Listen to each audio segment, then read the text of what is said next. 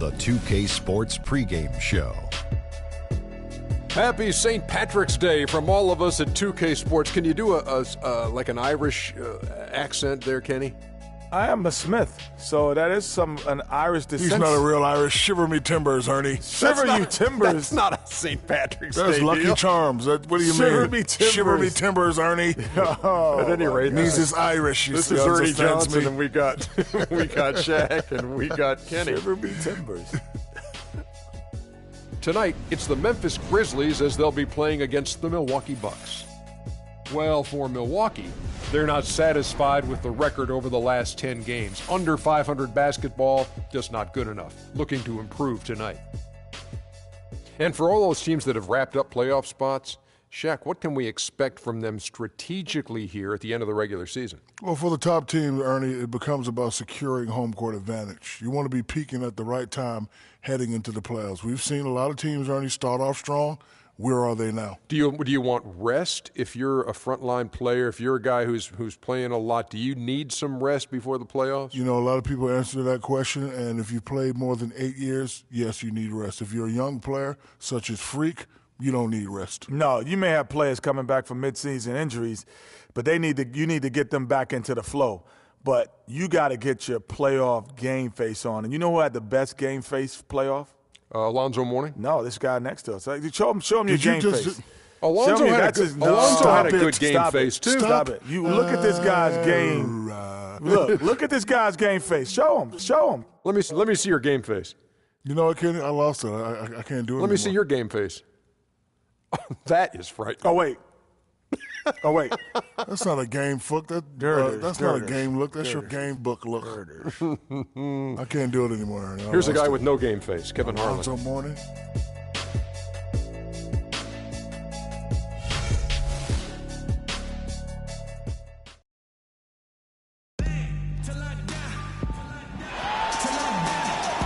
We hope you're wearing the green today on this special presentation of the NBA on St. Patrick's Day.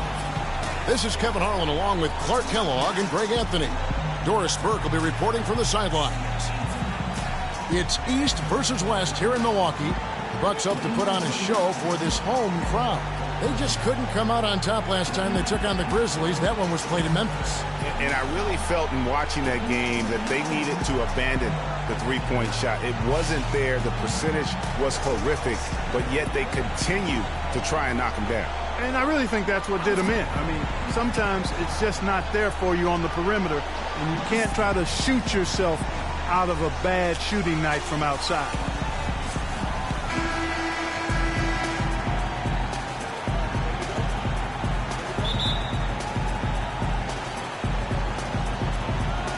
And it's going to be the Grizzlies off the tip. Now we'll look at Memphis's starting group. Randolph is the 4 with Gasol in the middle. Conley out there with Lance Stevenson. And it's Gay in at the 3. Now here's Stevenson. He feeds it to Gay. Pass to Gasol. Just 5 on the clock. Stevenson with a clean look. Good, and the assist goes to Gasol. Stevenson's got the opening basket of the game for Memphis. And Lance Stevenson really couldn't find minutes in Charlotte last season. Ended up sitting out a lot of games as a DNP seeding. Not the start he wanted with the new team. Here's Baines, and Gasol sends it back. Conley dishes to Stevenson. Outside Conley. From the arc. Milwaukee with the rebound. And for Stevenson, to his credit, he took the benching in stride. He knew he just wasn't a good fit at times. Yeah, and his coach, Steve Clifford, was upfront about it, and I thought did a nice job handling that. Clifford said he wanted Stevenson as a Hornet, but just couldn't find a unit with which to make it work. And still, I don't know that anyone can define what Giannis's position is. It's kind of still up in the air. I mean, he's played mostly on the wing a season ago, and thus far, maybe that could end up being the best fit. Shooting two.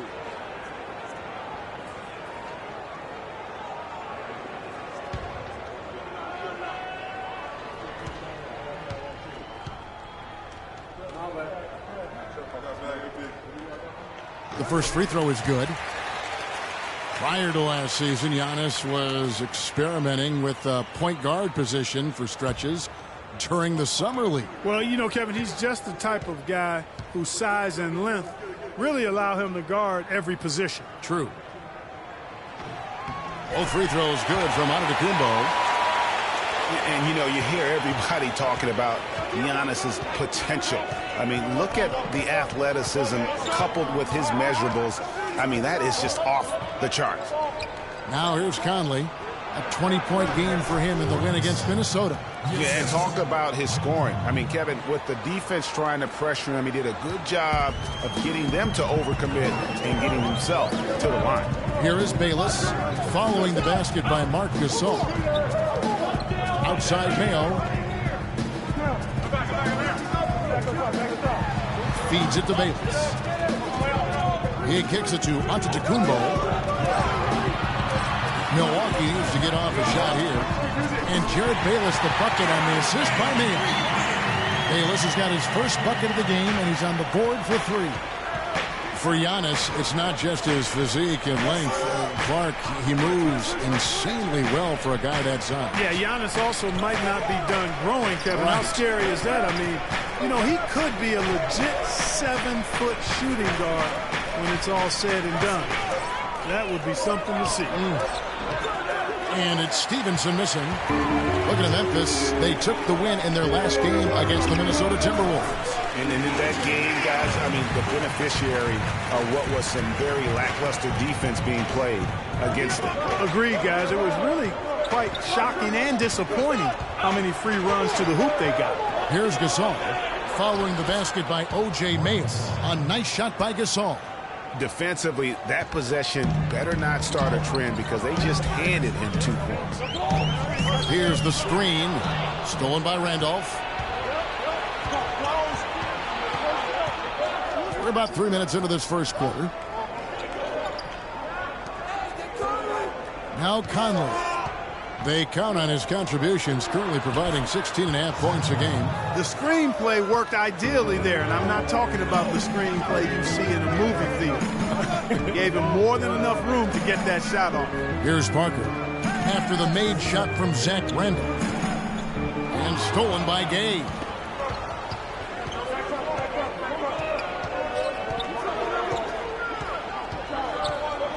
Just under 3.5 minutes gone here in the first quarter.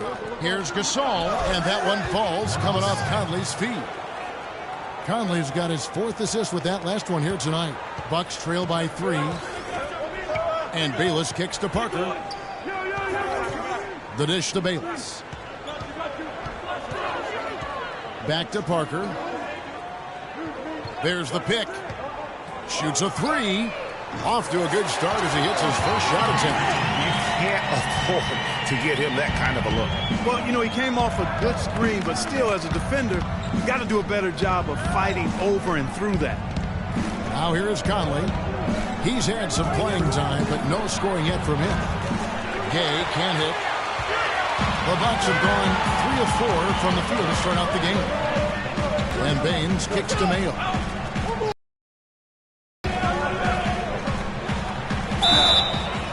And he was fouled on the way out. 2 free throws now for him.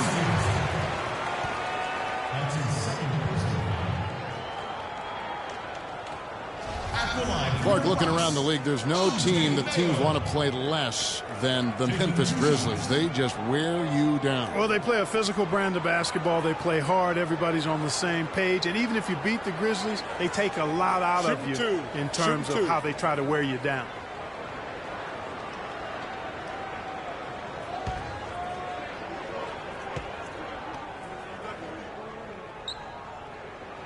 First one falls for him. And the Grizzlies played so well against all the other playoff teams. Part of it is that they just have a style that matches up well with anyone. And the Grizzlies making a change here. Allen's checked in.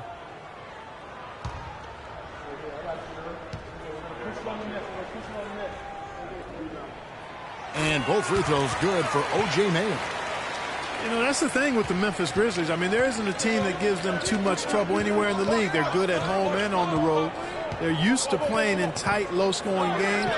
and they create that situation with their deliberate style. Nice shot by Randolph. Yeah, quick trigger. And from that range, if he senses the defenders have backed off, forget about it. Antetokounmpo, a screen on Conley. Mayo into the lane, out to Parker. To the middle, right side, Antetokounmpo. Nice ball movement by Milwaukee. 6 on the shot clock.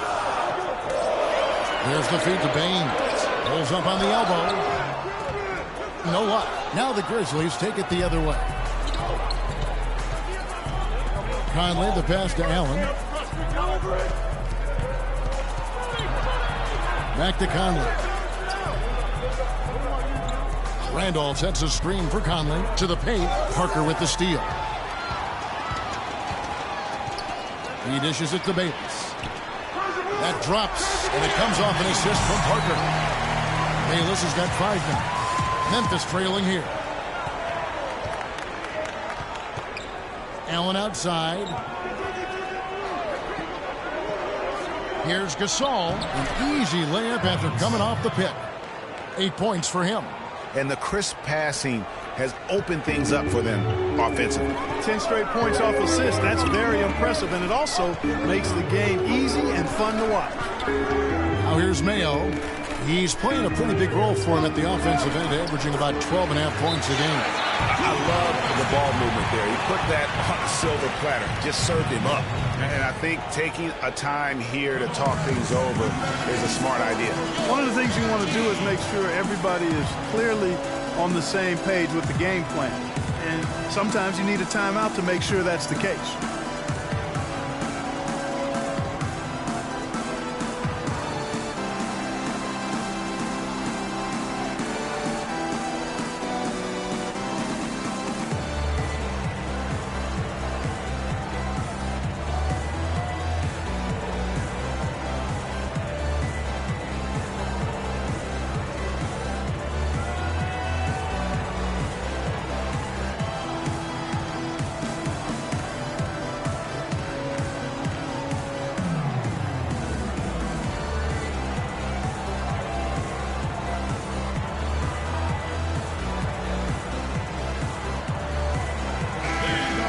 Well, you might have been wondering who the top scoring small forwards have been over the last 10 games.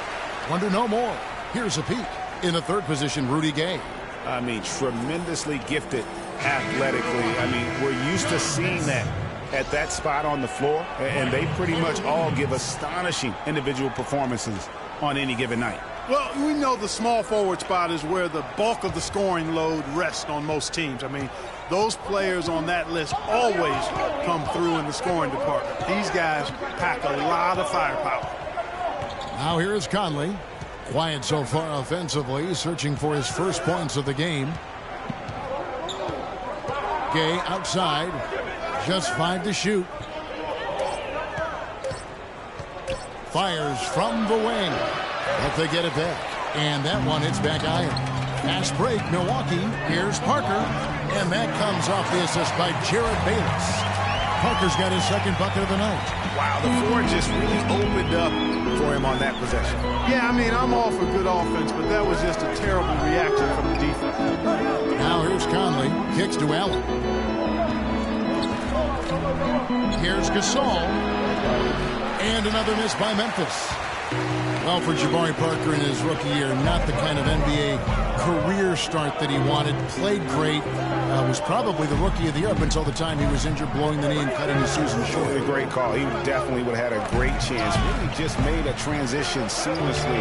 Very efficient as a rookie before that injury, but which was a really tough thing to watch for anyone as he was showing so much promise early on in his career.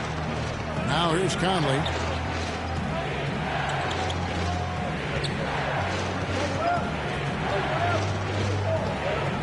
They double team Conley. And Gasol, here we go. Here's Randolph, and lots of contact there. Missing the shot, he'll shoot 2. It goes on Giannis Antetokounmpo. Zach Randolph getting up there in his mid-30s, but his game has never been based on explosiveness. So it's all about strength, skill, and craft when you talk about Z-Bo, and he's aging gracefully. Shooting two. Shooting two.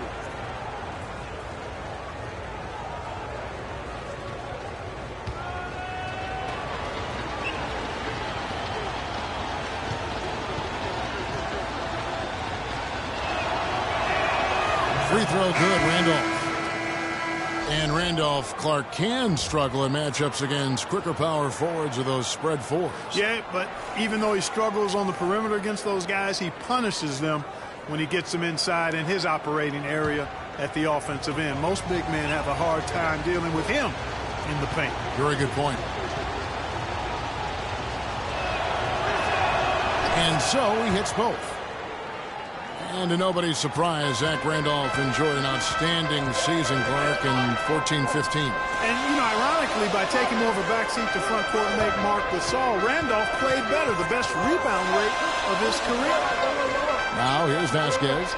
Taking a look at his stats, he's averaging around 7.5 points a game. He muscles it in through the contact, and they call the foul.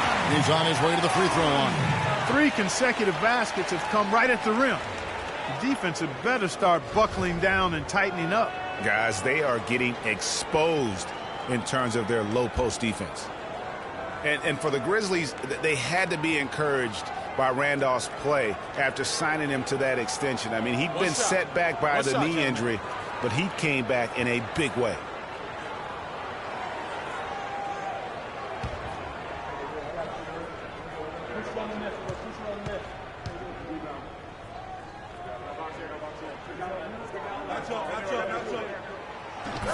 And Randolph happy to be back in Memphis. He said, this is home. This is where I belong. And look, he's helped establish this team as a power in the Western Conference. And for me, this is the right place for him to be. I'll tell you what, for what's really an elementary shot, he looked a little nervous on that release. They set the screen. Carter Williams with the bucket. And now a 7-point Bucks lead. This is as good as it gets for a first quarter in terms of shooting the basketball. Greg, you're exactly right. I mean, everything seems to be dropping. Impressive scoring here. And he gets it to go. 8 points for Zach Randolph. They've done well at taking advantage of some late defensive rotations and getting the ball into the paint. Clearly, they've been the aggressors thus far when it comes to attacking the interior in this first half. Now here's Vasquez. He's been patient so far, nothing yet on the scoreboard. Dishes it to Carter Williams.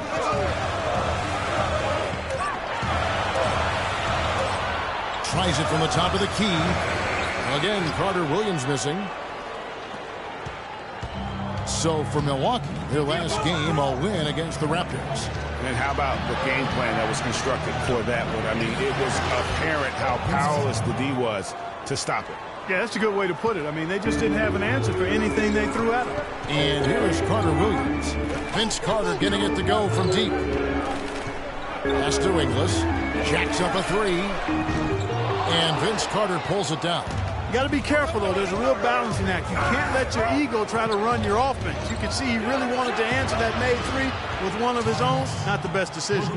Assists like that have typified their effort today. Terrific ball movement. Really a prime example of the difference in how these teams have operated offensively. Much more individual play at the other end. Now here's Vasquez. Pass to Henson. And just miss after miss right now. Memphis leading. They've definitely hit that groove offensively. They sure have, guys. I mean, really aggressive. And I like that posture and mindset. Stay aggressive. Yeah, Greg, you like groove, don't you? I do. Let's groove tonight, Kevin. As a matter of fact, let's just stay in the attack mode that we're seeing from these guys. They're getting whatever they want.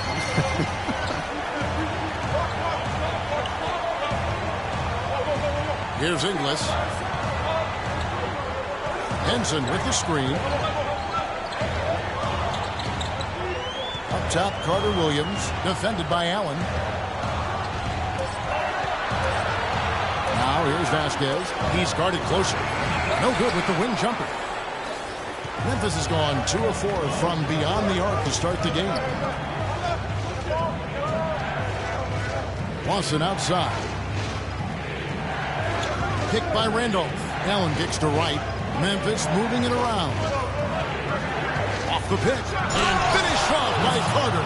just floating to the rim on that slam. Boy, when he gets up and stays up. Man, you could clock his hang time with an hourglass.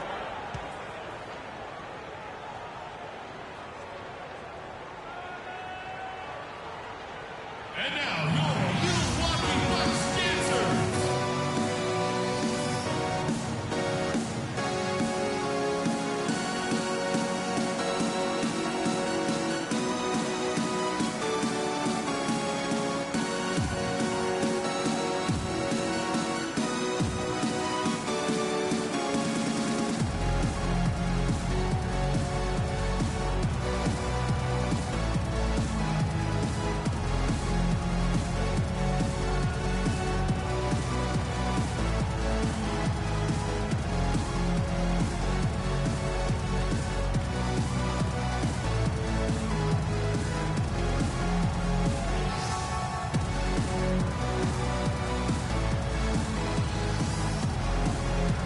Let's take a look at John Henson. Some stats on him. How his last 10 games have gone. He's putting up 9 points a game, over 2.5 blocks, and 7 rebounds. And on both ends of the floor, he's a guy they look for to take up space inside. Yes, he does. Rebounds, block shots, all the dirty work, so other guys can look pretty.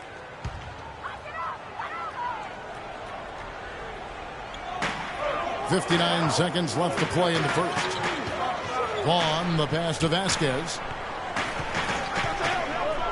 Henson, a screen on Allen. A shot by Carter Williams. Nobody around. Milwaukee, no good that time either. The shooting numbers just aren't there yet in the quarter. Out to Carter. Fires from deep. That's good. Carter's got 8 points. That's far too good a look to give them from behind the arc. 3 of their last 5 makes come from beyond the arc. The defense has to react quicker.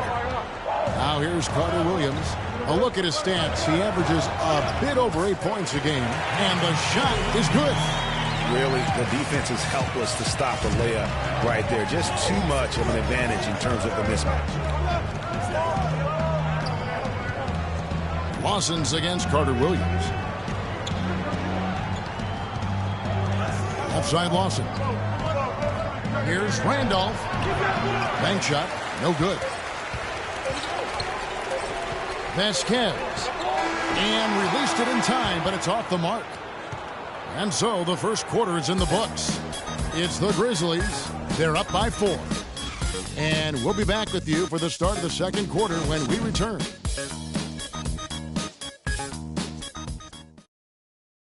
And now let's hear from Ty Lawson talking about the balanced attack of this Denver Nugget team.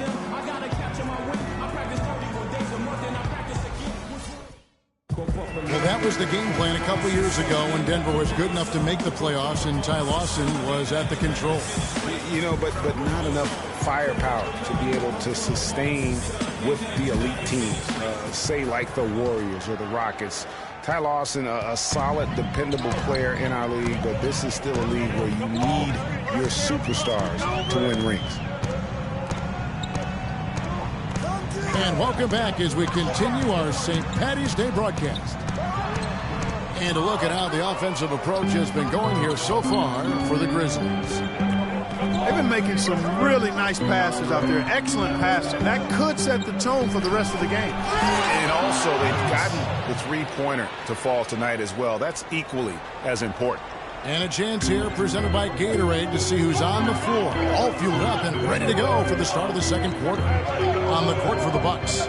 At the 2 and the 3 are Mayo and Parker. Antetokounmpo walking out there with Aaron Baines. And it's Carter Williams in at the point. Here's Mayo. Kicks to Baines. Down to 5 on the shot clock. Unloads from 13. And the shot falls short this time. Fellas, I'll tell you, I was really surprised when Michael Carter Williams got traded last season. It's so hard to find point guards with his length and instincts. I mean, you just have to wonder what's going on in Philly. No one covering. And that's now 6 points for Watson. Bucks trail by 9. Carter Williams with it. Mayo with a screen for Carter Williams. Mayo drives in. Shot is off. Now Memphis takes it the other way. Stevenson dishes to Lawson. Gasol wide open. He fires. Bounces high off the rim and drops. And it's an 11-point Grizzly lead. Kevin, he's definitely making his presence felt here in the first half. He's been very effective so far. Carter Williams kicks to Mayo. And it's going to be out of bounds. The Grizzlies will take it. As we get a break in the action, let's take a peek at the leading defenses. The Grizzlies fourth.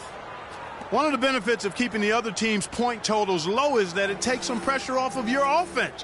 When you can hold the team below their normal output offensively, that's superb defense and gives you a better chance to win. Conley kicks to Lawson.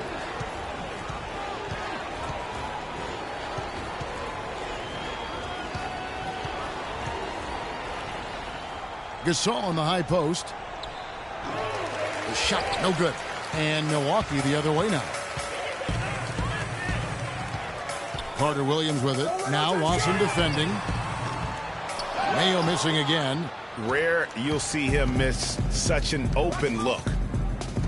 Oh, he's going up for the alley-oop here. And then Gay with the dunk. Phenomenal alley-oop slam right there, guys. They're taking advantage, Clark, of a team that looks lost out there. Guys, this one is threatening to get really ugly.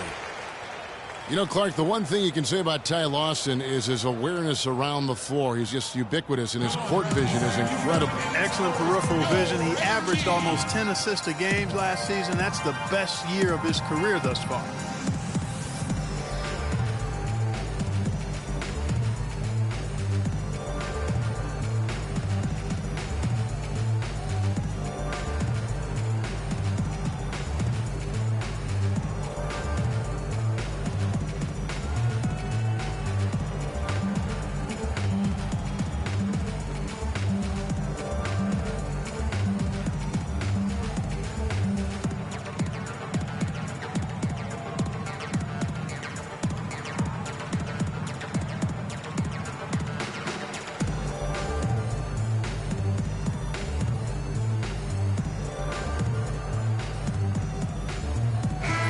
As we approach the playoffs, let's now take a look at what is shaping up in the West. To take a look at the Warriors. They've got their eye on the #1 seed as the season moves into the final stretch. Currently first place in the standings, and guys showing no signs of letting up. And of course, Memphis, not really any threat right now as their record showing a lot more losses. And when you look at Memphis, they're in the mix for a playoff spot, which is definitely a positive. But I'm sure they'd like to have had their hands around that spot a little tighter than they do. For sure. I mean, it's certainly not a sure thing at this point. They've got work to do yet.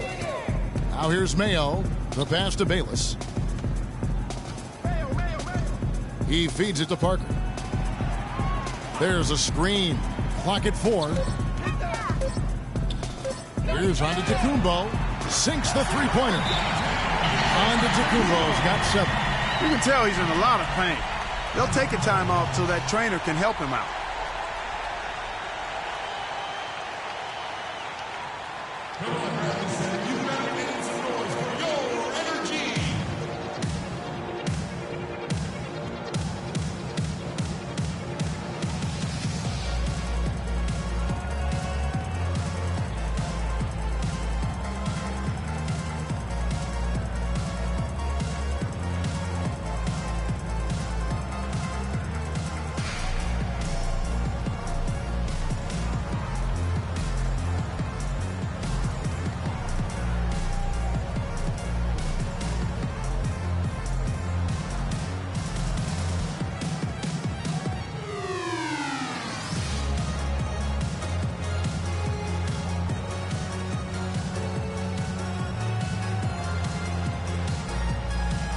How about the numbers here for Antetokounmpo? 2nd in field goal percentage, 6th in scoring, and he provides that deterrent around the rim, ranking among the top 15 league-wide in blocks per game. And you mentioned it. I mean, one of the top shooters in the league, quick trigger, with just a little better footwork. Boy, I tell you what, he could even move higher up the rankings. And the Grizzlies leading by 10. Conley kicks to Gay. Oh, and they get in the way of the alley-oop. Not to be. Good play defensively. The 9-foot shot. Takes a big height bounce and goes in. 6 points for O.J. Mayo. You know, that's a case there, Kevin, of him making a pass to a spot, and then he let his teammate run right into it. Well executed. Vincent against Antetokounmpo. Gasol, a screen on Antetokounmpo. Gay, that's a two-pointer. And Baines pulls it down. Hey, they got the shot they wanted off of that pick, but it just doesn't fall. Yeah, it didn't go down, but you'll take that shot every single time, Greg. That's good offense. Here is Bayless. He has 5.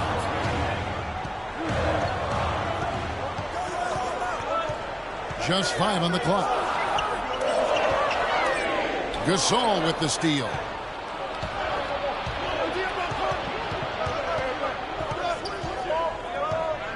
Conley, the pass to Stevenson. Here's Gasol. Some solid defense from Antetokounmpo. You know, Dave Yeager, the coach for the Grizzlies, has really become a big-name coach quite quickly. You know, he's worked his way up the Memphis coaching ladder and has had a ton of success early on in his career. So he gets the whistle. Contact on the way up and 2 shots coming up. And the success we've been mentioning with Coach Dave Yeager. He was the second fastest active coach to get to 100 wins. And Kevin made his way in terms of coaching, started in the D-League and other minor leagues before becoming an assistant with the Grizzlies. And really was the architect, if you will, of the defense that his team is so well known for. He's done a lot for this franchise and looks to be on track to become their winningest coach ever.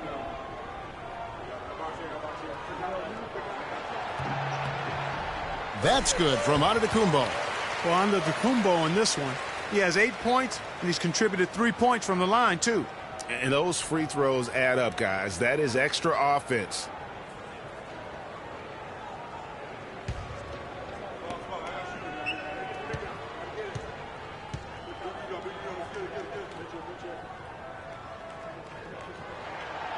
No good on the second free throw. You look at him physically, and Rudy Gay is the complete package at the small forward spot. Nothing holding him back. You know, Kevin, he comes in at 6'8", has that solid frame, unbelievable athletic ability with the speed to go with that for a player of his height. He is a true talent. And with Rudy Gay, the physical part of the game has never been a problem with him. As great a physical player as any other small forward in the league, his one drawback is he can get in his own head at times and not play to his strengths. One shot.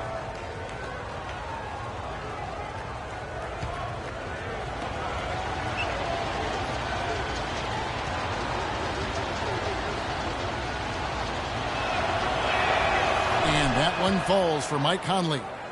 And no doubt a lot of players can get in their own head, like Gay does at times. He does so much on the floor. It is odd when he vanishes for stretches of the game. On pure talent, he has few peers in the league. And you gotta love the effort. I mean, he battles just as hard on the inside as he does on the perimeter. There's to Conley. And the whistle blows. It's going to be on Michael Conley. That's his first foul. Yeah, way to get there first and be willing to absorb the contact. No question about it. No flop there. That was a direct shot to the chest. Bucks trail by 10. Now Bayless. 5 points in the game. Outside Mayo. Here is Bayless. Clock at 6. Baines dishes to Mayo. And Bayless kicks to Antetokounmpo. Milwaukee, no good that time either. Memphis leading by 10. Gay up top.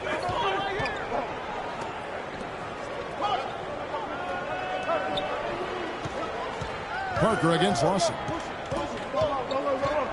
Back to Gasol. The 15-footer and the rejection by Antetokounmpo.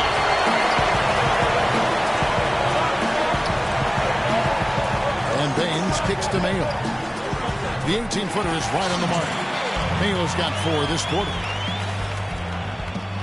Memphis has spun 4-6 from outside the arc tonight. Stevenson outside. Kicks it out to Gay. Out of bounds. Milwaukee takes possession. Since the All-Star break, this group has been on fire. Here are the field goal percentage leaders for the season's second half.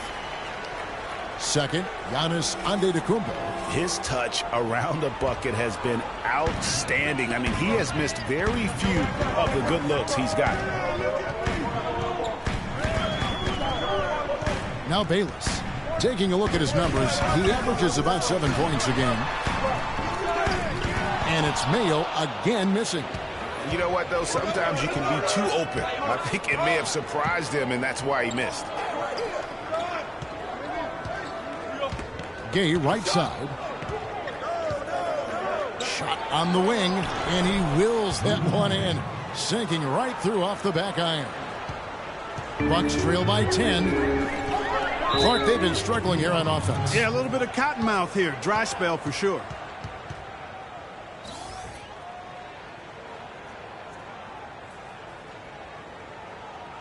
And now, your Milwaukee Bucks dancers.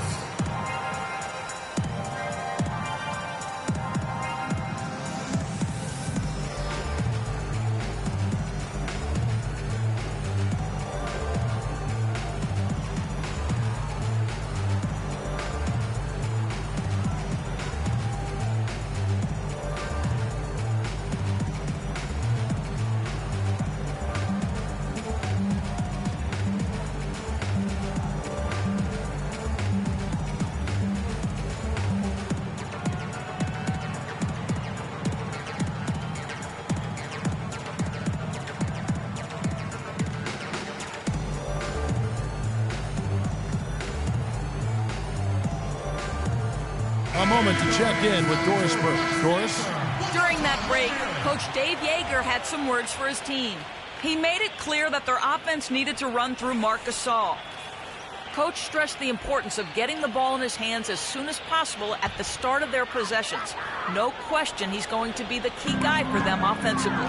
Maybe making those early adjustments will give them time to judge their effectiveness by halftime. We'll soon find out, Kevin. And thank you for that, Doris.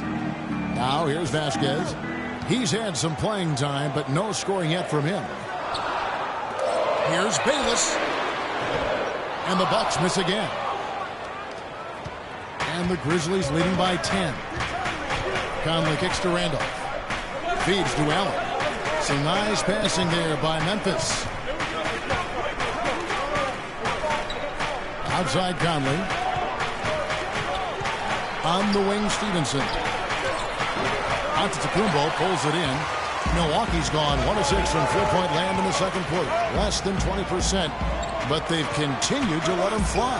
Right wing. Ingles passes to Henson. Milwaukee, no good that time either. The Grizzlies have gone 6 of 11 from the floor. Over 50% shooting here in the second quarter. That's terrific defense right there to prevent from converting in close. Now here's Vasquez.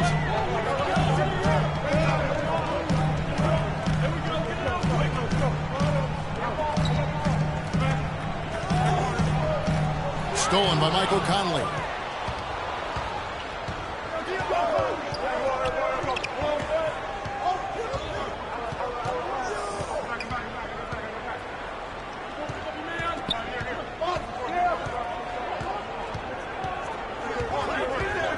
Shot clock at 5. Here's Randolph. And it goes as the official calls the foul. Count it. He'll shoot one more at the free throw line. Yeah, he earned that one. I mean, taking the hit and still able to get that one to go down. Incredible body control right there. Don't know how he was able to get that one to go, but it sure was a thing of beauty to watch. Vaughn's checked in for Milwaukee. Brandon Wright's checked in for the Grizzlies. Carter comes in for Lance Stevenson. One shot.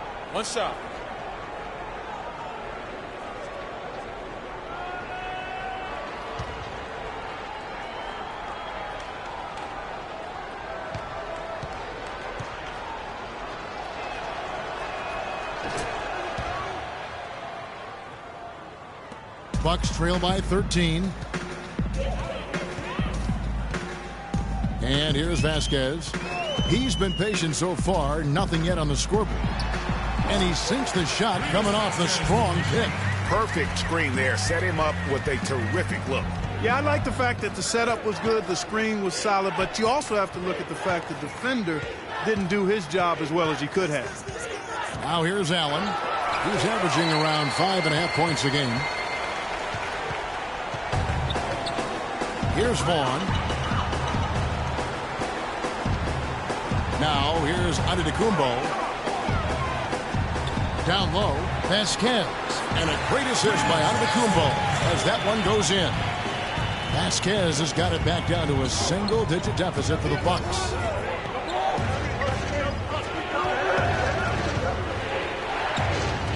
Randolph dishes to Carter, and the rejection by Antetokounmpo. And there's the feed to Vasquez. And stolen by Wright. Outside Conley. Oh, and there's the alley-oop. And the rejection by Antetokounmpo.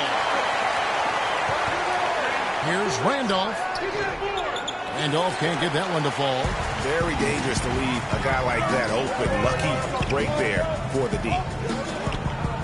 Clark, Brandon Wright was moving all over the league last year, all over the map, traded twice, once from Dallas to Boston, then again sent to Phoenix where he finished up the season. Kevin, he was only with Boston for 8 games after the trade. He seemed to find a better home when he was with Phoenix. And so it's Memphis with it after the basket by Milwaukee. And the basket good. 13 points for Zach Randolph. He has created some terrific opportunities for himself and really made the most of it. Vasquez kicks to Ingles. There's a screen. Now here's Vasquez. Over by Conley. Here's Ingles. Drains the three-pointer. Very well executed pick to give him all kinds of space to get that one off. And the Grizzlies leading by 6. Carter outside. Randolph against Antetokounmpo. Randolph passes to Carter. But Trey tips it, controls the rebound, and puts it back up and in. And that's 15 points for Zach Randolph. They've done their part here to run down a lot of missed shots. A solid rebounding effort. Yeah, energy has been the difference, and they're fighting for every loose ball and getting as good as they get on the inside. Now here's Vasquez. 6 points for him. Shot clock at 5. Bucks passing it around. Fires it up. Vaughn can't get it to go. Boy, they're trailing in this game, and they're starting to settle for jumpers offensively. Yeah, it could work, but I wouldn't take that approach, Clark. They should be fighting their way inside for better looks. Allen up top, guarded by Vasquez. Got a piece of it.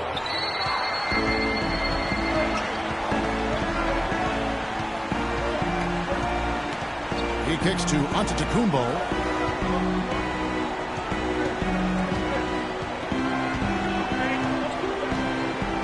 Now the dish to Vasquez. And a great assist by Antetokounmpo as that one goes in. Antetokounmpo's got 3 assists now in this one. And a pretty tightly contested game here as we end the first half. Grizzlies lead by 5. And we've got more NBA action on 2K Sports coming your way after this break. It's the 2K Sports Halftime Show.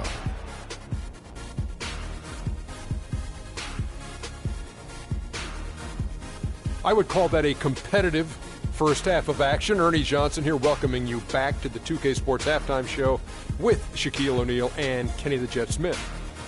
What a performance so far tonight by Zach Randolph. He ended up with 15 points, 5 rebounds, and 1 steal. His opening period tonight, right on par with his performance last game out, which was outstanding. Kenny, what'd you think about the Grizzlies? Well, their playmakers were in top form tonight. They showed great court vision and great ball movement. That's why they had so many assists. It's much easier to defend guys who don't want to pass the basketball. And now, Shaq, let's get your opinion on Milwaukee. Well, how about that contribution they got from the bench? Nice. Those are some much-needed points, and it keeps him right in the game. I wouldn't be surprised to see him dig a little deeper into that bench. Some games you just got to go with the lineups that are working and just improvise, Ernie. So that does it for us. Hope you enjoyed our halftime show. Now we take you back to Kevin Harlan for the second half call.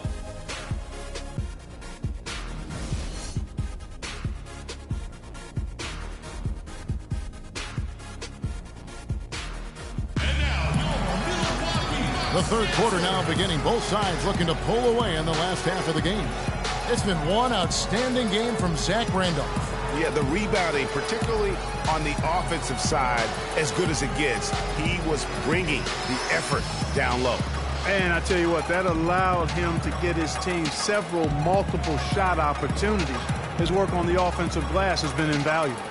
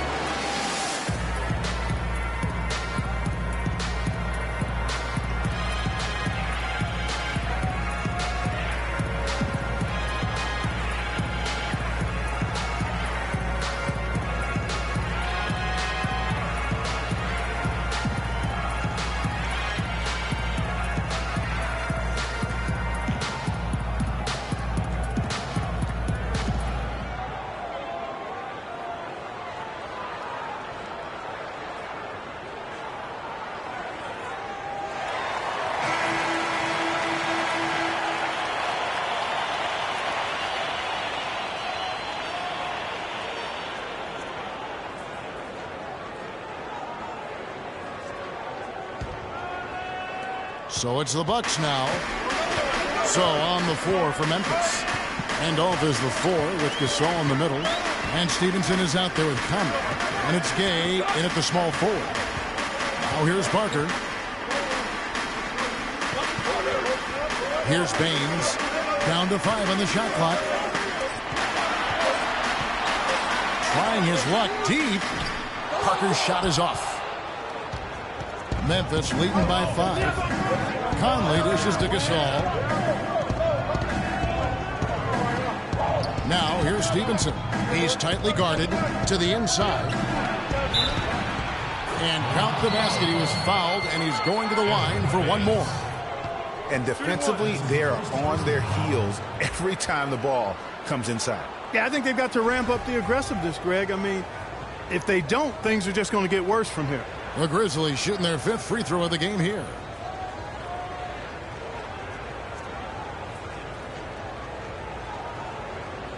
One shot.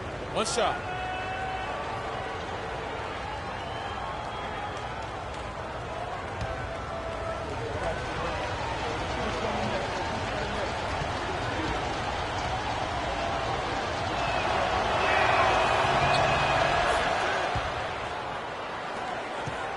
Bucks trail by 8. To the left side wing. And Baines kicks to Parker. Baines inside. He's guarded by Stevenson. Laid in with a nice touch off the glass. Nice move and finish. I think the halftime break really gave him a second win. Outside Gasol.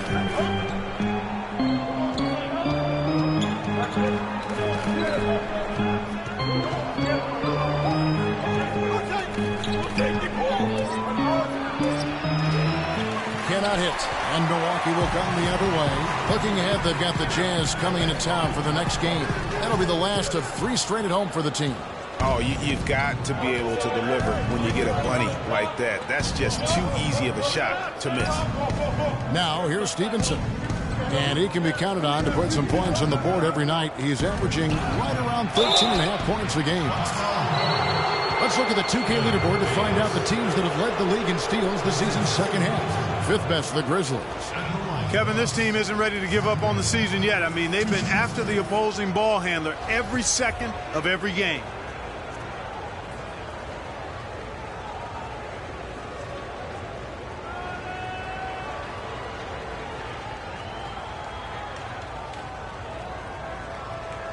two. Shoot two.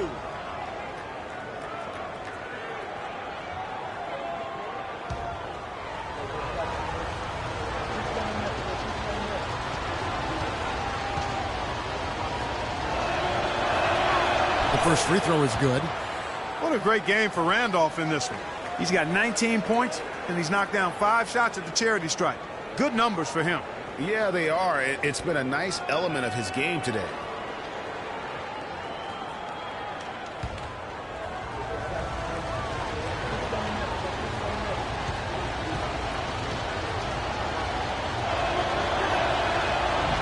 And Randolph drops them both. Bucks trail by 8. Mayo, the pass to Bayless. Gay against Parker. That's good. Parker's got 7. You know, next time he has that much space, he should just go straight up with it and leave the fadeaway at home. Park that fadeaway. Take the shot that's available. For Bayless, it was his 16th in 7 years last season. A good utility combo guard to have. He can score. He can make plays for others. He's really defined his role in this league. He dishes it to Mayo. Second half of play with just under 2.5 minutes gone. Stevenson with it. Conley dishes to Gasol.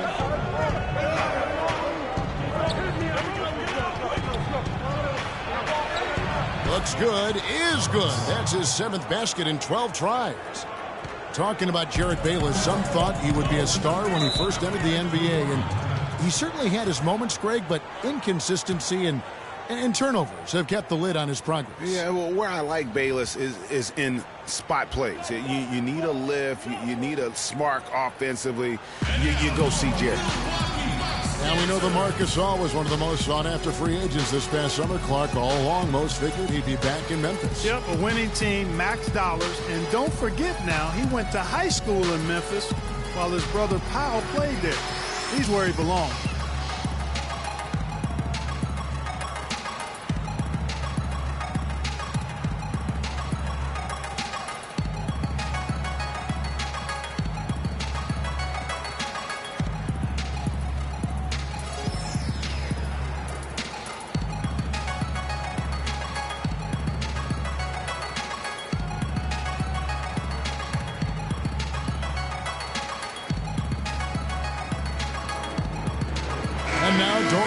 An update from the sidelines.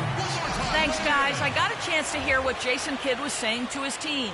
He told the team he wanted to run their offense through Parker. Coach is calling on him to play a big role in the offense for the rest of this game, to really be one of the key guys for them down the stretch. Those are likely not the last adjustments they make today, guys. There's still time left in this one. Back to you, Kevin. Always great to hear from you, Doris. Stolen by Stevenson. And now we're 3 minutes into the third quarter of play. Tries from 16, and the rejection by Antetokounmpo. Stevenson against Mayo. Just 5 to shoot. Stevenson drives in. Parker outside. Kicks it to Bayless. Antetokounmpo, a screen on Gay. In the corner, Mayo with it. 3-pointer, and that comes off the assist by Jerryd Bayless. Bayless has got 4 assists now tonight. And the Grizzlies leading by 5. Lawson kicks to Gay. Second half here. We're just over 3.5 minutes into it. Steps back and fires.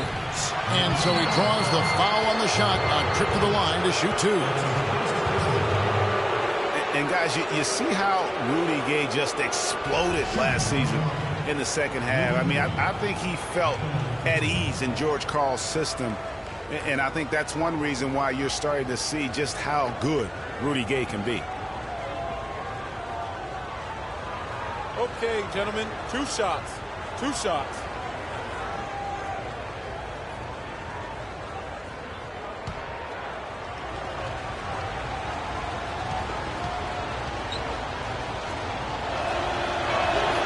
And he makes the first.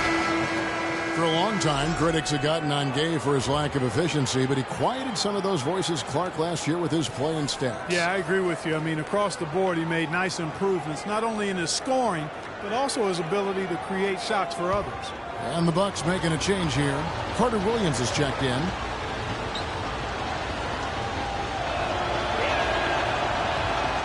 Rudy Gay hits them both. Bucks trail by 7. Now Carter Williams. Vicious to Parker. It's Mayo on the wing. Pass to Carter Williams. They set the pick. Expanding his range. The offensive rebound. Rugged play under the boards. It's not a place for the weak of heart. You've got to go in there physically and aggressively. Lawson kicks to Gay.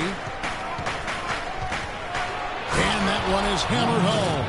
Oh, he's just dangling from the rim after sending it through there. You can see which team now has the swagger, Clark, right now. Yeah, exactly. It's with them. And, guys, that swagger can backfire because you don't want to get your opponent a little too riled up. Carter Williams with another miss. Another rebound hauled in. They're hitting the glass with a lot of passion. Guys, that's been the key to their lead. I mean, simply put, the effort they've displayed on the glass has been the difference. Now here's Lawson. He has 6. Gay with it. He's picked up by Parker. Randolph. And 2 free throws coming up as he misses that one. Drawing the whistle on a lot of contact there. Can you believe the job they're doing at the foul line since halftime? I mean, they've been perfect so far. Yeah, as cool as can be, Clark. Great focus and efficiency. That's how they built this lead.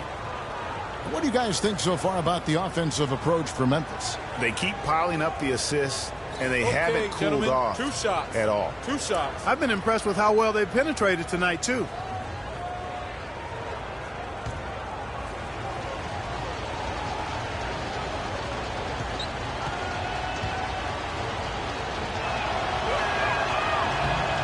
Free throw good, Randolph.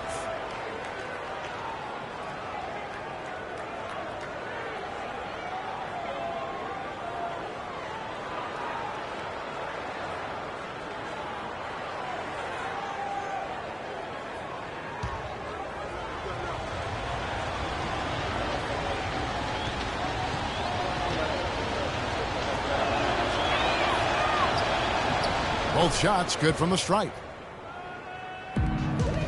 Bucks trail by 11. And here is Carter Williams. Mayo drives in. Good work defensively by Gasol. And that's the way you want to defend. Nice job there. Always important to have that good interior defense. Over to the left wing.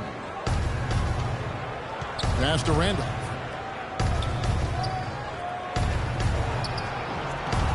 Rebounded by the Bucks. Parker's got 4 rebounds in this game. Lawson against Carter Williams. He feeds it to Bayless. Out to the right wing. Parker kicks to Carter Williams. Parker passes to Carter Williams. Shot clock at 6. Carter Williams with another miss. And they've got a big lead, not just on the scoreboard, but really in the rebounding numbers as well. And what I like about it, Greg, it's been a physical brand of basketball. It's had a little sandpaper element to it. Gritty and rough. But that's how you win games. Well, one thing about Ty Lawson is he's very good at attacking the defense. Gets inside without a problem and knows how to set up teammates. And for Lawson, he is great when he attacks. He does obviously create well for his team on drives. Interesting player, certainly. But playing with a team that's growing and pretty young around him. Good point. And, you know, last season, Lawson averaged about 13 points for his team off of his own drives. I mean, that means 13 points a night would be a direct result of him attacking the rim. That's second in the league and a stat that only trailed James Harden. I think that would surprise some people. Yes. John Henson's checked in for Milwaukee. Vasquez comes in for Jared Bayless. Allen's checked in for Memphis.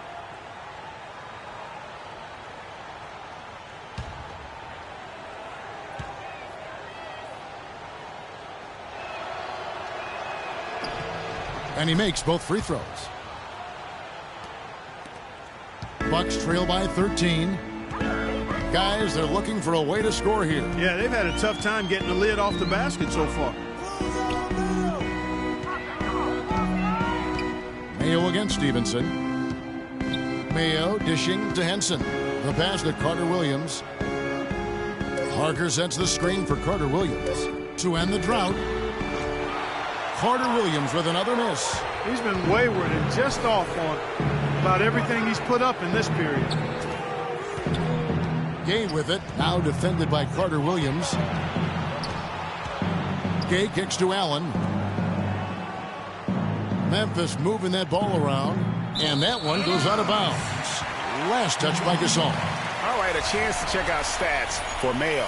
His last 10 games, putting up about 10 points a night, 4 assists, and 2 rebounds. And the numbers won't wow you, but I like the effort he brings to the table each and every night. Yeah, great hustle, does all the little things. Just a good complimentary guy to have on your team. Here's what Milwaukee's going with right now. Damian English comes in for Parker, and it's Vaughn in for O.J. Mayo. And Memphis also making a switch. Right, he's checked in for Rudy Gay. And it's going to be out of bounds. The Grizzlies will take it. And this is a good time to bring you a rundown of the hottest three-point bombers from the shooting guard position over the course of the last 10 games. Lance Stevenson, number 1. He just oozes with confidence out there beyond the arc. That's where he makes his living, as he should. I mean, given how efficient he's been from long range. Well, we've all heard ball don't lie. Well, numbers don't lie either. I mean, he's got range that I'd put up against anybody else in the league, shooting guard or otherwise. He's an assassin. And plenty of contact on the shot, so 2 free throws coming up. Well, here we can get a look at Memphis and what kind of numbers they put up these last 10 games. First in free throw percentage, 5th in assists, and they're in the top 10 in fewest turnovers per game. And they really do emphasize taking care of the ball. And you look at their ranking, tops in free throw percentage. I think it speaks to their focus and discipline as a team. They look to capitalize on every mistake. Okay, gentlemen, 2 shots. 2 shots.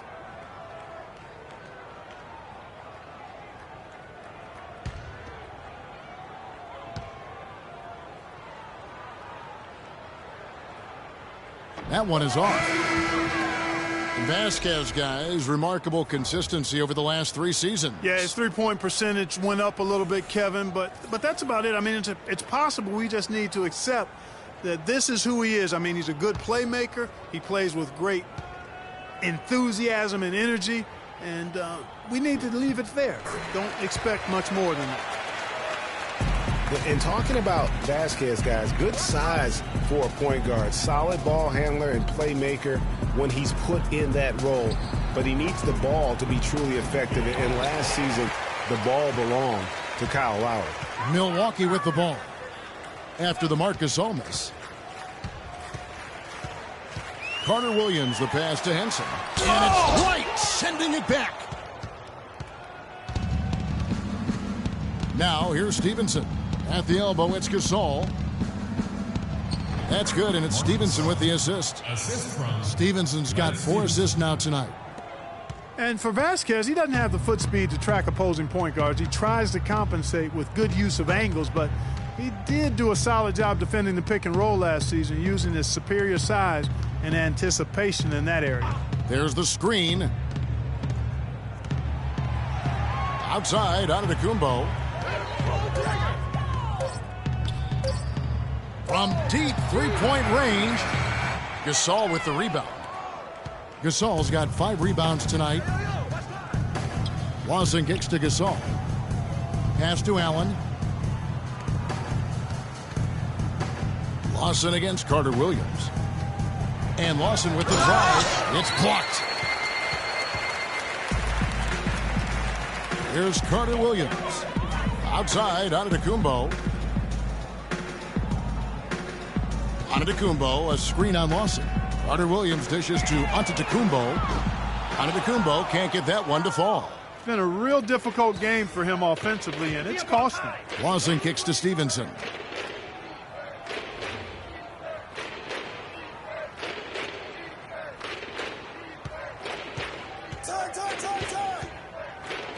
And Henson sends it back. Carter Williams with it, and Allen picks him up defensively. The 11-footer, Carter Williams can't get it to go. Boy, I tell you what, the complexion of this game would be completely different if he'd shot the ball anything like he's capable of. Lawson drives in, misses from close range. Even though he isn't having the best of games from the floor, it hasn't seemed to hurt him. And the basket is good. Got it to go through on the contact, so a free throw coming up. A great opportunity for a three-point play.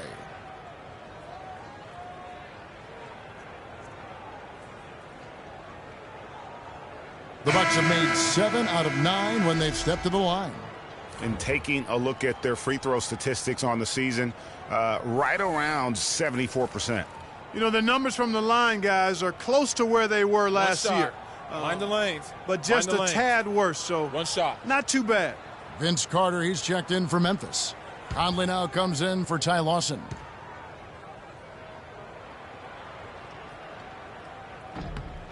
Free throw good, Vasquez. Memphis leading by 11.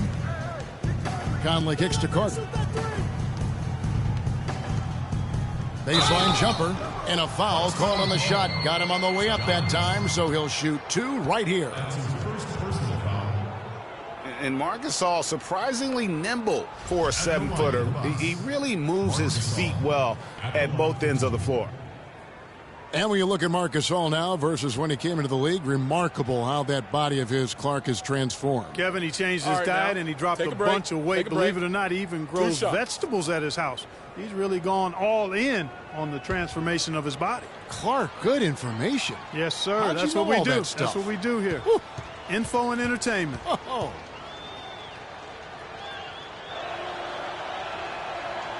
First free throw is good. You know Gasol is playing well. 8 rebounds, and he's come up with a couple of nice steals today, too. Clark, just a very energetic brand of defense.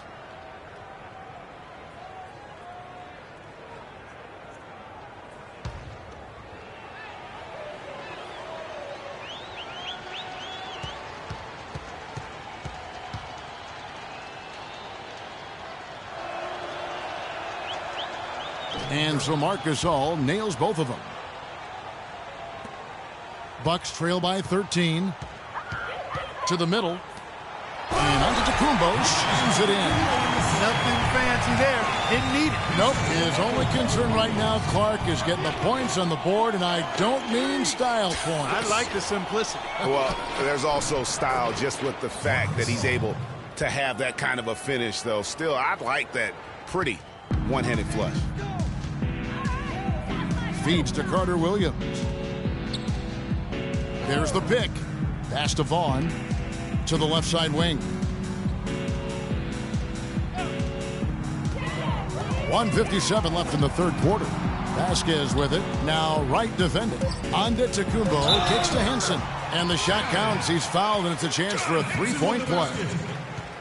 What a play there. The hoop plus the harm. Yeah, great concentration there, Greg. Hung in there. He didn't let that contact throw him off at all. Stayed focused on the rim, knew he was going to get hit, and still was able to finish. And this is his first trip to the line tonight. One shot. Mind the lanes. Mind the lanes. One shot.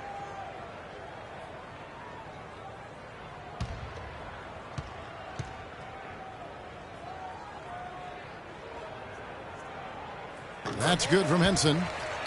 Mark, when you take a look at John Henson, you see one thing, length. Yeah, a lot of it, too. I mean, he measures 6'9" with a 7'5" wingspan at the 2012 NBA Combine. His standing reach is actually 3.5 inches greater than that of Anthony Davis. Wow. Right.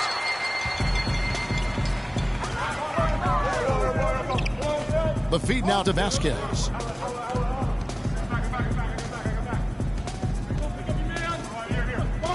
Back to Henson. Releases from 15. That falls. Great assist by Vasquez. Henson's got it back down to within single digits for the Bucks. And talking about Henson, obviously the great length helps him as a shot blocker. The young center is also very quick off his feet. He's averaged around 2.5 blocks a game over the past 2 seasons. He's also been contributing some as a rebounder, though really needs to add some weight to kind of take it to that next step. Here's Vaughn following the basket by Marc Gasol. They set the pick. Bucks passing it around. Shot clock at 5. Here's Carter Williams. The Grizzlies pull it in. Allen's got his 4th rebound with that last one here tonight. Getting back to Henson, last year was an obvious fit. I mean, he was starting. Then in February, he was benched in favor of Zaza Pachulia. That might be a hint to Henson that he needs to put a little more work into his game to maintain a place in the rotation. On the pass to Antetokounmpo.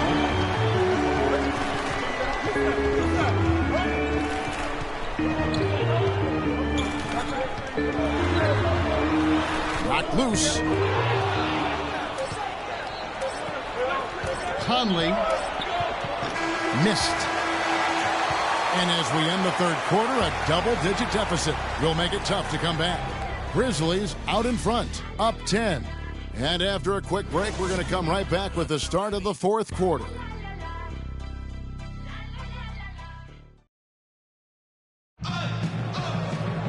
Well, welcome back as we get set to start the 4th.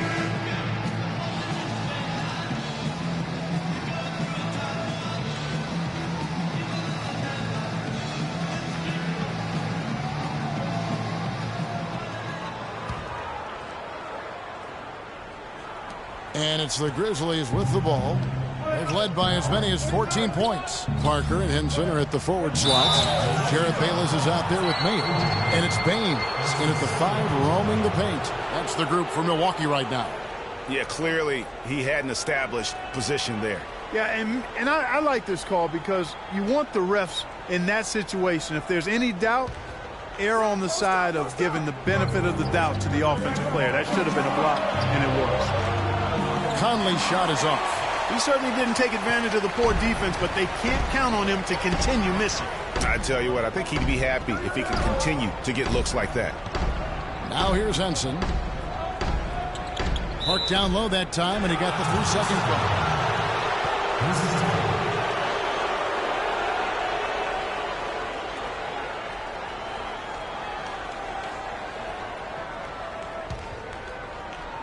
And the Grizzlies leading by 10. Outside Conley. He kicks it to Randolph. The dish now to Stevenson. Randolph, a screen on Parker. Stevenson passes to Randolph. Stevenson outside. Just 5 to shoot. The rebound by the Bucks. Can't get anything to drop. I mean, the way he's going, it's probably not something he should try and shoot his way out of. Well, they say you should shoot your way out of it, but his teammates probably have other thoughts in mind. The last thing they want to see him doing is continuing to cast that jumper up. Now here's Henson. Following the miss by Lance Stevenson. Releases from 15. Off the left rim and out. The Grizzlies shooting at 44%. Pretty reasonable. Over to the left wing. Conley dishes to Stevenson. That's in there. Conley with the assist. Stevenson's got the 4th quarter started here with a bucket for the Grizzlies. Bucks trail by 13. A little over a minute and a half of the 4th quarter gone now. Parker outside. He dishes it to Bayless. And Baines kicks to Henson. Passes it to Baines. To the inside. The shot's good from Bayless. And he can time his passes so perfectly. Wow, what an assist. And the Grizzlies leading by 11. Stevenson, rebound by Parker. Oh, that's terrific defense there. That's how you protect the rim. Mayo, the pass to Henson. Bayless dishes to Mayo. Parker kicks to Henson.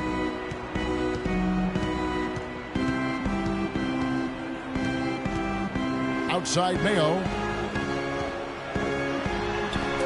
He gets it to fall. That makes it just a single-digit lead. You know, of the last 6 baskets, 5 have come on the interior. This is major smash mouth basketball, guys. all about imposing your will offensively, getting exactly the kind of looks their coach drew up. He used that pick to get in close. And that's now 10 points for Rudy Gay. And an open path to the hoop there. Easy bucket. We've seen that far too many times today. They set the pick. And out of bounds as the Grizzlies gain possession. You always want a player to have his head up and to be surveying the court, but not if that's going to be the result. And Memphis making a change here. Gasol's checked in.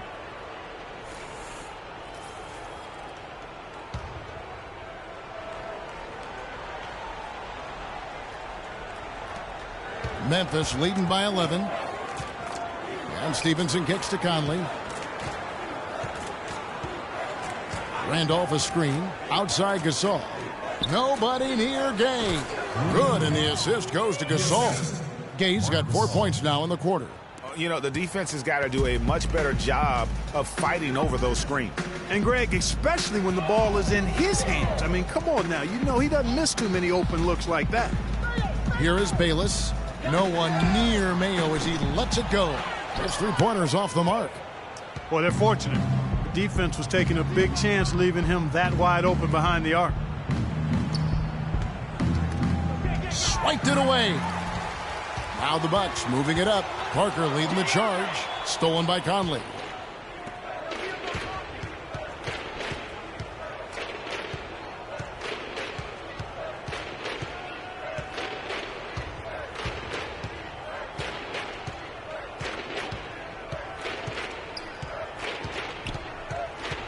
Outside Gasol. From past the arc. Here's Randolph. And he battles for the ball and gets the second chance bucket. Randolph's got 9 points now in just the second half. Watch out for Bayless. Watch out for Bayless. Now Bayless. Outside Mayo.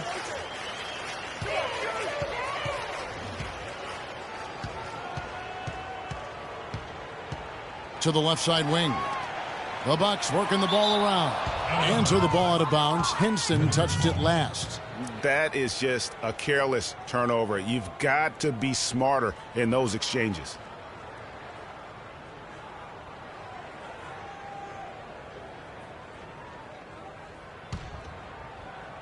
And the Grizzlies leading by 15. Stevenson passes to Conley. Outside Gasol. Fires the three. That's good from Gay on the assist by Gasol. And that's 15 points for Rudy Gay.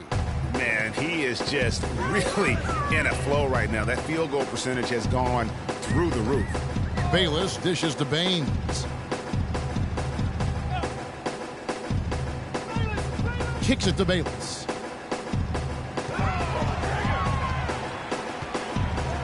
Dishes it to Baines. Parker outside to halt the run. And he gets it to go. And they're just raining threes on both ends. Boy, I love the answer. You come at me with the three, I'm coming right back with my own triple. And he gets it to go. 17 points for Rudy Gay. They've done a great job of getting into the middle of that defense and scoring in the paint.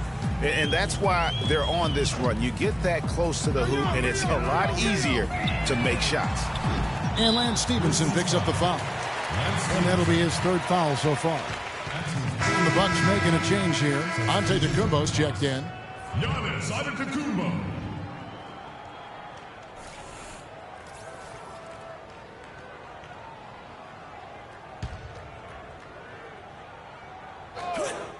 Here is Bayless.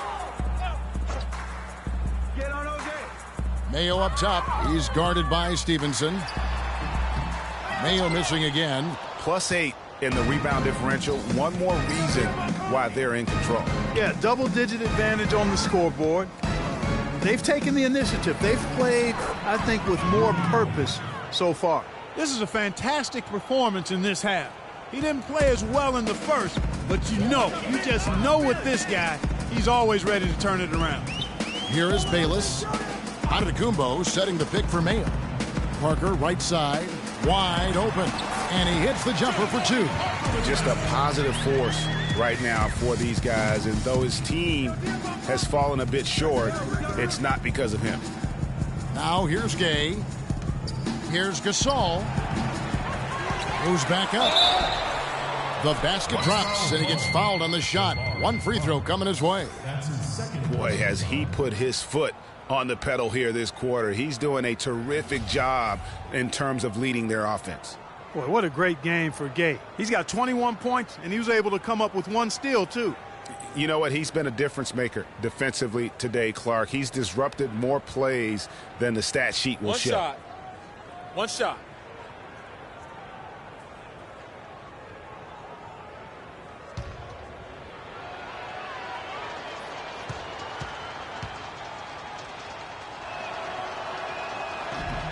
The free throw off from Rudy Gay.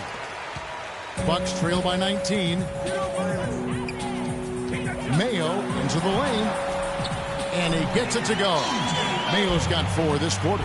Nice work on the inside. Hard to get that one up and over the big fella. Well, it's not supposed to be easy down there, and a little artistry on the inside helped him make it happen. Now here is Conley. Here's Gasol. That misses off the backboard. Here is Bayless.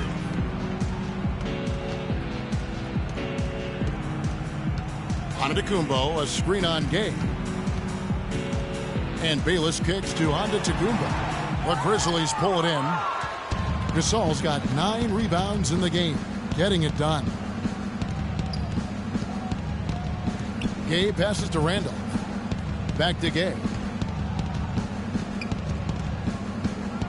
He feeds it to Conley. 6 on the shot clock. The pass to Randolph. Rebound by Parker. Parker's got 6 rebounds in the game. Milwaukee's gone 1 of 3 from outside the arc since we've reached the 4th quarter. Here's Bayless. Shot is off. Now the Grizzlies take it the other way. Conley with it. Now Mayo defending. Randolph, a screen on Mayo. They double team Conley. A shot by Randolph. Nobody around. And that one falls coming off Conley's feed. Conley's got 10 assists here tonight. So active. And Bayless kicks to Antetokounmpo. They set the pick. In the corner, Mayo with it. And the Bucks miss again. And here are the Grizzlies. They're on a 17-7 run. Pass to Gasol. Feeds it to Gay. Out of bounds. Milwaukee takes possession. That is just a careless turnover. You've got to be smarter in those exchanges.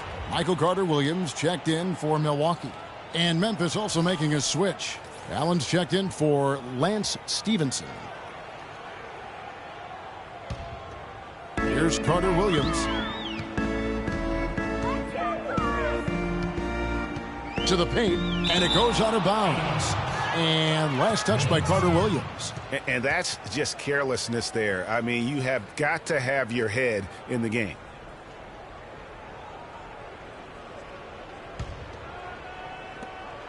And the Grizzlies leading by 19. Gay outside. Wing shot on the way. And Baines pulls it down. Baines has got rebound number 5 here tonight. It's tipped. The Bucks working the ball around. In the corner, Mayo with it. Outside, Antetokounmpo. 5 on the clock, and it's going to be out of bounds. The Grizzlies will take it. And that's just carelessness there. I mean, you have got to have your head in the game.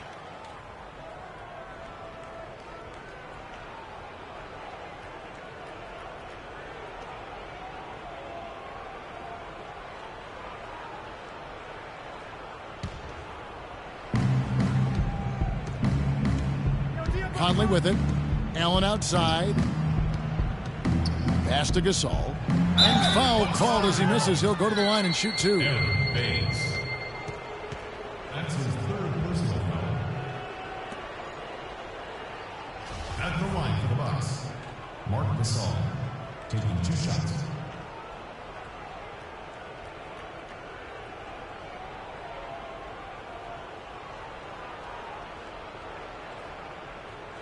Start now, gentlemen.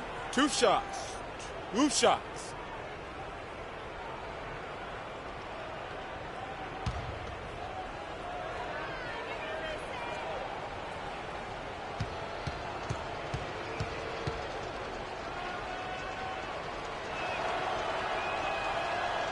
And that one misses.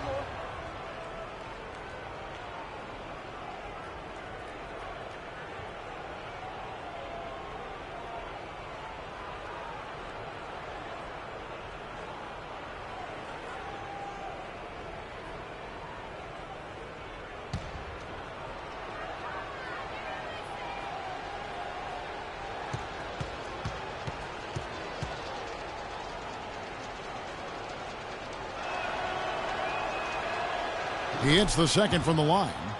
Of course, he didn't have an attempt there in the first half. He's hoping to be a little bit more active and aggressive here and draw some fouls here in the second.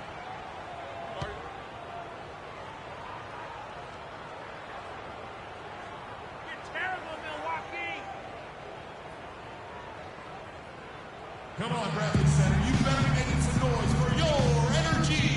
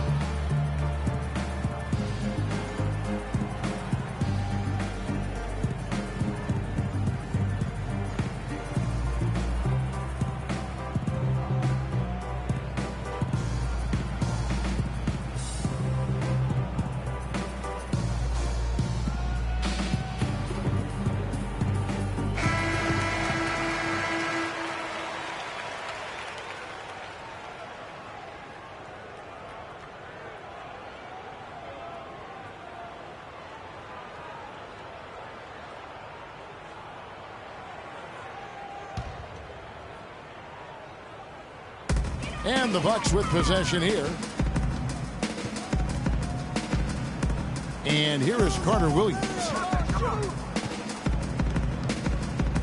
Mayo dishing to Carter Williams.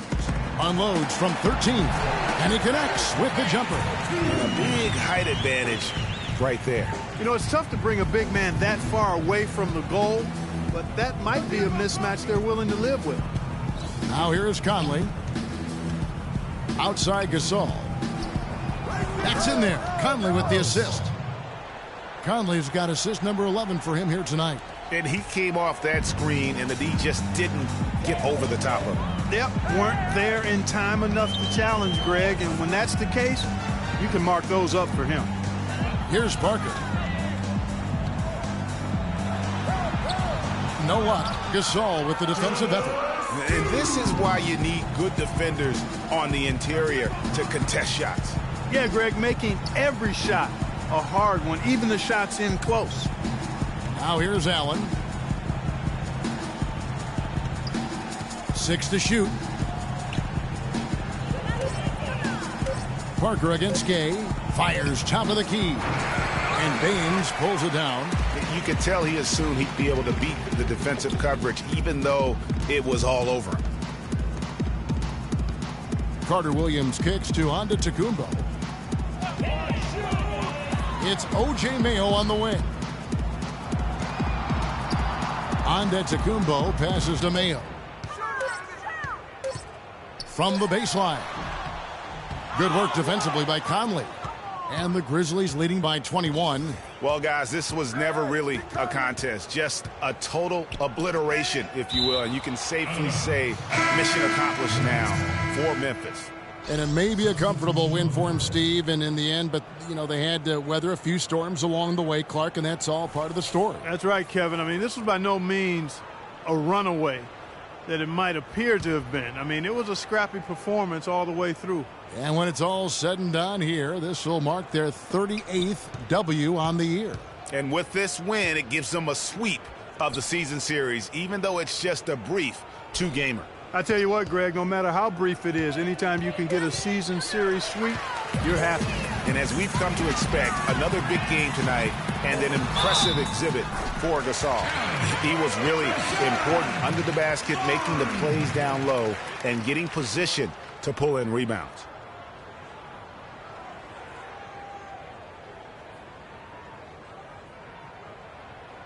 Steve Novak, he's checked in for Aaron Baines.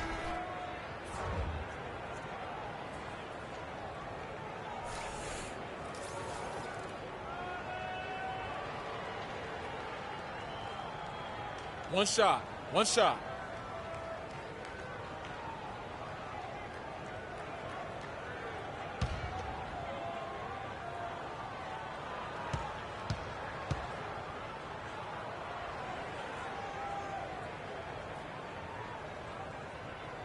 And that one misses. And a big lead for them on both the scoreboard and the backboard thus far. Yeah, rebounding has been a big key in this one, Greg. They've asserted their will and have taken control on the glass. Now, here is Lawson.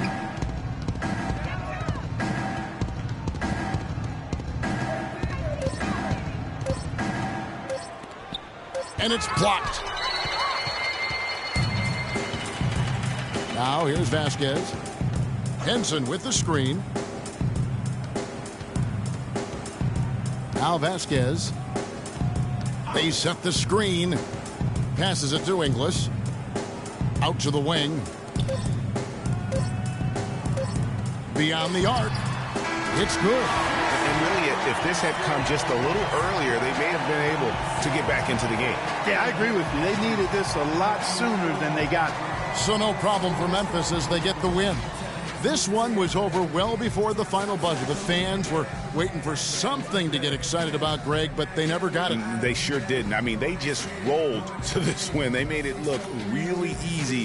What an efficient performance at both ends. And now we'll send it down to Doris Burke, who's standing by courtside. Well, Mark, congratulations on this win. What was the key to getting the rhythm going for the team's offense? Sharing the ball, just making the play, just, making each other better. That's always something really good, and it gets contagious both sides. Mark, thank you for the time. Guys, this is a heck of a big man. Doris, thank you as always. Thank you for joining us. That'll do it for now. This is Kevin Harlan saying thank you for tuning in. Now time to head over to the studio where the award-winning Ernie Johnson is with Shaq and Kenny, all standing by. Guys, take it away. The 2K Sports postgame show.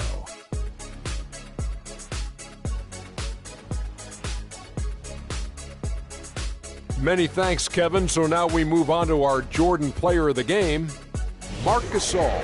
He led the way tonight with a double-double and was a major reason why they won tonight. His effort and intensity gave them the boost they needed. What'd you notice about his performance, Kenny? They asked an awful lot from him tonight offensively, and he delivered. When they needed a big bucket, he was the guy they turned to, and he delivered, like I said. I mean, this guy was unbelievable. He did not shy away from the moment. Well, Marc Gasol is right in the middle of the conversation about the best centers in the NBA. If you're talking strictly about defense, well, Gasol is the conversation. It's just not about D, as we saw tonight. He got tremendous offensive game as well. Did you see that turnaround? Woo! And, folks, that'll wrap it. Enjoyed the game. For Shaquille O'Neal, Kenny the Jet Smith, Kevin Harlan, and the entire 2K Sports crew, I'm Ernie Johnson. Have a good evening.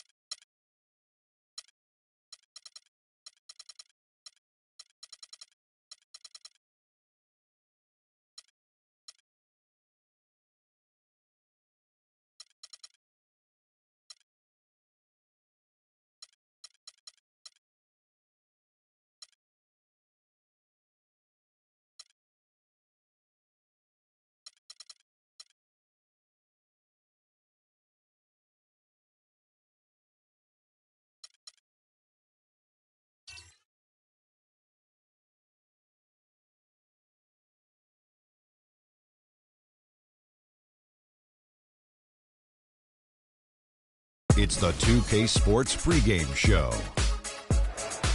Hello and welcome, everybody. Ernie Johnson, Shaquille O'Neal, Kenny the Jet Smith. We're glad to have you with us on 2K Sports. Our game tonight featuring the New Orleans Pelicans as they go up against the Los Angeles Clippers. For Los Angeles, they're sitting at 500 over the last 10 games, kind of treading water. They'd really like to make a splash over the next few games. And as we march toward the end of the regular season, Shaq, I want your opinion on veterans being rested in back-to-back games. You know what, Ernie, you hear a lot of people complain, but let me tell you from personal reasons, it's the right thing to do in some cases, especially for the older teams to have a real shot to win a championship. Popovich has been doing it. Look how many rings he got.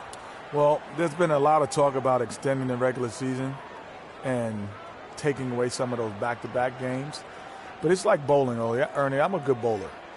Like, you're using your right arm a lot, and sometimes you need to rest it. You can't just start bowling with your left. So, for me, I bowled a perfect game twice in my life. I'm only using right hand. You need that rest. That was the worst analogy I ever heard in my life. No, yeah, I think so, too. How good a bowler are you, Kenny? I'm probably like a 190 bowler. Oh, yeah? Yeah, consistent. I don't buy that either. Me either. Okay. Are you a good bowler, Shaq? Yep, good serial bowler. Oh!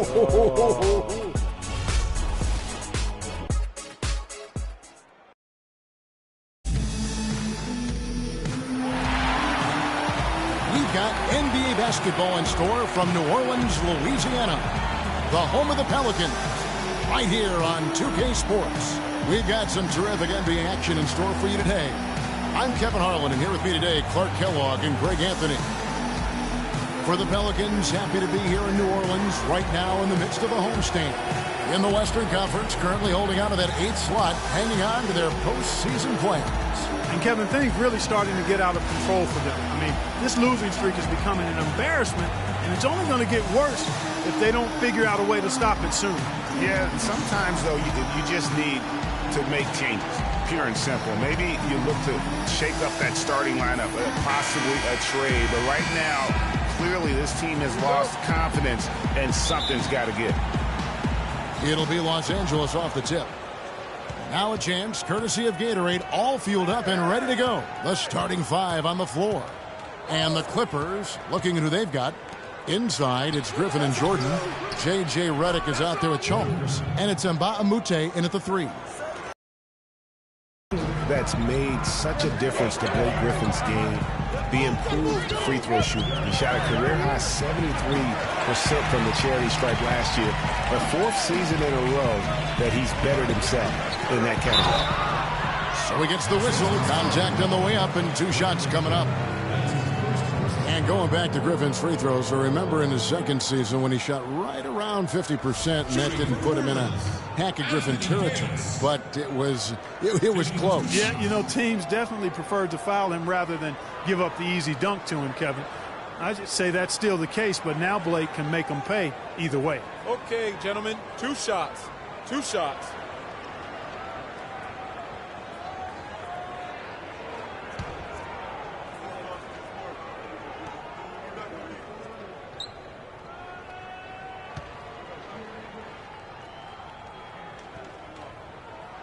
And that one falls for Davis. Yes, fans, Clark, and the one team they view as floppers is the Clippers. I don't like that word, but it just kind of came out. Whether that is fair or not is up for debate, but it is certainly, I think, the perception. And I think there's some truth to that perception. I mean, multiple players have received fines for flopping on their roster. I mean, you can't run away from that, and the fans remember it, too. Oh, they do, yes, sir.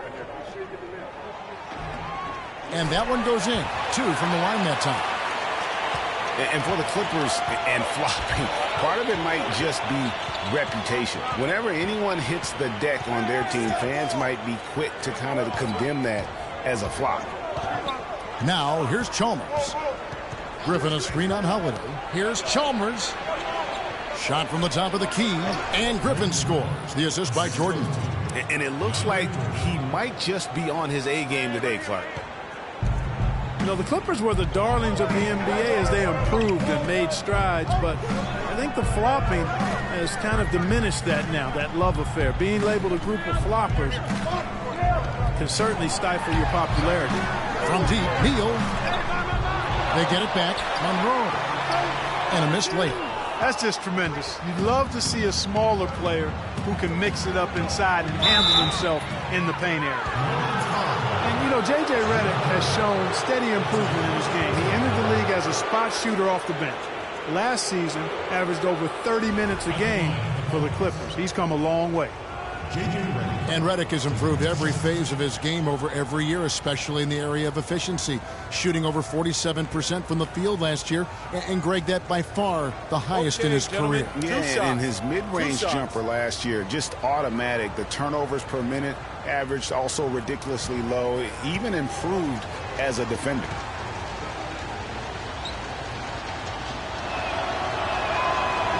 First one falls for him. And Redick is just an unbelievable three-point shooter. It's not just his volume, it's his pinpoint accuracy. By the end of last season, Redick was 40% from behind the arc for his career.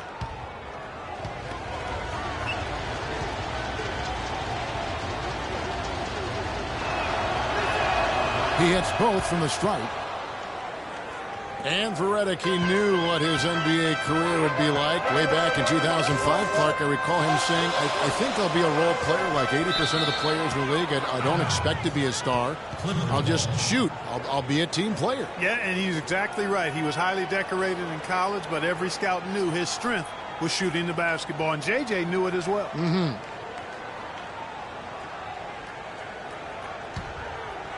Just over a minute and a half played here in this one.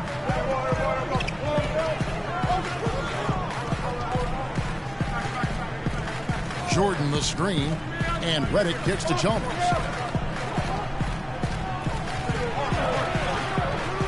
Jordan up top, 6 to shoot. And the Clippers miss again. Very dangerous to leave a guy like that open. Lucky break there for the deep. Evans outside. He kicks to Neal. Yes, and a nice assist from Evans. Neal's got his first points in this one. And we always talk about making your teammate better. That assist was right on target. Griffin dishes to Jordan. Uses both hands to slam it down. It really does make the game easy for your teammates when you can lead them to the rim that well with a pass. Evans kicks to Davis. There's Neal with the three. The shot is off. So Los Angeles will take it the other way.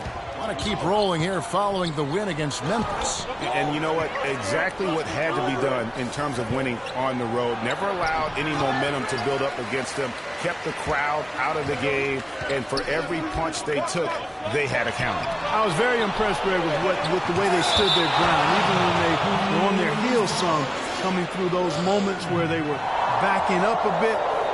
That's what it takes on the road. You got to show that kind of fortitude and resilience. And it goes out of bounds. Last touch by Monroe. Now it's sent it down to Doris Burke, who is able to catch up with Coach Doc Rivers. Going into this game and scouting the opposition, he told me he's a huge fan of Drew Holiday, saying, you know, Drew's still a guy with so much potential. You just don't see that many point guards with his kind of frame. 6'4", close to 2 bills, and a great skill set to match. He's a guy you love to watch, but you often hate to go up against. Kevin, we'll see if he can have a big impact in this one. Thanks, Doris. Now here's Davis. He's coming off a 25-point game against Portland. Well, Merry Christmas. I mean, that was a freebie.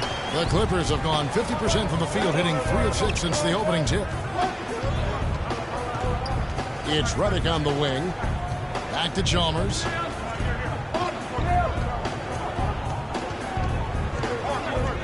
Griffin sets the screen for Chalmers. Another shot. Griffin can't get it to go in. That's the kind of D you need when he's got the ball near the hoop. They were all over him. Chalmers with it. Looking for his first basket still in this one. And Griffin scores. The assist by Chalmers. Guys, that's just really unstoppable. He poses a ton of matchup problems for whomever he's facing. Boy, Doc Rivers keeps on leading his teams to successful seasons. A former coach of the year, rarely has a season where his team doesn't meet expectations. Evans, good. Now here's Reddick. He had an 18-point outing in the last game against Memphis. And not just the scoring, it was also how fierce he was on defense, grabbing 3 steals on the night as well. Now here's Chalmers. Passes it to Mbah-a-Moute. And Tyreke Evans is going to pick up a foul. That is his first foul of the game.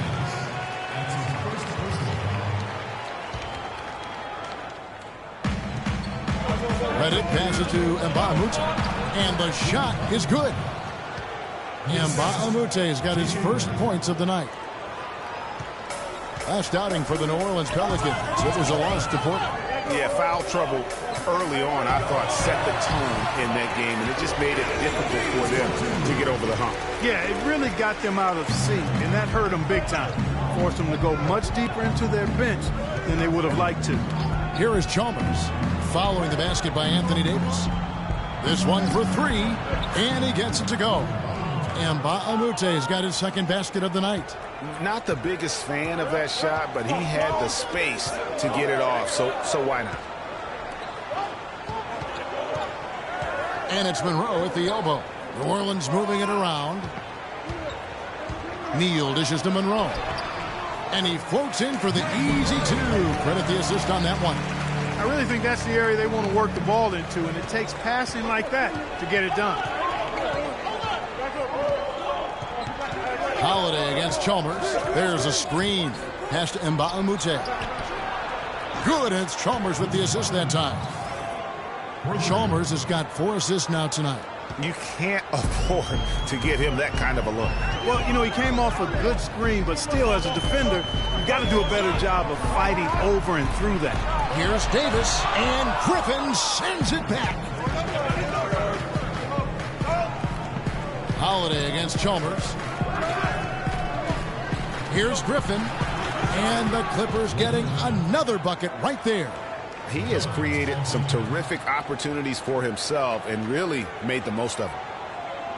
And for all of the improvements he's made to his game, one wonders why Blake Griffin isn't a better shot blocker. I mean, he clearly has the motor and the athleticism, but for some reason over his first 5 seasons, he's averaged only a half a block per game.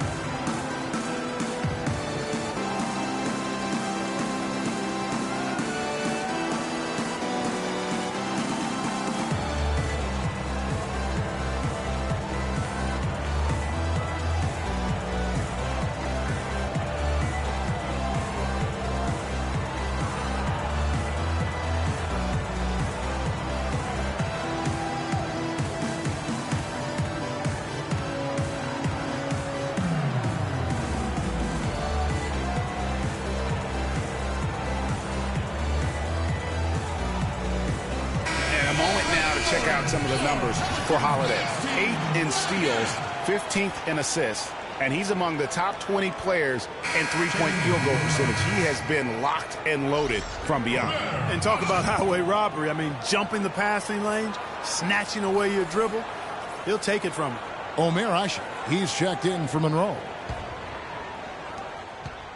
Pelicans trail by 8. And regarding Griffin's low block shot numbers, for some guys, they simply lack a certain feel, Clark, for blocking shots. Yeah, you know, there's something about the aptitude for shot blocking that sometimes is understated. Just because you're a high flyer in the front court doesn't mean you're going to block a lot of shots. And there's the foul on the shot. He'll go to the line for 2. And Anthony Davis, growing up in the rough south side of Chicago, because of the violence, his father didn't let him venture to the playground. Instead, he built a basketball court in the backyard. This young man has come a long way. He's gone 2 for 2 at the line so far.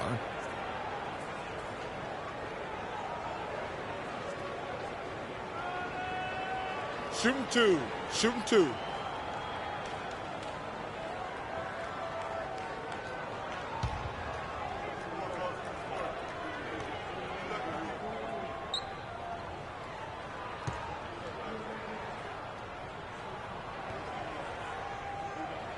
And the first one at the line is good.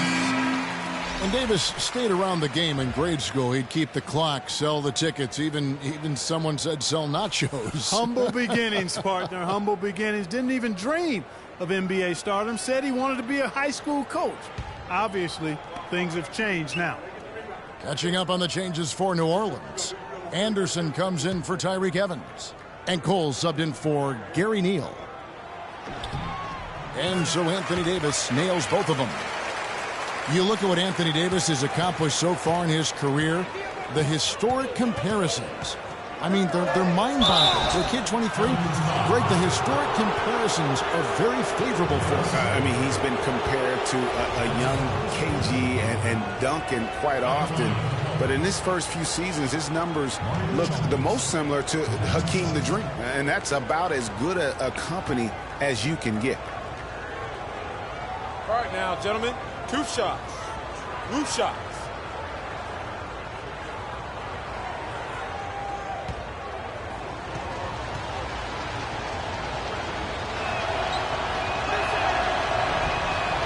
No good on the free throw.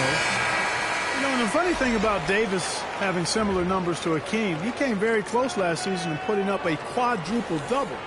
Hakeem was one of only 4 people to ever accomplish that. And the Pelicans making a change here. Pondexter's checked in. And the Clippers making a change here as well. Aldridge is checked in. That one misses.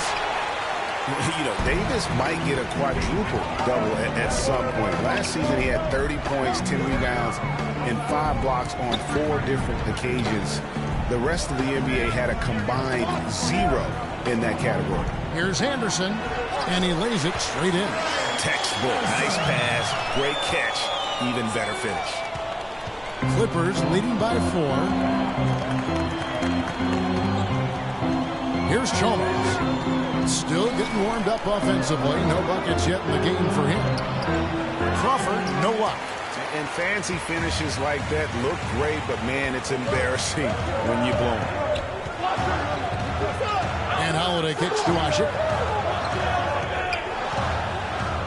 Feeds it to Cole. 6 on the shot clock. Deep 2 from Pondexter. The good-looking shot from the wing. Now just a 2-point Clipper lead. And both teams on fire from the opening tip. Well, I don't doubt it, Greg. We're going to have an entertaining game of basketball here today. I mean, I think it's pretty obvious that's the case. Now here's Crawford. He had a 12-point outing in their last game against Memphis. And also give him credit for his ability to pass the basketball. He was always looking for the open man. Tell you what, he's not an easy guy to stop when he's got his sight on the rim. Never has been, never will be. He is a determined finisher. Did he just go chop there with that one-hand tomahawk slam? And so it's New Orleans with it. The Clippers getting the bucket. Here's Holiday. Another one falls for New Orleans. Effective screen set there for the jump shot. That was the key to the play. Chalmers passes to Crawford. And here's Mbah a Moute. He's got 8. Crawford kicks to Chalmers.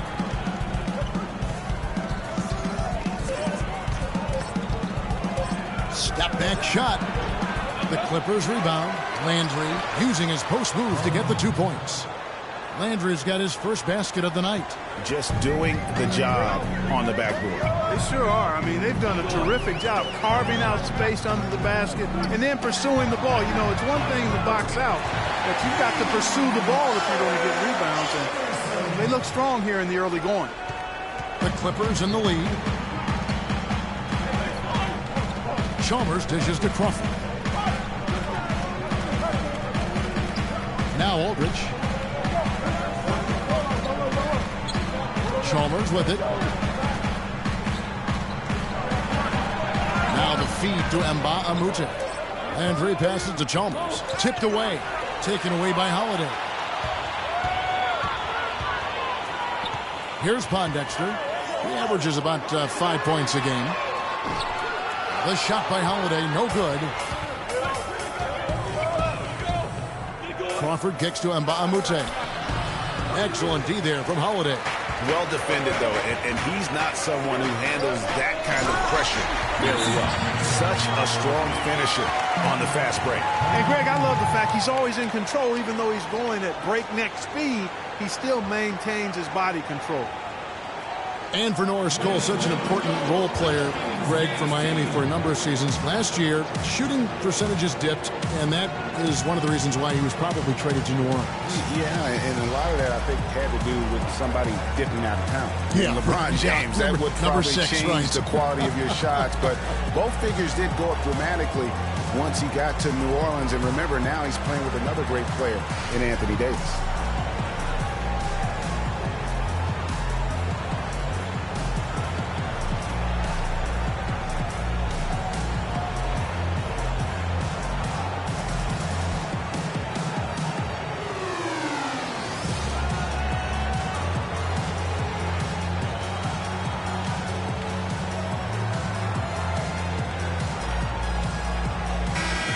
Some of the best free throw shooters in the NBA. Let's highlight them. Take a look at Redick, 4th in the league, and as consistent as they come at the free throw line.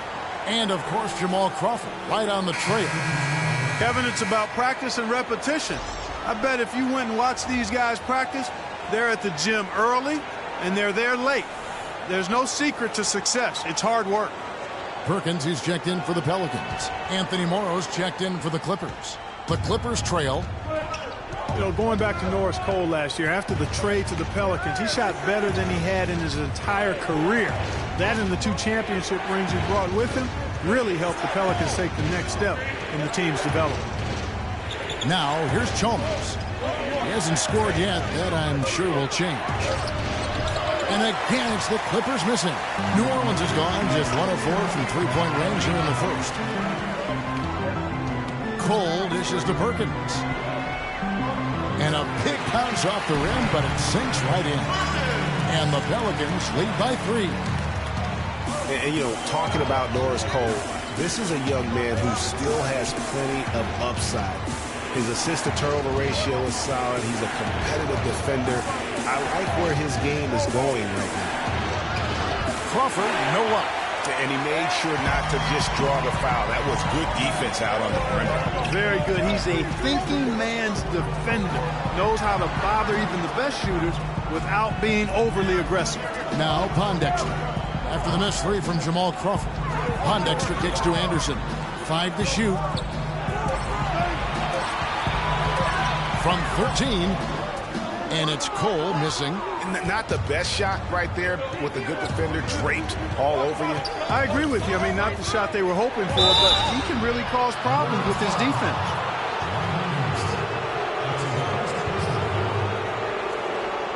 Los Angeles shooting their 5th and 6th free throws of the game. And really, they haven't been able to differentiate themselves from the free throw line on the season at about 76%.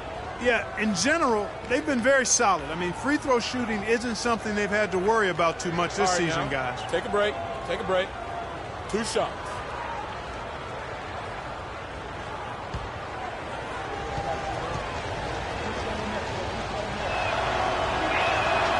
First one falls for him.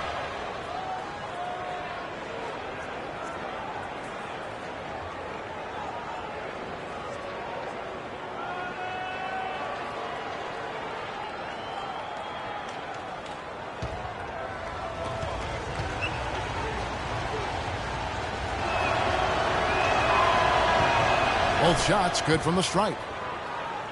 Here's Cole. He hasn't scored yet. That, I'm sure, will change. Anderson outside. It's Perkins atop the key. There's a good screen.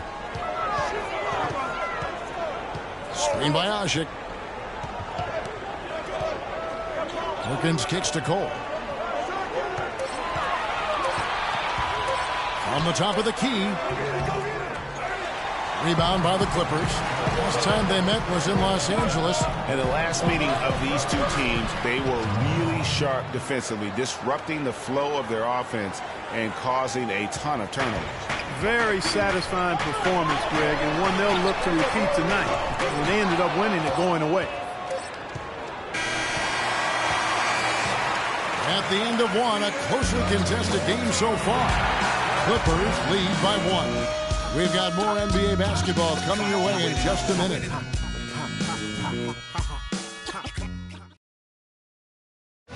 And Clippers head coach Doc Rivers told us earlier he wants to embrace criticism and embrace lofty expectations.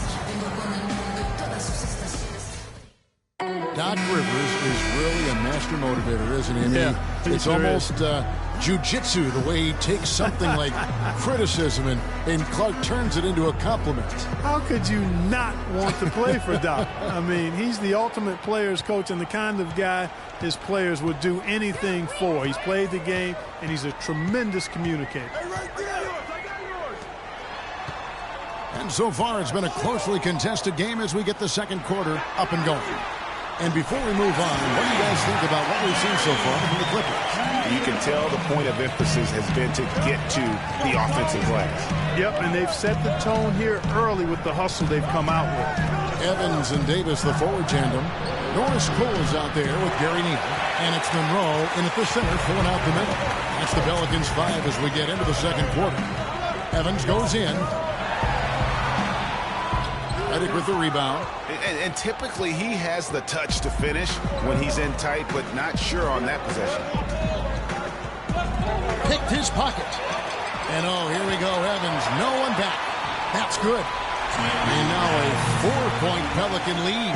Well, that's why they're on the lead. Aggressive play at both ends. Very nicely done there. Absolutely. They make the steal, pay dividends instantly on the fast break. Here's Morrow. He picked up 15 points in their last win against the Grizzlies in Memphis. And the shot is good. Really aggressive play there, taking it to the rack against the big fella. You know, Greg, aggressiveness is really the only option when you're on the wrong side of the size equation. Here's Cole after the basket by Los Angeles.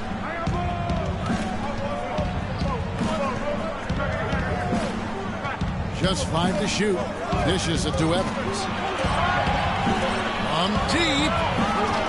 Jordan with the rebound. It's a close game here in New Orleans. Crawford outside. Got a piece of it. Stolen by Monroe.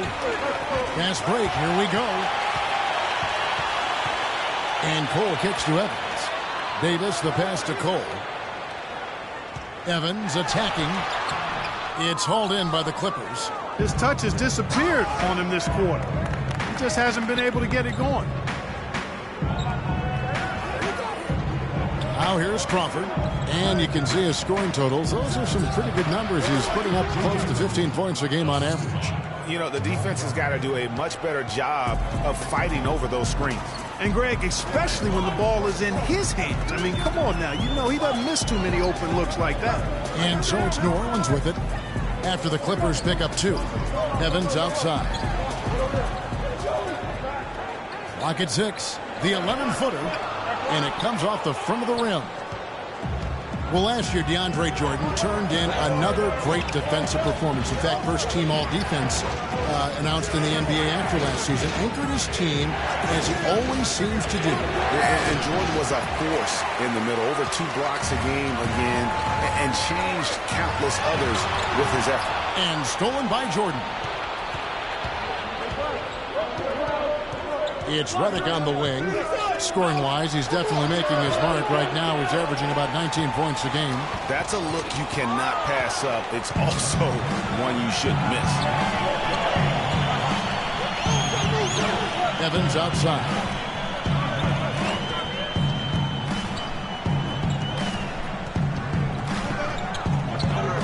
He dishes it to Davis. Looking to end the drought. The basket good off the assist from Evans. 10 points for Anthony Davis. And here in the second quarter of action as we approach 4 minutes played. Crawford outside. Redick setting the pick for Crawford. He feeds it to Redick. And the rejection by Monroe. And now Davis pushing it up. No one back to stop him. Great hustle to turn the block shot into a fast break hoop. That's a big-time play. Clippers trail by 4. Clark, they've been looking out of sync offensively. You know what? A basket here would do a lot for their confidence. from deep. Morrow scored the basket, his second of 2 attempts. Boy, I tell you what, he loves getting looks like that from the three-point line. No one near him. That's a warm-up jumper for him.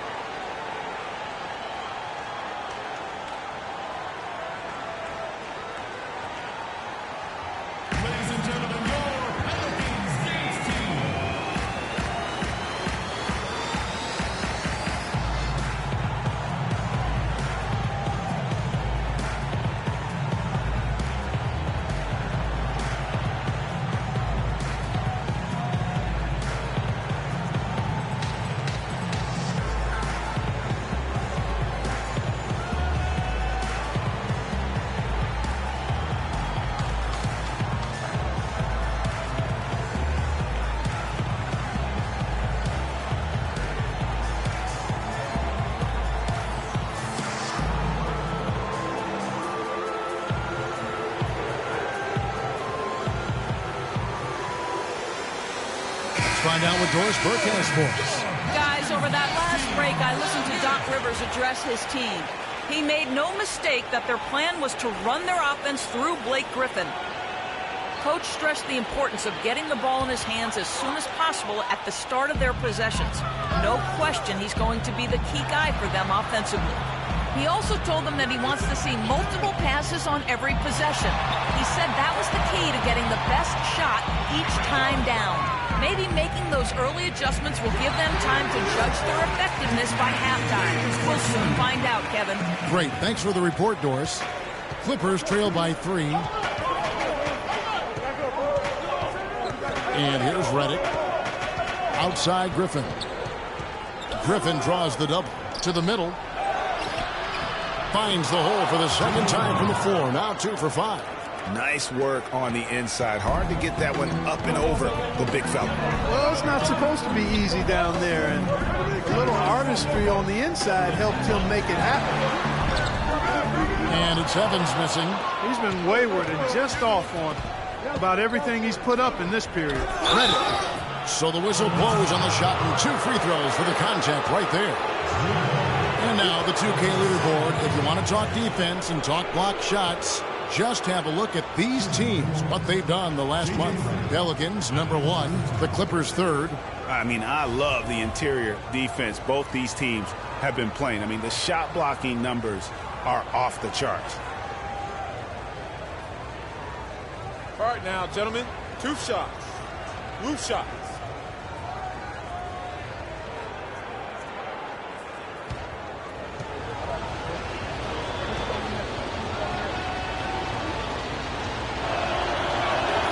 Ties it up, and this next one could give them the lead.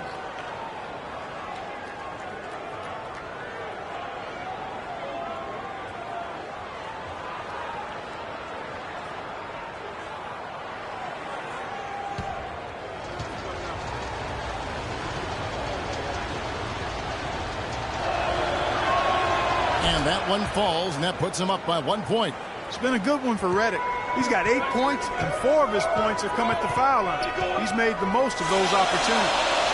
And you can't undervalue the importance of that. Many times the game comes down to which team wins the free throw battle. Yeah, the defender all over him. Greg, he got him good there. I mean, that's why the shot was so far off. The Pelicans have hit all 4 of their chances so far in this one. Not really where you'd like to be as a team in terms of free throw shooting, just about 73%. And, Kevin, it's something they've been working very hard to correct and to change. I mean, they know how important it is to fix that inability at the free throw line.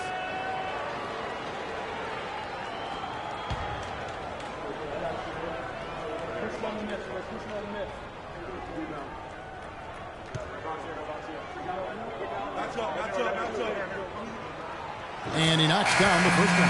Carl Landry's checked in for the Clippers.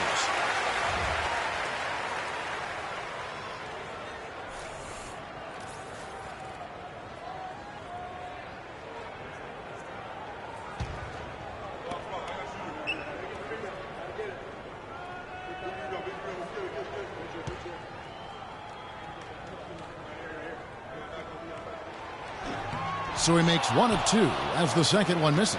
They should be in front right now, but he'll be relieved not to have come up totally empty there. Now, here's Mbah a Moute. He's covered closely, off the screen. The putback, and Jordan slams it in. Now that's no run-of-the-mill putback there. Well, the rebound and then the dunk, one on top of the other. Yeah, that's what we call a potent 1-2 punch.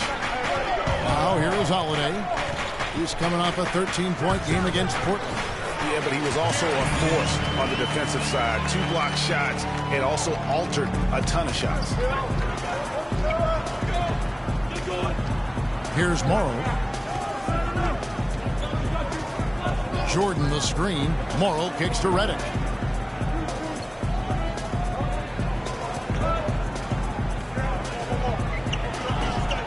The shot is off, and it's the Pelicans taking it the other way. They'll be playing host to Miami for the next game. That'll be the last of 3 straight at home for the team. Evans kicks to Neal. The dish to Davis. And out of bounds is Los Angeles Kings possession. In the second half of the season, you get a good idea of the Clippers and where they stand statistically. 2nd in blocks, 7th in field goal percentage, and they are in the top 10 in team points per game. And how about that sky-high ranking in terms of blocks per game? Sometimes that can indicate a team's allowing too many drives to the rim, but it's sure nice to have bigs who can send it away as a last resort. And really, the defense didn't do a lot to fight around that screen on that possession. So, you know, Anthony Morrow, one of the real lasers as a long-range bomber in the league. First rookie ever to lead the NBA in three-point percentage. Hit over 46% his first year. There's always a place for a guy like that. Now, here's Redick. Following the miss by Anthony Davis. Can't capitalize on the good screen. No other way to put it. Just a poor shooting performance for him. But luckily, his teammates have picked up the slack. Evans dishes to Monroe.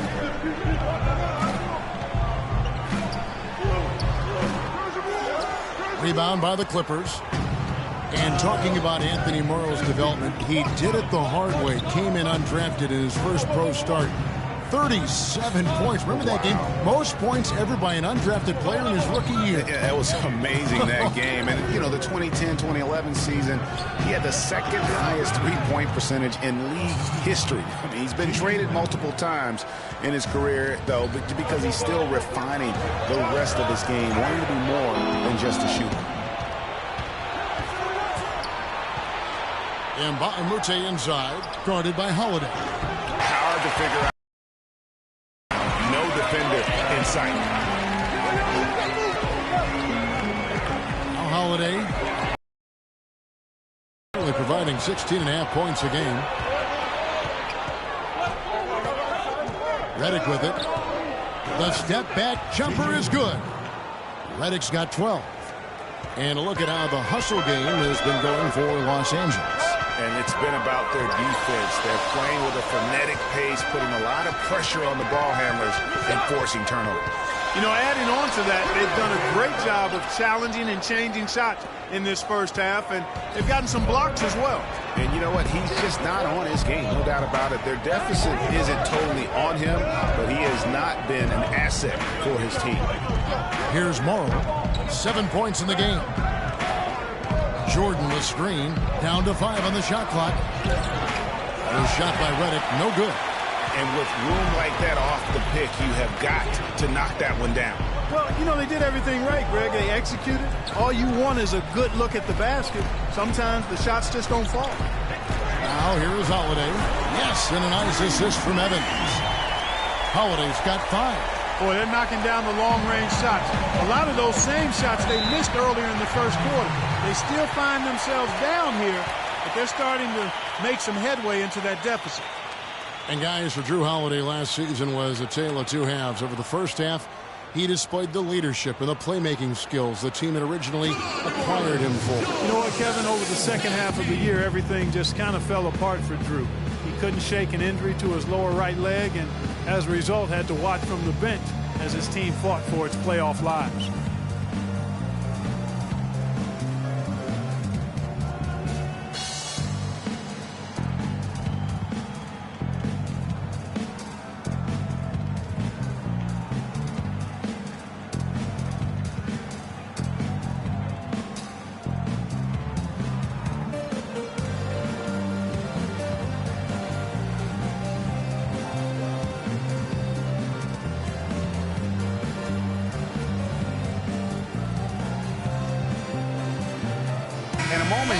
check out the numbers for Jordan. He's been dominant over the last month. He's around 10 points per game, 14 rebounds, and just over 3 blocks. And he's been a rock in the middle for them over that stretch of games. Dominating the glass is his trademark. And when you look at those rebounds, they have a cumulative effect on the opponent. His effort wears them down physically and mentally. Looking who's out there now for the Pelicans. Kendrick Perkins, he's checked in for Monroe. Ashik comes in for Anthony Davis. Ryan Anderson, he's checked in for Tyreke Evans. And it's Pondexter in for Gary Neal.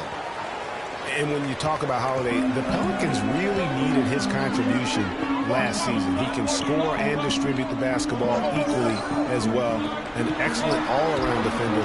Exactly what we want in a point guard, except that he just couldn't stay healthy. Clippers leading by 5. Now, here's Chalmers. Still getting warmed up offensively. No buckets yet in the game for him. Morrow, the pass to Chalmers.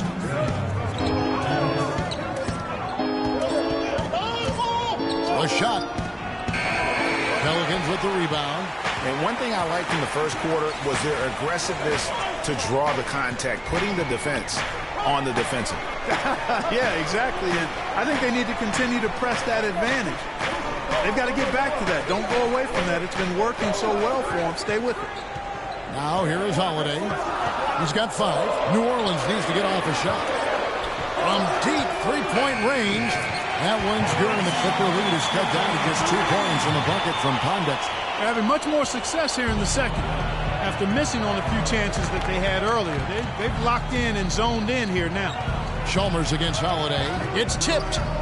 Here's Landry. And the rebound goes to Perkins. New Orleans has gotten half their shots from three-point range to go down in the second quarter. 3 of 6 from downtown. There's the screen. Holiday with the 3. And another 3 for New Orleans. They're going back to the three-point shot over and over and over. And they may have found the Achilles heel of this defense. That was their 9th straight point from beyond the arc. There's the bucket. Good. They've been getting it inside at every opportunity and getting results, too. Yeah, that's a winning formula as far as I'm concerned. They've been the aggressors and far more assertive on the offensive end. Here's Pondexter. 7 points in the game. Perkins kicks to Anderson. Screen by Ashik. And the pass to Pondexter. No one near him. Offensive rebound. Feeds it to Anderson. Perkins on top.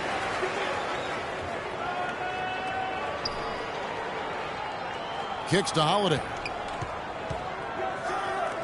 Deep 2 from Anderson. It's good. The assist that time from Holiday. Holiday's got 6 assists now in the game.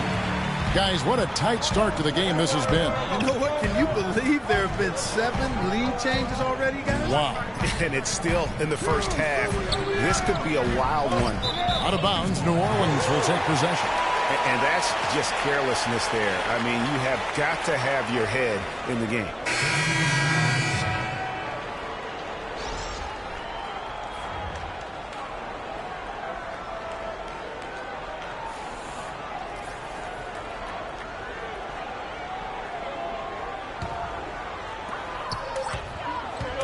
Cole. No good. And so it's a close game as we wrap up the first half of basketball. Pelicans on top, leading by a point. And now let's catch up with Doris Burke, who's standing by on the sideline. Doris?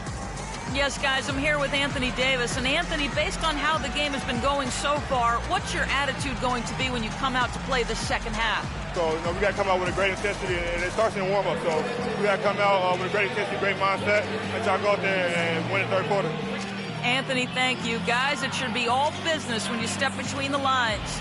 All right, Doris, thank you, and stay with us, folks. We'll be back just after halftime to get the third quarter underway. The 2K Sports Halftime Show.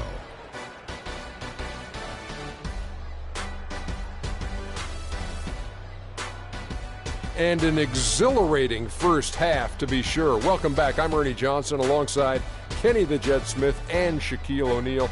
We'll be breaking down all the action for you. It was a big-time first quarter from Anthony Davis. He ended up with 15 points and 5 rebounds. Kenny, your thoughts? How the Pelicans are playing? Well, they're playing some unselfish basketball here tonight, Ernie. Guys aren't trying to take the defense 1-on-5. They're moving the basketball and finding the open man. And then, of course, the open man is finishing. So no problem here tonight. Shaq, what was your takeaway on the Clippers? Well, their defense was really inconsistent. They get a stop, then turn around and give up an easy bucket. That's why they allowed over 50% shooting. Their defense needs to be a lot more focused in the second half. All right, and that'll do it for us here. We now take you back to the second half of our game. Kevin Harlan ready with the call.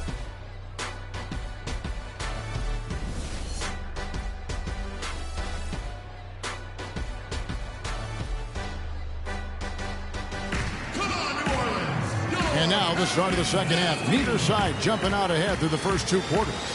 You look at Anthony Davis in this game, he's been everywhere. Yeah, created a lot of quality shots for himself in that first half, and he knew when to pass it up when the double team came. And that led to a very high points per shot number for him. For those of you that are into analytics, that stat really tells how efficient a player has been, and he's been very efficient so far.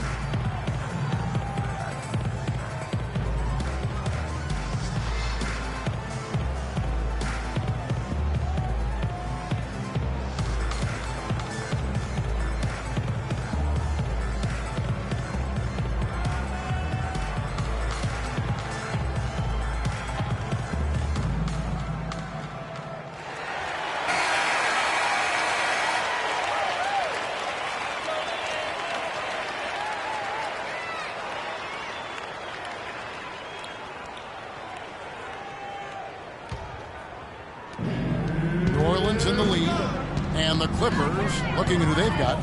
Inside, it's Griffin and Jordan. J.J. Redick is out there with Chalmers, and it's Mbah a Moute in at the small forward. Evan's shot is good. Even though there's a height disadvantage, he's still able to go up and over his man.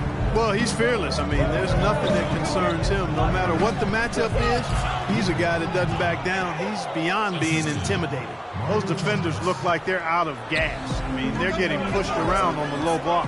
Yeah, but they better rally soon because they've given up 3 straight buckets in the paint. Now here's Evans. The wide open look here for Holiday. Misses the 3. Boy, that's a surprising miss right there. He usually feasts on those wide open opportunities. Pass to Mbah a Moute. And count it. 2 points with a chance for one more at the free throw line. Yeah, heard the whistle and then kept his focus and able to still knock it down. And, Greg, to be able to take the bump like that and maintain control, that's not easy to do. I know you're kind of a little fella, but I was a big guy when I played, so I know how difficult that is. That was impressive. I see. One shot. One shot.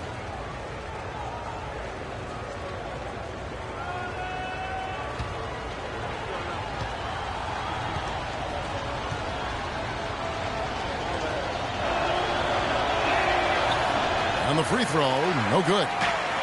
And what a double-double machine Greg Monroe is becoming. Top 6 for power forwards last season. Top 5 for centers. And his game is only continuing to evolve. Now here is Monroe. A second chance effort, and Davis lays it in. Davis has got 17 now. And Clark, a great competitive game so far. Yeah, tit for tat. I mean, back and forth, plenty of lead changes, and excellent play. And from the look of it, this one could go right down to the wire. Here's Redick. He's got 12. Monroe on the double team.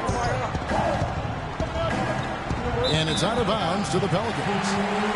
Greg, the thing about Monroe, we knew he was a prolific scorer and a rebounder when he was a 5-star recruit out of high school. So Clark, this is nothing new for him. I think what you see, Kevin, is the added muscle coming into play and benefiting him. He's just an average athlete, but being stronger makes him more effective.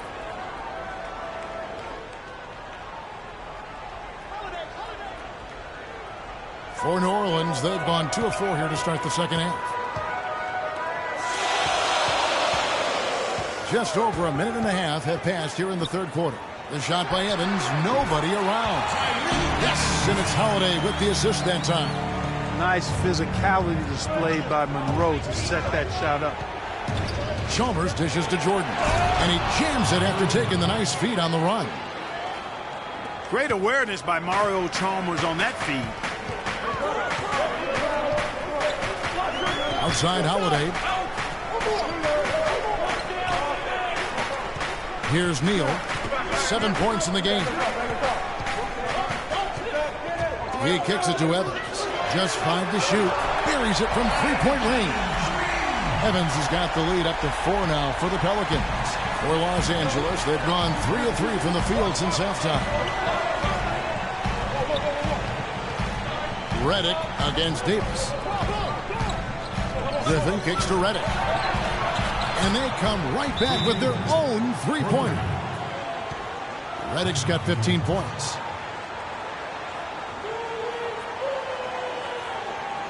Ladies and gentlemen, your Pelicans dance team.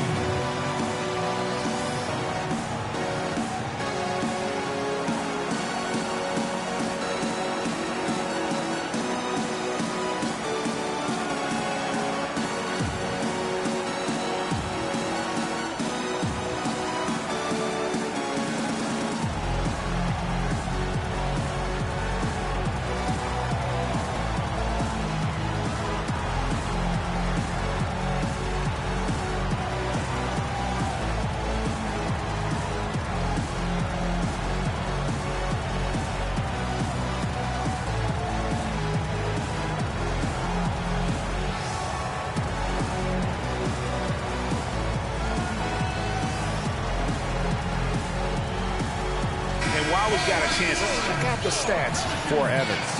He's right around 13 points a night, 5 assists, and 5 rebounds. They're loving how he's running the show here. His sensational passing really breathing life into their offense. You know, the scheme just seems to run much more smoothly when he's in the game because he knows where everybody is at all times. A touch over 2.5 minutes of basketball played here in the third quarter.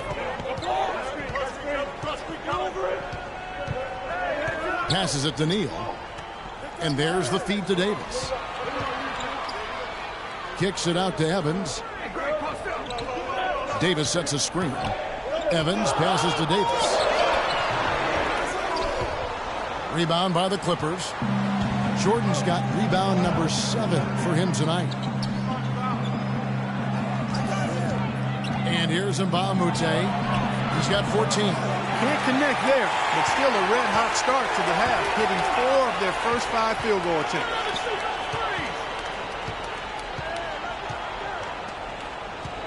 They set the screen. Monroe dishes to Holiday. Back to Monroe. Shot clock at 6. Redick against Holiday. And again, no good by New Orleans. Clippers have gotten 4 of their first 5 second-half shots to fall. 80% since the break. Monroe on the double team. Here is Mbah a Moute. And unable there to get the go-ahead bucket. New Orleans has gone 1 of 3 from downtown since halftime. Outside Holiday. Back to Evans.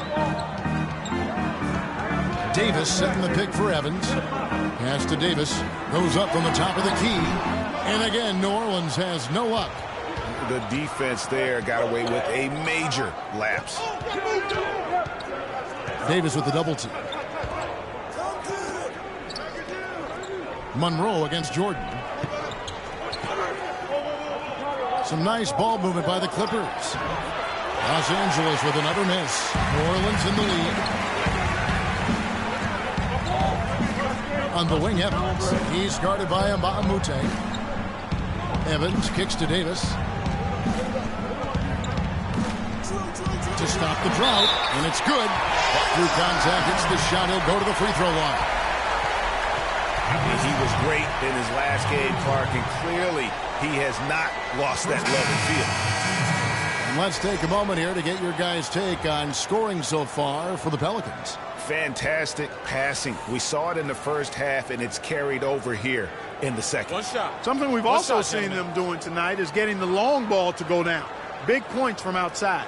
Carl Landry's checked in for the Clippers. Morrow comes in for Mbamute.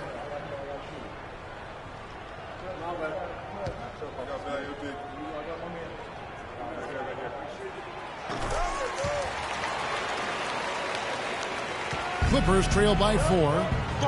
Clark, they've been looking out of sync offensively. You know what? A basket here would do a lot for their confidence. You know, the rest of the D can be stretched a little thin when the double team's in place like that. Here's Holiday after Carl Landry's bucket. They set the pick. And Holiday kicks to Evans. Dishes it to Davis. Fires from 14. And again, no good by New Orleans. It's Redick on the wing. To tie.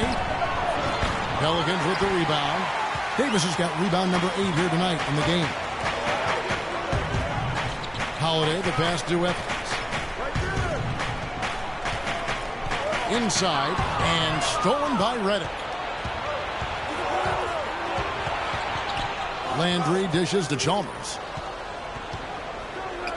From 18 feet away, and Davis pulls it down. Davis has got 9 rebounds now tonight. And Holiday kicks to Neal. Count it from 12. Neal's got 9. That mid-range jumper is just another one of his weapons. Now Chalmers. No scoring yet from him, but that's likely to change. He is an automatic finisher when he gets into that area. You know, he picks the simple one-handed stuff to get the 2 points. Yeah, and in a close game, though, guys, those could be really important points. Here's Monroe after the Clippers pick up 2. Outside Holiday. Monroe with a screen on Chalmers. Just 3 to shoot. Here's Holiday. Landry grabs the miss. That's a shot he's got to hit. You don't get many looks better from that range. And for Carl Landry, he powered his way through the league a few years back, but somewhere along the line, Clark, his game kind of topped out. His best season, Kevin, he averaged 18 and 7. I think injuries have been a factor. But last year was down to 7 and 4 his game averages, so he's starting to slide. Monroe's shot is good. The Clippers have gone 7 of 12 from the floor since coming out of the break. Redick is in the corner. Good, it's Chalmers with the assist that time. Redick's got it all tied up now for the Clippers. His performance today has just been so important. What a luxury to have a guy that's that dependent. Now here's Evans. 11 points in the game. Davis sets a screen. Lets it go with a 3. Good. 14 points for Tyreke Evans. I don't think they can ask much more of him than what he's done this quarter. Clippers trail by 3.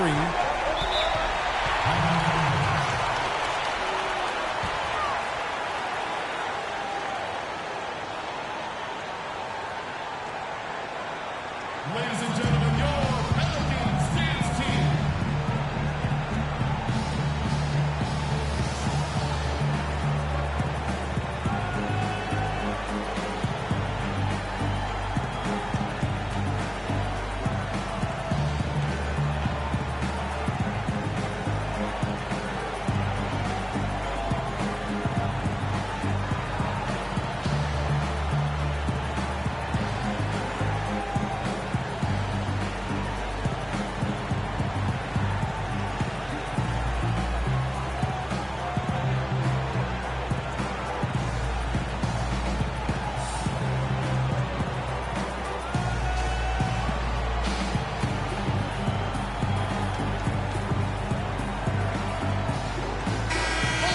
Let's highlight the shooting guard position now and see which among them have averaged the most points in the second half of the season. Take a look at Redick. 3rd in the league. He typically dominates out there. He can seemingly score at will.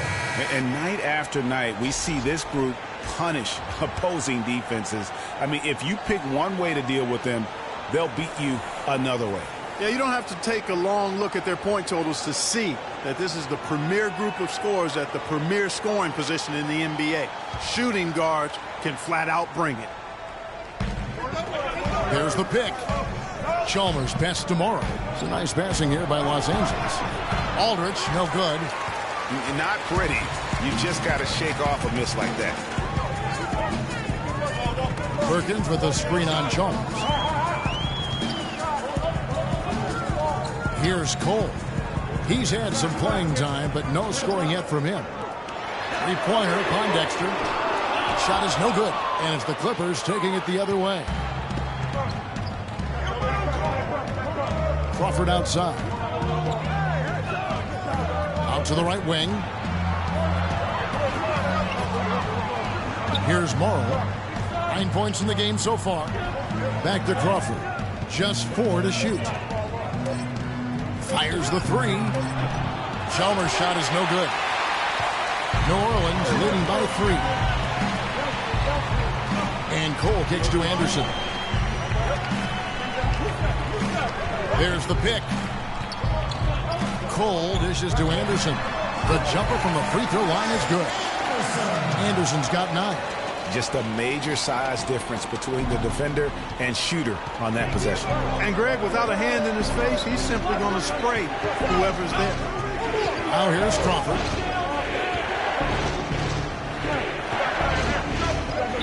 He dishes it to Aldridge. That's good. How about that one? Able to maintain control and finish the play. Yeah, we call that playing through the whistle. You know, he didn't give up on it when he heard the whistle. He kept his focus, his concentration, and he found a way to get the shot up and down. This will be his 3rd free throw shot of the game. And the Clippers making a switch here. And Baamute's checked in. One shot. Mind the lanes. Mind the lanes. One shot.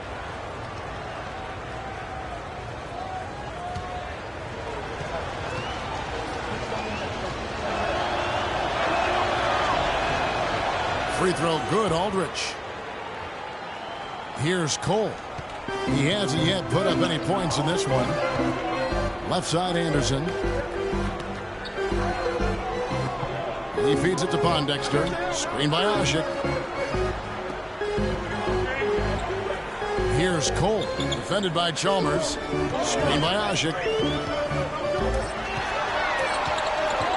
It's up a 3. Cole's shot is good.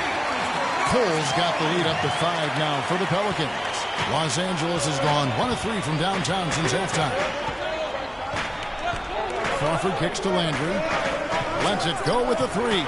And another field goal in his total. Make it 7 for 14, shooting 50%. Watch out. Now that he's got his first 3 of the half, there might be more in store. There's the dish to Pondexter. Back to Anderson. And so it's going to be a 3-second violation out there on the defense. And this is his first trip to the line tonight.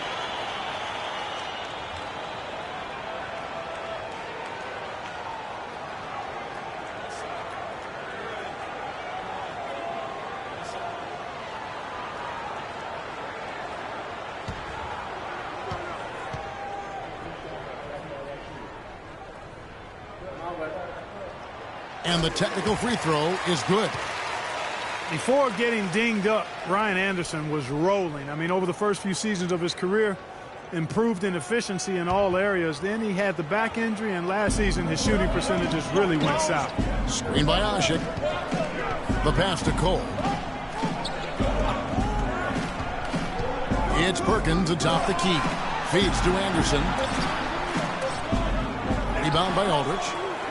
And getting back to Ryan Anderson, in 2012, he won the NBA's Most Improved Player Award. Then, in the summer of that year, he landed an enormous contract in a sign and trade. Yeah, and that's the good Ryan Anderson. If he can stay healthy, he's a tremendous asset, and he isn't just a shooter. He can get it done on the backboard as well. Perkins with a screen on Chalmers. Here's Cole. Offensive rebound. The kick out to Anderson. Anderson can't get that one to fall. Los Angeles has gone into the three-point range 4 times since halftime and buried 2 of them. Landry, no good. New Orleans has gone 3 of 7 from three-point range here in quarter number 3. Here's Cole, defended by Chalmers. Jacks up a 3. Here's Perkins. And it's the Clippers with the rebound. There's 37 seconds left in the third quarter. And Chalmers kicks to Aldridge. For the lead, he takes it up and lays it in. Aldridge has got 13 points. And not even 3/4 out of the way. So many lead changes. One heck of a game. I mean, guys, this has been outstanding in terms of the effort that both sides have been able to put on. I'm looking over there at Greg. He's enjoying every second of it, Clark. Yeah, listen, the fans, guys, are getting their money's worth. Heck, I should have paid to watch this one. It's been a nail biter. Perkins, and again, no good by New Orleans. To the inside. Here is Mbah a Moute. That's good, and so Chalmers with the assist. And now a 3-point Clipper lead. Cole can't get it to go. We're at the end of the third, and we've still got a close one. Los Angeles on top as they wrap up the third quarter on a 12-4 run. Don't go anywhere. The final quarter is coming up next on 2K Sports. All right, the fourth quarter of action getting underway. We've had a great one so far with both sides coming to play.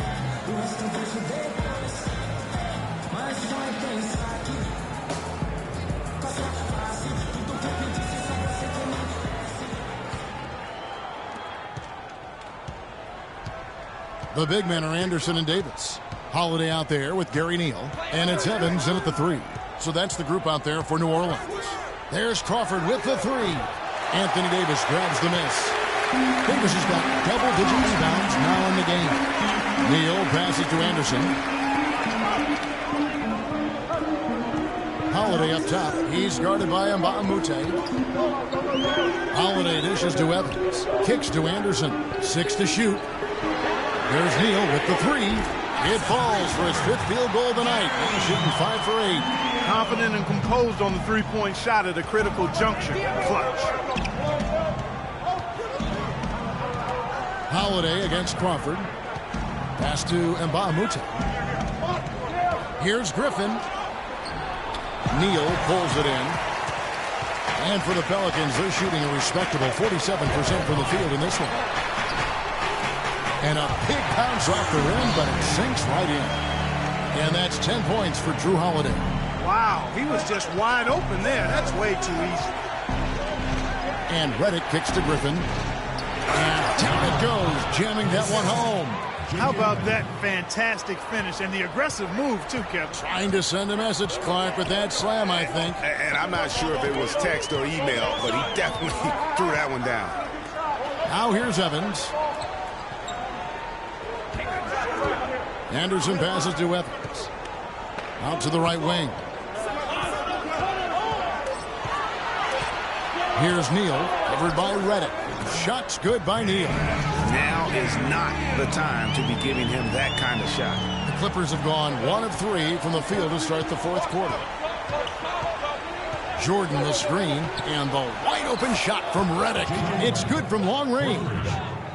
Redick's got 20 points. He's starting to feel it. He's in a groove here in the second half. And Holiday kicks to Neal. Evans outside. They set the screen. At the top of the key, Neal. Here's Davis. And it's the Clippers with the rebound. Jordan's got 9 rebounds in the game, getting it done. Some nice ball movement by the Clippers. Mbah a Moute. The Clippers keep it alive. They've been strong on the boards. There's no disputing that. That's what the box score says, but still anybody's game. Evans kicks to Davis. Baseline J on the way. Yes, and a nice assist from Evans. Evans has got 6 assists here tonight. Time running low, guys, and somebody has got to win this one. This game, as close as it's been, you really hate to see it come to an end. I agree. Yeah, well, who knows? We might need overtime in this one. It's been that kind of a game. That one goes. Count it. And Mbah a Moute has got 12 points here in the second half. And with that 3, his second of the half, he's equaled his total from before the break. It's Evans on the wing. He's guarded by Mbah a Moute. Evans dishes to Anderson. And there's the whistle. Fouled hard on the shot. He'll go to the line. It's on Mbah a Moute. Talk about a terrific game for Anderson. 10 points, and he's chalked up 1 3-pointer on the day as well. And Clark, I'm sure that won't be the last one. A lot of times he can get hot and stay hot from beyond. And a moment now to look at the scoring approach in terms of where the points are coming from here for Los Angeles. When they've had a chance to attack the basket at any point in this game, they've taken advantage. Another thing they've done tonight well is share the ball. So many of their points have come off of good, crisp passes. He misses the free throw. Monroe's checked in for Anthony Davis.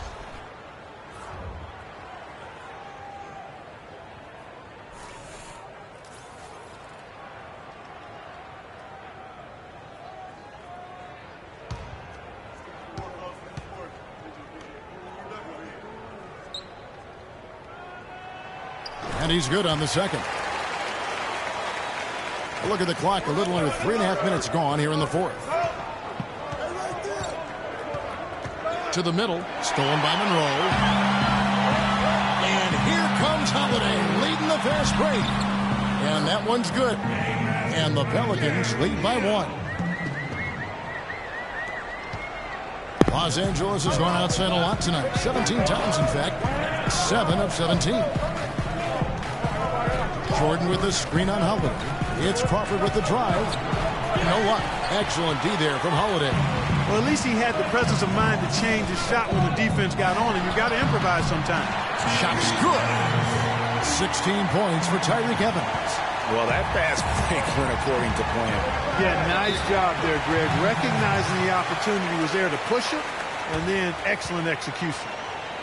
And looking at Jrue Holiday, there's one thing he could do to really improve his game.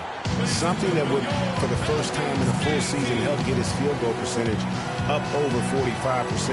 And that's just to get to the rim more often, attack off the dribble.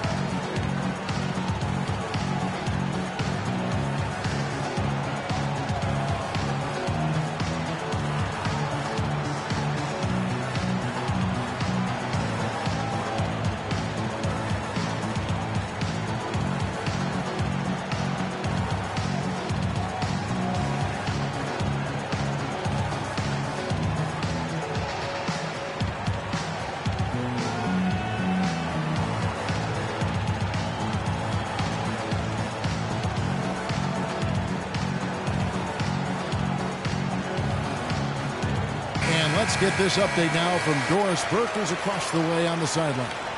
Guys, over that last break, I listened to Doc Rivers address his team.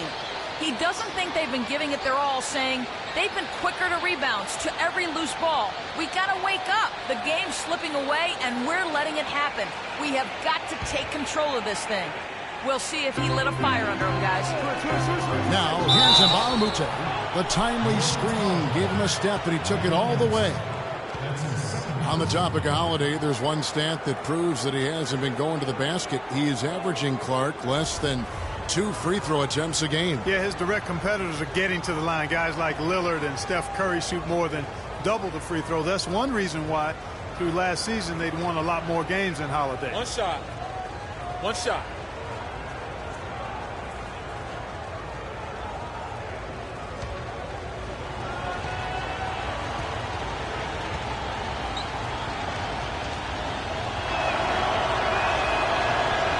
Free throw, Mbah a Moute.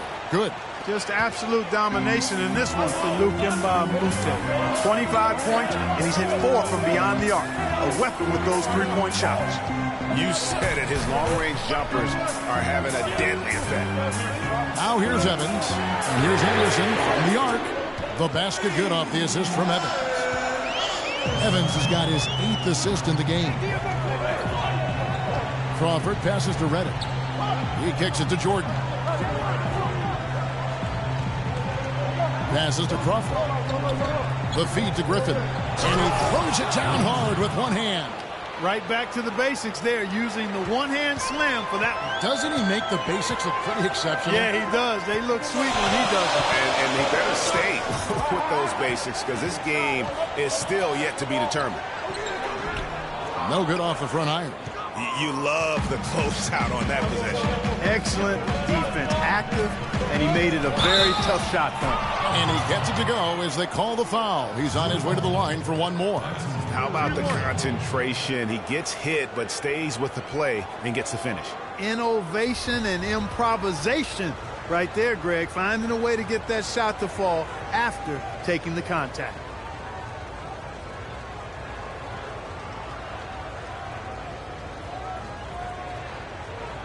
One shot. One shot.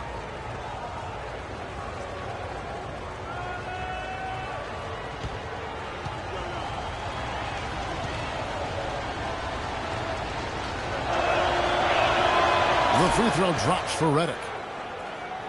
The Pelicans trail. Griffin with the steal. Redick with it. Evans picks him up. Crawford outside. Mbamute against Holiday. Out of bounds, New Orleans will take possession. He tried to shoehorn along the sideline, but he stepped out of bounds. Pretty good defense there to force the turnover. Here's Holiday.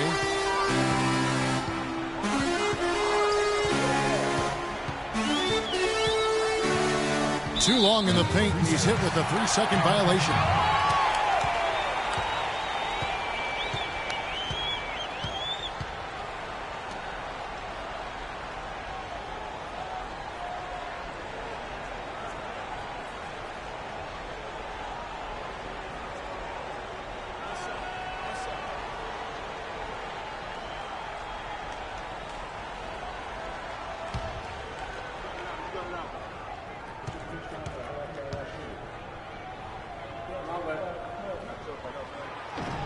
That's good from Neal.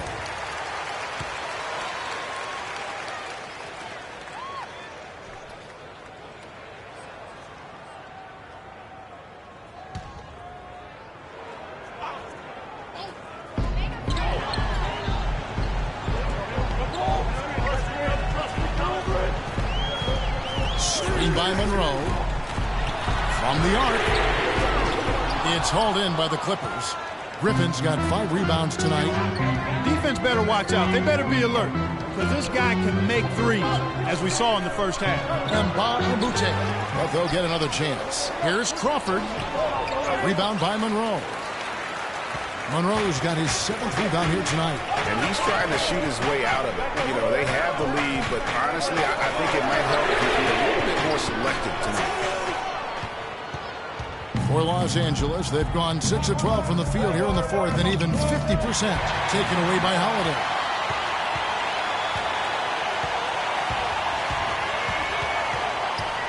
Monroe with a screen on Crawford. And here's Neal outside. It's good. The assist that time from Holiday. Neal's got a pair of threes here in the 4th quarter for the Pelicans. Los Angeles has gotten off 4 3-pointers in the final quarter, and 2 of them have fallen. Griffin sets the screen for Redick. And they wasted no time getting those 3 points back. Redick's got 26. The rapid-fire threes coming from everywhere. Yeah, I'm not sure of the quality of that three-point shot attempt right there, going at it the way they did, but it all worked out for him. Here's Neal. Too long in the paint. He's hit with a 3-second violation.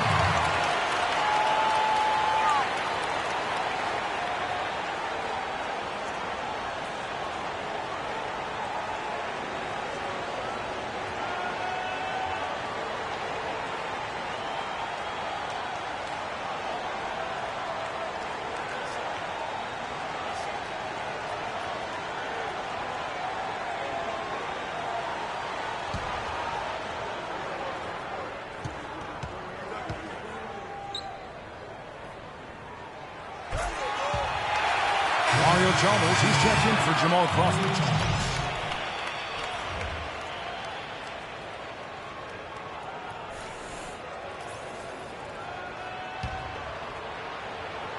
Here is Anderson.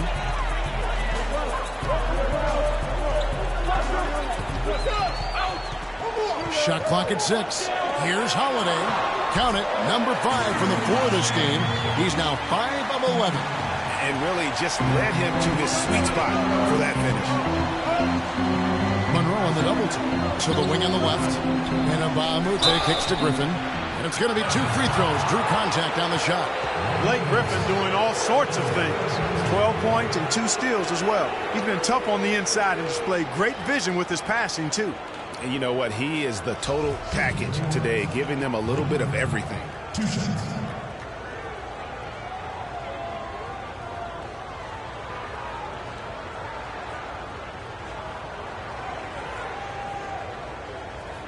Shooting 2. Shooting 2.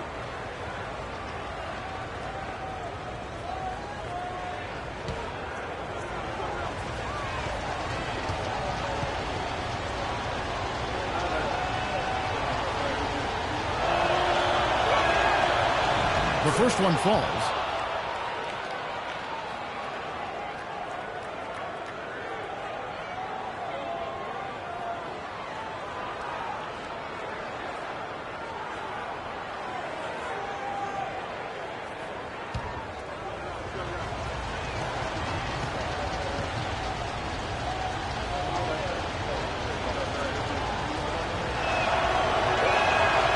Griffin hits them both.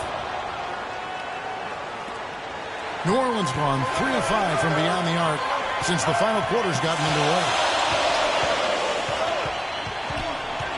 And Mbah-a-Moute against Evans. Off the screen. And Griffin sends it back. And pushing it up, here's the Clippers. Releases from 15. Redick with the bucket. Redick's got 11 here in this quarter alone. Wow, he is lighting it up here in the second half. And Holiday kicks to Anderson. Pass to Evans.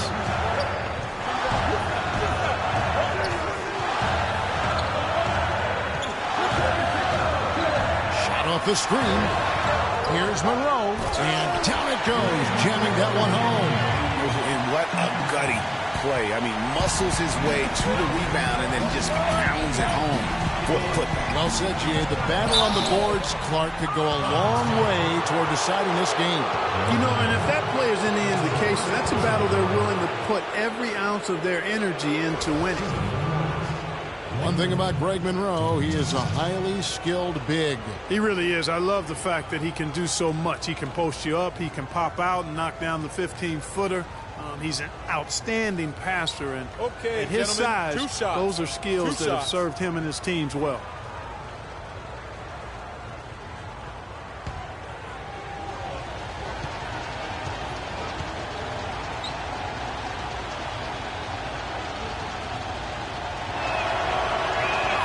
And that one misses.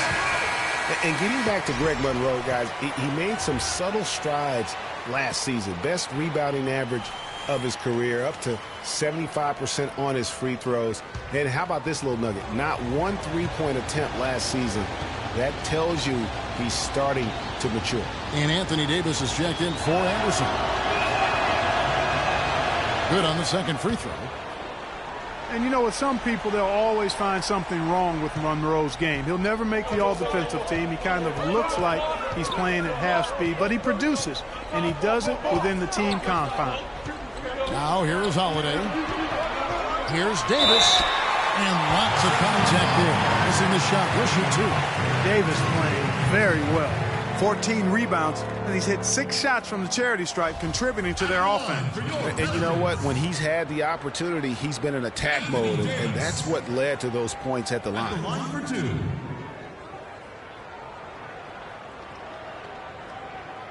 All right, now, gentlemen, 2 shots. Loose shots.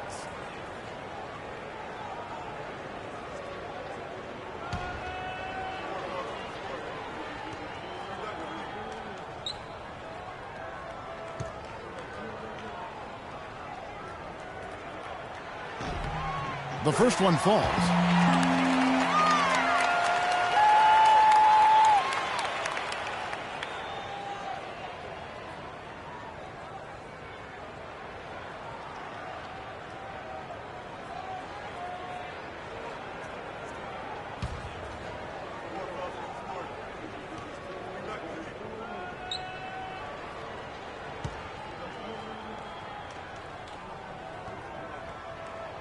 And so Anthony Davis nails both of them.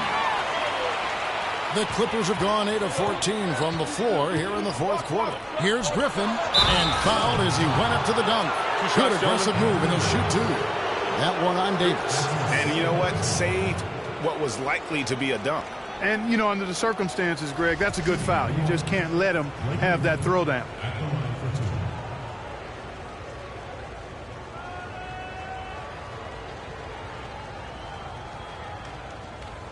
Shooting 2.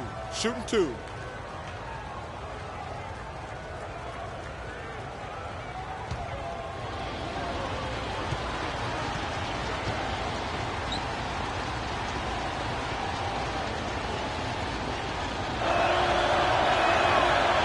That free throw, no good.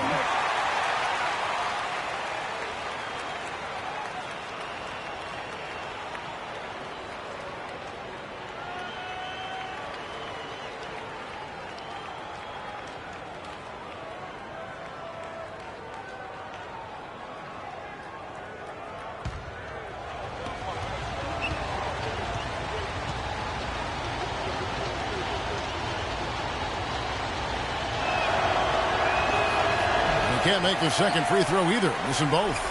New Orleans in the lead. Outside Holiday. Davis setting the pick for Evans.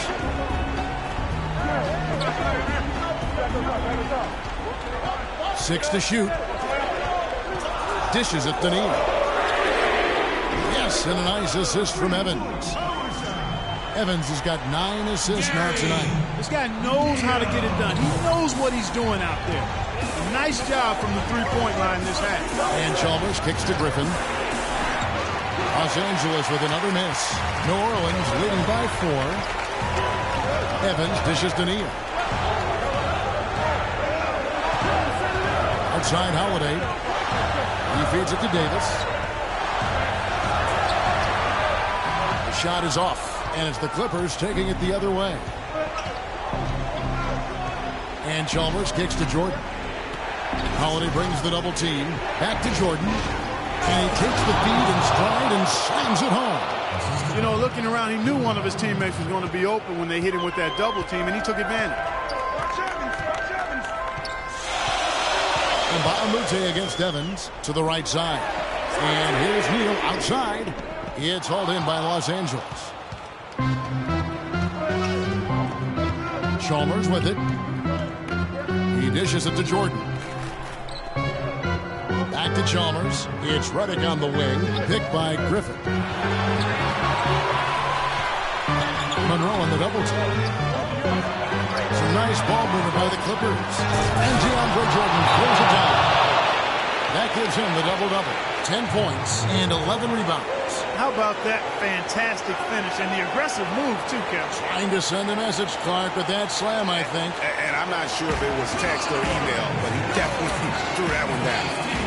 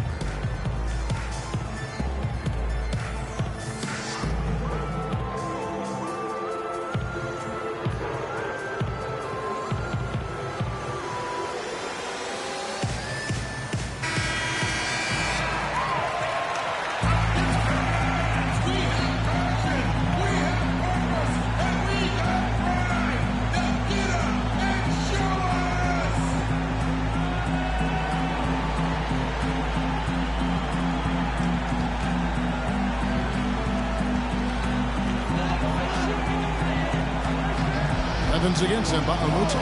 And that's Evans penetrating. Foul call that time on the way up. That'll give him 2 chances at the free throw line here. It's been tough for them to try to slow down Evans. 16 points and a huge helping of assists as well. No doubt about it. He's the conductor, the band leader, Clark. And this offense has really performed at a high level.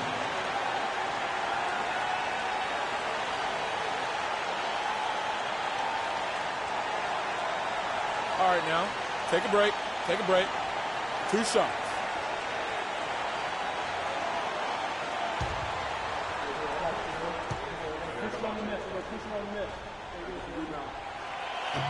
And no good as the first free throw, missing for him. We'll see if he can nail the second.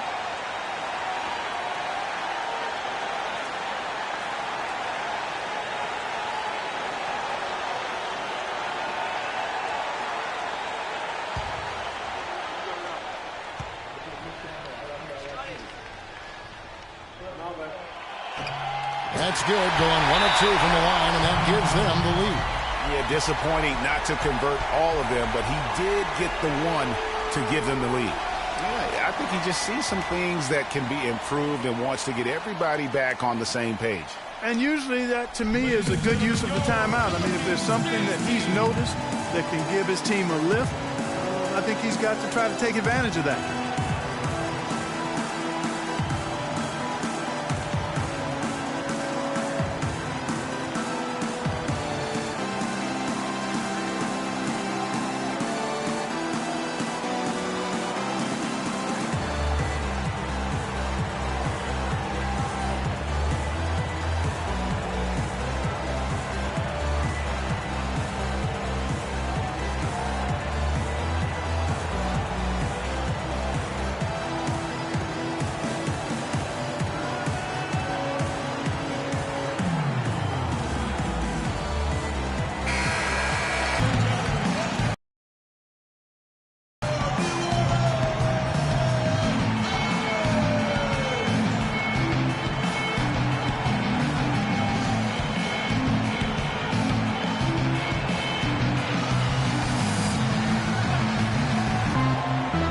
Left to play in the final quarter. Griffin passes to Jordan. Boom! Jams it straight down. And guys, here in the fourth quarter, still a close game. Yeah, and actually still too close to call. I mean, this one is tight. Instant classic, fellas. This one could come right down to the last shot. You look at J.J. Redick. What a contribution. He's in one heck of a groove with the scoring. They're going to talk it over and try to figure out how to slow him down.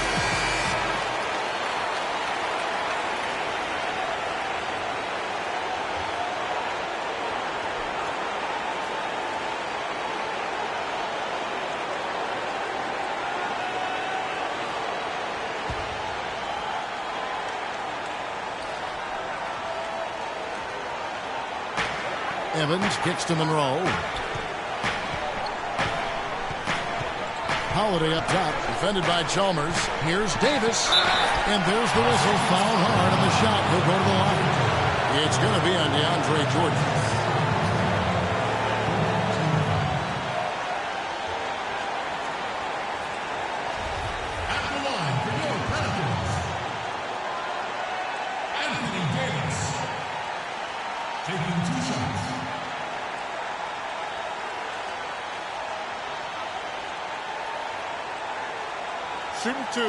Shooting two.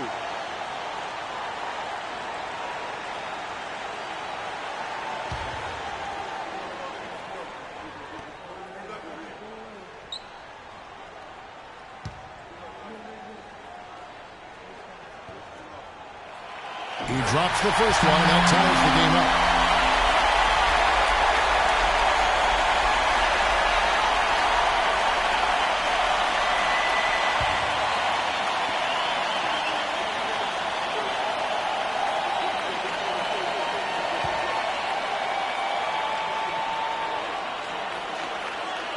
And so he's good on both free throws, and that gives them the lead. Getting it done at the line as he usually does, and that could be huge in a tight game like this one. Come on, New Orleans, your Pelicans dance team.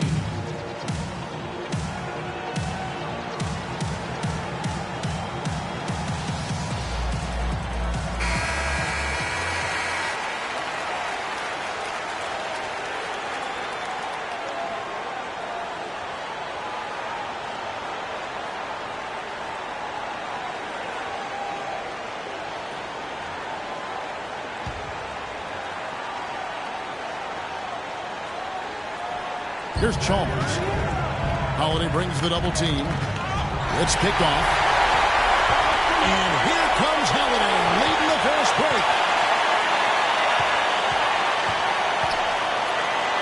There's 1:17 left in the fourth quarter.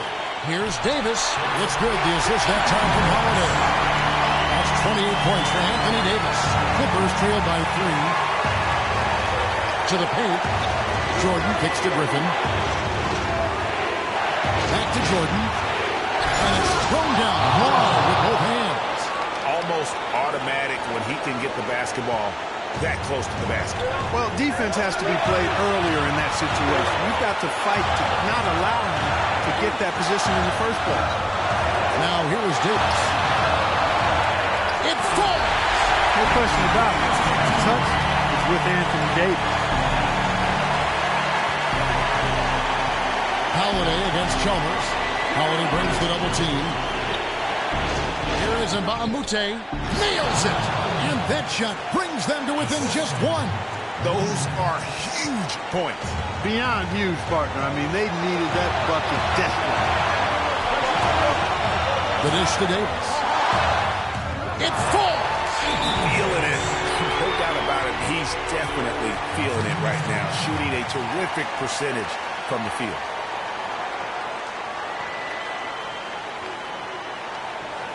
Ladies and gentlemen, your Falcons dance team.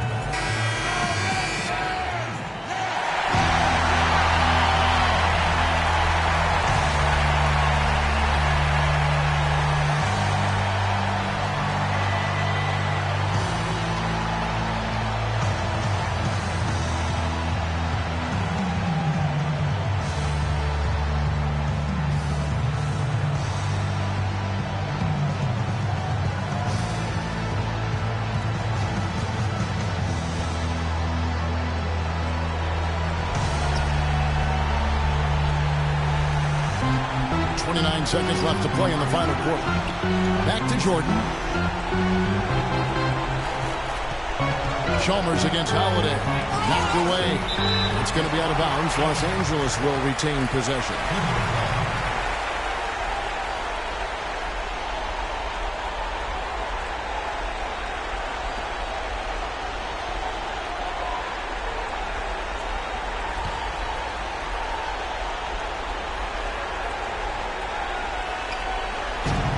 Redick dishes to Jordan. Davis with the double team. Griffin passes to Jordan. Money! Oh, he is such a ridiculous dunker. High riser, no doubt about it. Goodness, I mean, you come to expect plays like that from him, and folks, that never gets old. Had to foul, and on that occasion to stop the clock. That's the enemy in this situation.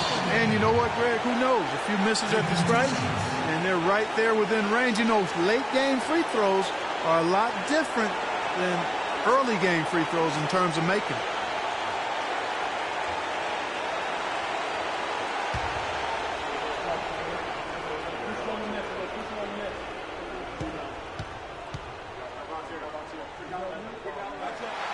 Gets the first, and that will put them up by 2.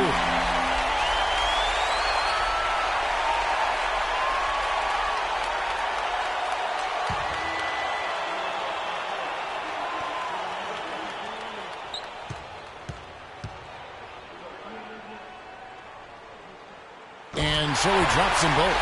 It's a 3-point game. Those were pressure-packed free throws. And he looked as cool as he could be. So big to give them that 3-point lead. Here's the 3. So it's a narrow victory for the Pelicans, pulling it out for the W. What a show they put out here at home tonight. Tremendous work all the way down to the wire. You were just wondering what would happen next, major drama, and we saw good. And now we'll send it down to Doris Burke, who's standing by courtside. Tyreek, what was the focus on strategy for this team coming into tonight's game? Playing hard. You had a meeting today as a team, and we were just going to come in here and play hard with energy. That's where it starts from. We did a great job that night. Tyreek, thank you. Kevin, amazing what can happen when you play hard. All right, Doris, thank you. And that about wraps it up. This is Kevin Harlan saying thank you for watching. And standing by for the postgame show, let's head over to the award-winning Ernie Johnson, with Shaquille O'Neal and Kenny the Jet Smith. The 2K Sports postgame show.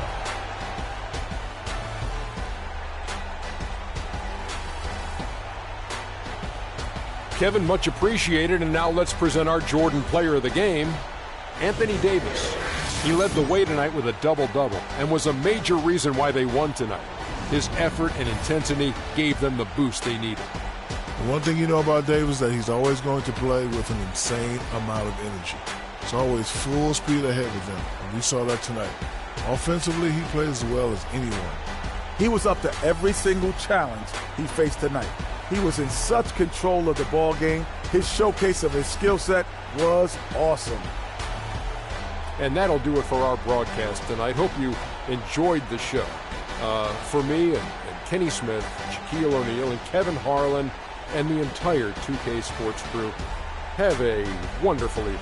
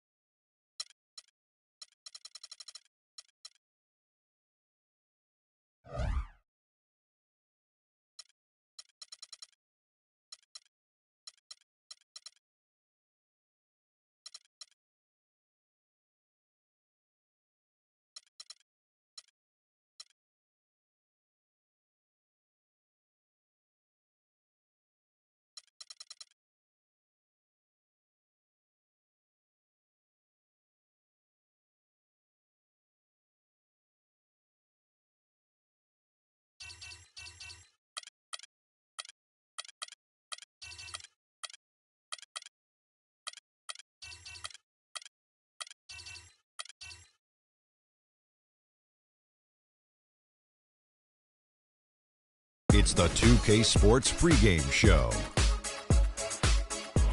With the Diesel and the Jet, this is Ernie Johnson. Welcome to the NBA on 2K Sports. In this game, we'll see the San Antonio Spurs going up against the Oklahoma City Thunder.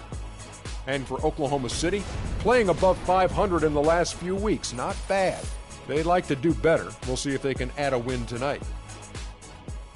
And so for Kevin Durant, so many years in Oklahoma City, and I mean, this has been his franchise since he's come into the league in Seattle and OKC.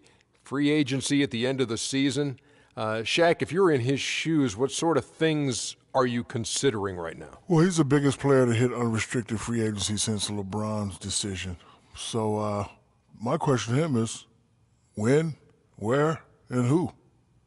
Yeah, well, it's a tough decision because everyone wants him. Who doesn't want that guy? But, you know, he's going to look at how he looks like a loyal guy, and they have put a lot and invested a lot of in him in Oklahoma City. So, you know, my odds are that they have the first dibs at him. That does it for us. Kevin Harlan with the call, and we'll see you later on.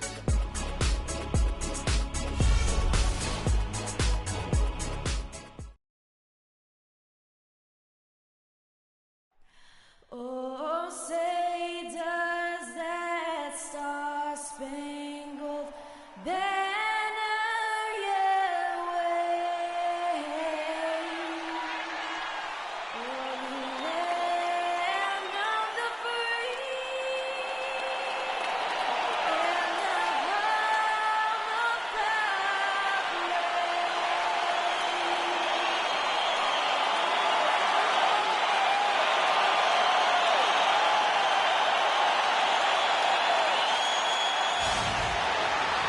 of proud Oklahoma City land of the Thunder in a fine Western Conference battle here at the Chesapeake Energy Arena. Sit back and enjoy this presentation of NBA basketball on 2K Sports. This is Kevin Harlan with Clark Kellogg and Greg Anthony.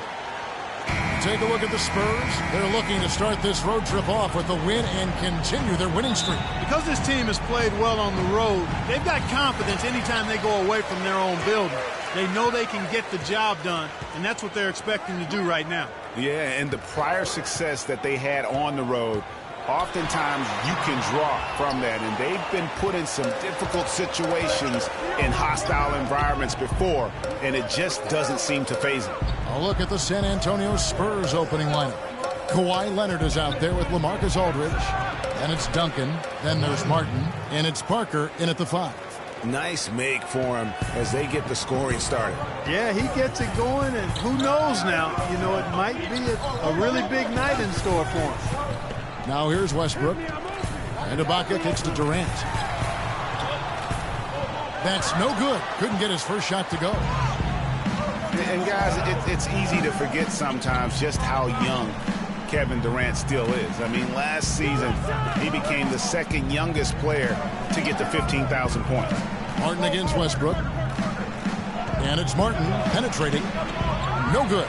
Now Oklahoma City takes it the other way. They put up a nice win against Utah last time out. And how about the game plan that was constructed for that one? I mean, it was apparent how powerless the D was to stop it. Yeah, that's a good way to put it. I mean, they just didn't have an answer for anything they threw at him. Aldridge with a screen on Ibaka. Parker, and foul called as he misses. He'll go to the line and shoot 2.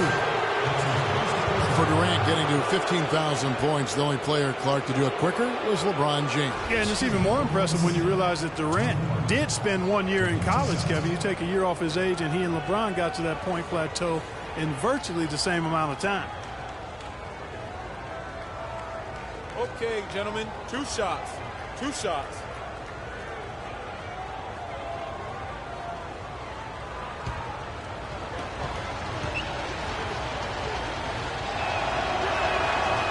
No good on that one. And how good a playmaker has Tony Parker been? One of the best in recent history. The all-time leader in assists for the Spurs over his 14 years there. Just a crafty guy with the ball in his hand.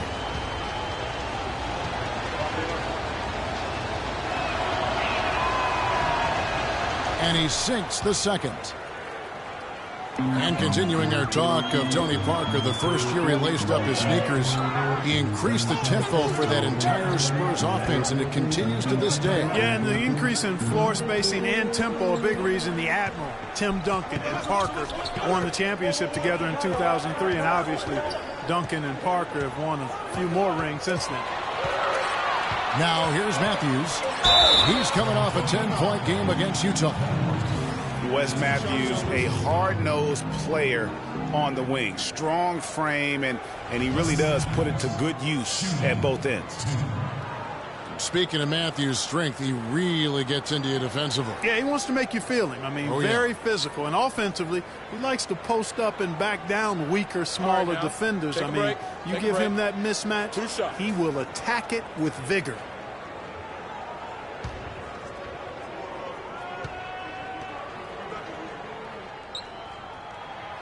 No good on the free throw.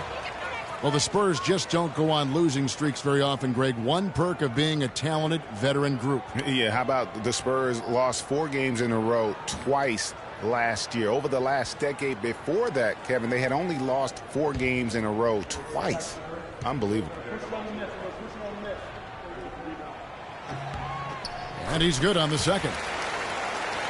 And you look at the Spurs and how they avoid losing streaks. I mean, most teams losing 4 in a row wouldn't be such a big deal. It's only a big deal for the Spurs because they're so consistent year in and year out. They really can't allow him too many open looks like that. I mean, that's just inviting trouble. Outside Westbrook. And he's going up for the alley-oop. And Ibaka slams it in.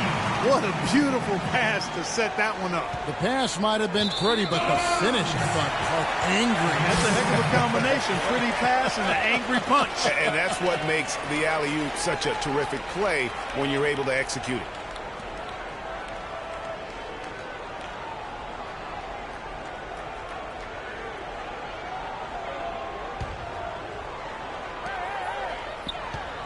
Here's Westbrook. Rebound, San Antonio. And guys, for the Spurs, a big reason they rarely go on losing streaks is that they have no bad matchups. One of only 3 teams in the NBA last year to defeat every other NBA team. Winning for this group is just second nature. Leonard, no luck. The defense ready for him on that possession. They had to be because he is so strong in the paint. Here's Durant. Blanketed by the D. He fights to the rim for the layup. One-handers. He broke the D down to the ground with that move. For San Antonio, they've gone 2 for 4 from the field so far today. There's the dish to Duncan. And the rejection by Ibaka. Durant, the pass to Matthews. Westbrook with a wide-open look, and he's good on the 3-ball. Westbrook's got himself going with the triple, his first basket of the game. Parker outside. They need this. And it's Paul Pierce with the rebound. The Thunder with the lead. Outside Westbrook. Durant sets a screen for Westbrook. Outside Durant. Durant drawing the double team. And Ibaka kicks to Matthews. Off the mark there with the 3-point shot. Well, it was the San Antonio Spurs winning their last game against Memphis. Proficient in that game at the offensive end of the floor. I mean, their passing was dynamic and their shot selection was superb. You do those 2 things hand in hand, Greg, you know the result. You move the ball like they did and take smart, good shots, you're coming away with a lot of wins. And he gets that one to go off the front iron. And so it's Oklahoma City with it.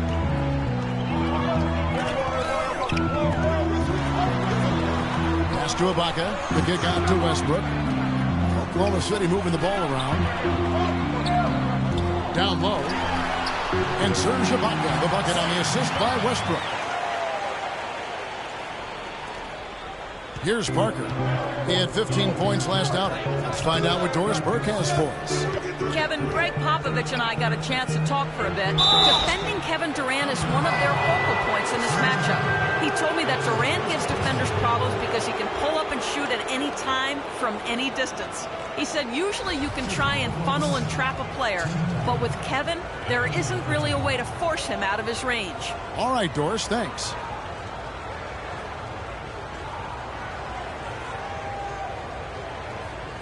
Okay, gentlemen, 2 shots. 2 shots.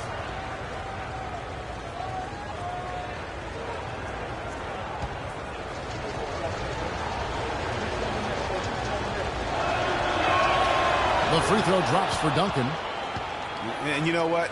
Last season, Tim Duncan added another record to his growing resume. I mean, he passes Karl Malone as the all-time leader in double-doubles.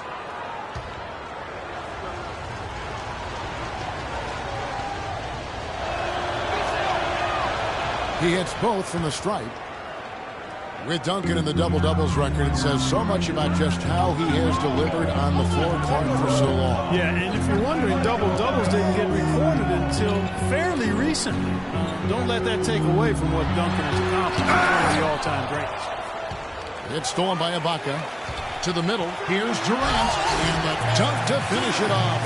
Beauty. And that's how you make a steal count. Turn it into a quick slam at the other end. It was really a case, it looked like Greg Anthony right there, if I can say so. It was really a case of a great defensive play triggering some instant offense. Yeah, I remember GA as an irritant, and this guy, much like Greg, creating havoc out there. Here's Pierce. Kawhi Leonard making his last shot. Outside Durant.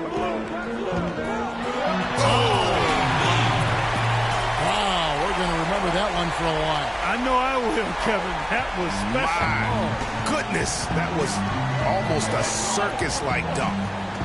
Now here's Parker. They look to him for part of their offensive attack. Right now he averages nearly 12 points a game. That's good. Hard to get that one off with the size difference there. That makes it a tough individual matchup for him, especially down low. Well, took on the big guys going in there and challenging them like he did. Boy, that was a nice job. Westbrook with the bucket. That was a strong pick. Ammonia strong by Ibaka. Well, Paul Pierce hinted that he could hang him up soon. He had that amazing run. Has nothing left to prove in the NBA, and I would say of all the players in last year's playoffs, had some of the most dramatic individual shots we have seen from one guy in a long time. He did, and you know, you forget he's done that really over the course of his entire career. Just kind of funny to see him doing it in a Wizards jersey, but you talked about it. He's going to go down as one of the all-time greats, no doubt about it. So many big moments over the course of his career, and also for all the kids out there, the best maybe footwork we have in our game. If you want to improve as a player, watch Paul Pierce's footwork.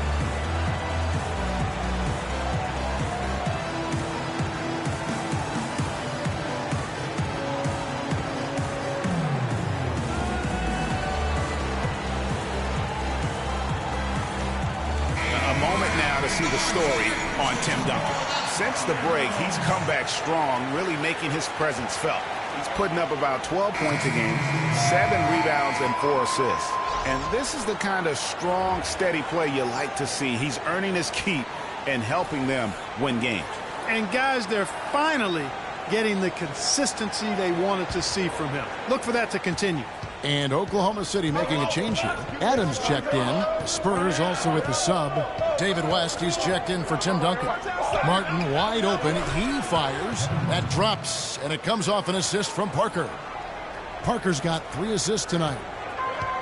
Well, the competitive nature was on display early in the career of Pierce. I mean, he has willed his teams to win his entire career and is baffled by anybody who doesn't want to win as bad as he does. And putting in the work on the boards, and it's paying off with chances like that. And GA, he does put in the work. You're right. It's why he's on the finishing end of one putback slam after another. Well, his effort has never been a question mark. He is an incredibly self-motivated player. And that competitive nature that you talked about with Pierce, that's really what sets him apart. He had so many great clutch moments in the postseason. Easily one of the most clutch players in recent memory. And a moment here to take a look at the scoring breakdown for the Thunder. fellas, they're passing the ball the way you're supposed to here in this first half. Something else they've been able to do so far tonight is earn those tough points in the paint. All right, now, take a break. Take a break. 2 shots.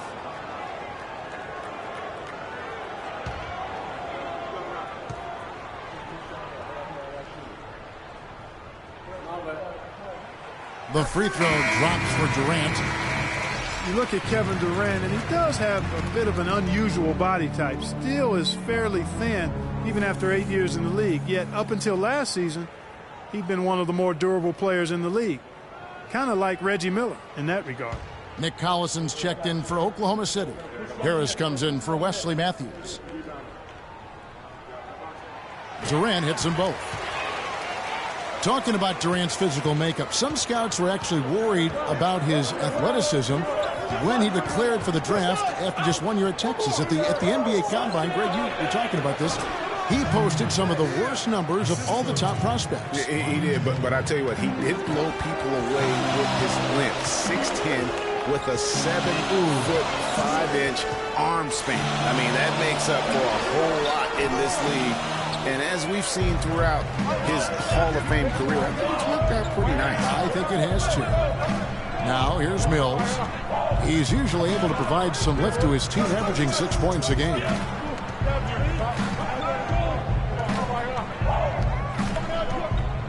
Shot clock at 5.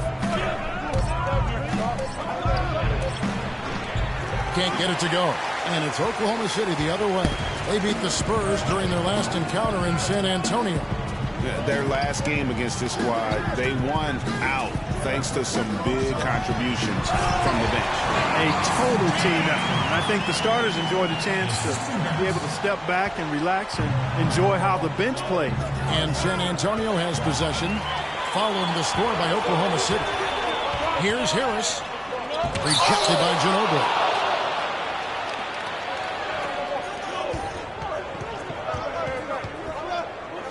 He kicks it to Mills. Pick by West. Ginobili, that's for 2. A picture-perfect screenplay, and the jumper's good. You know, the defense has got to do a much better job of fighting over those screens. And, Greg, especially when the ball is in his hands. I mean, come on now. You know, he doesn't miss too many open looks like that. Here's Durant. Bounces high off the rim and drops. Durant's got 10 points. Nothing better than a hustle play like that. It gets the whole team amped up, sets the example for everyone. Diallo, the screen. It's Ginobili outside. It's hauled in by Adams.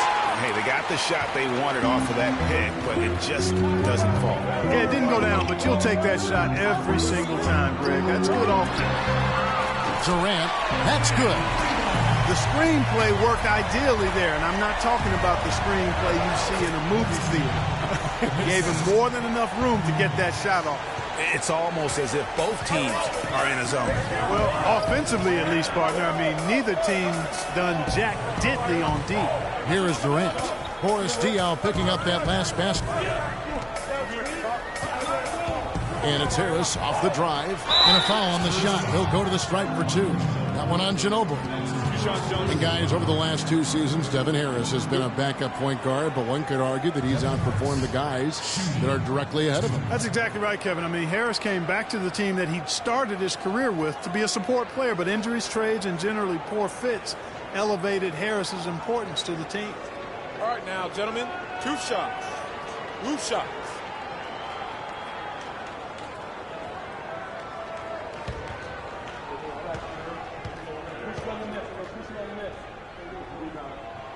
That one is off.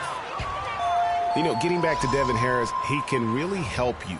But you want to do one thing, limit his minutes. 11 full seasons under his belt. Slender in build. It's best to play him around half the game if you can. Dion Waiters checked in for Durant. And the second free throw, good. You know, talking about the veteran Harris, his quickness was still apparent last season, and his skill set was a good fit for Coach Carlisle's flow offense. I mean, this guy's been around a long time, and there are very few that are quicker than him with the ball. Now here's Dudley. No scoring yet from him, but that's likely to change. And Mills kicks to Ginobili. Here's West. And the rebound goes to the Thunder. And he thought he had a clear path to the hoop, but the defense didn't give up on that play. Tell you what, he's going to put that one in his scrapbook. Absolutely insane with that dunk. Well, now they're starting to rub it in, aren't they? Have to build up the lead, and here we go, folks. It's showtime.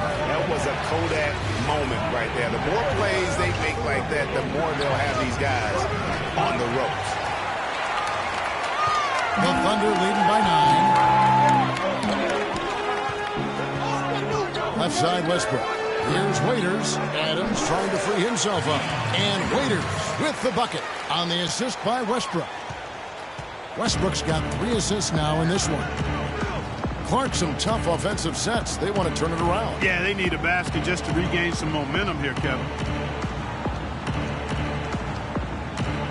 Now here's Mills, guarded by Harris. Awesome defense. I mean, he'll hit those unless you're right in his grill. Waiters against Dudley. Puts it up from 12. Shot's good by Waiters. Waiters got his second basket of the night. Not a lot of resistance on the inside, and they're taking full advantage. Greg, the play in the paint has gone almost entirely all their way. Picked by West. Back to Diaw. Inside. Shot to stop the run. Rejected by Collison. Waiters dishes to Westbrook. Some nice passing by Oklahoma City here. And Waiters kicks to Harris. Westbrook drives in. Here's Waiters. Here's Adams. And 2 free throws coming up as he misses that one. Drawing the whistle and a lot of contact there.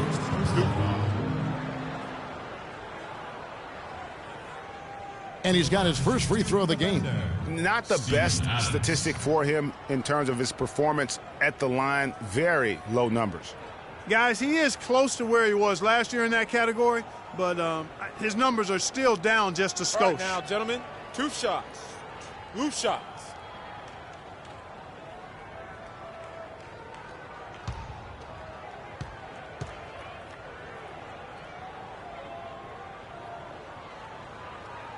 And he makes the first. And the Thunder making a switch here.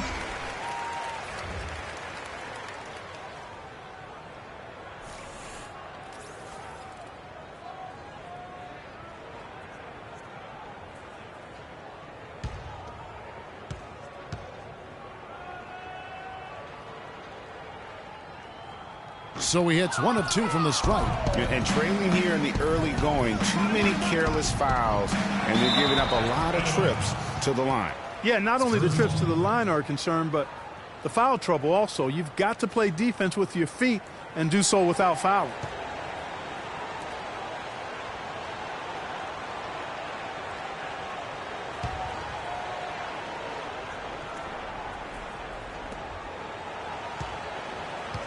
Ginobili outside.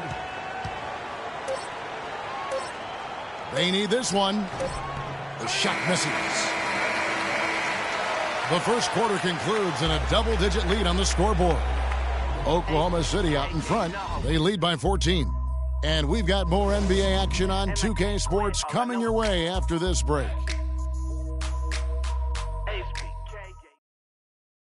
And Kevin Durant always in the gym, always working to improve. We asked him where that inspiration and passion originated.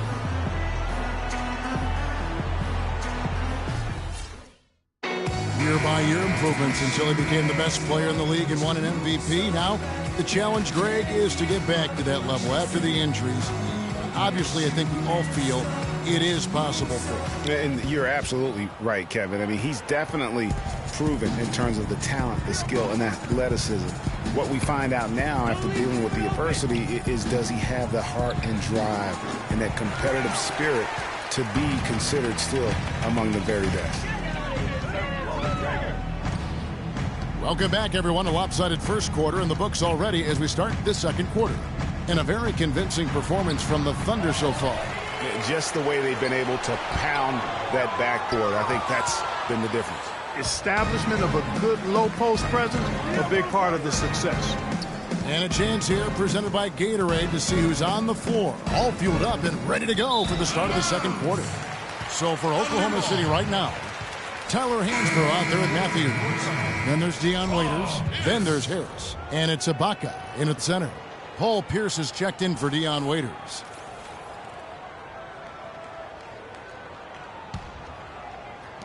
Oklahoma City leading by 14.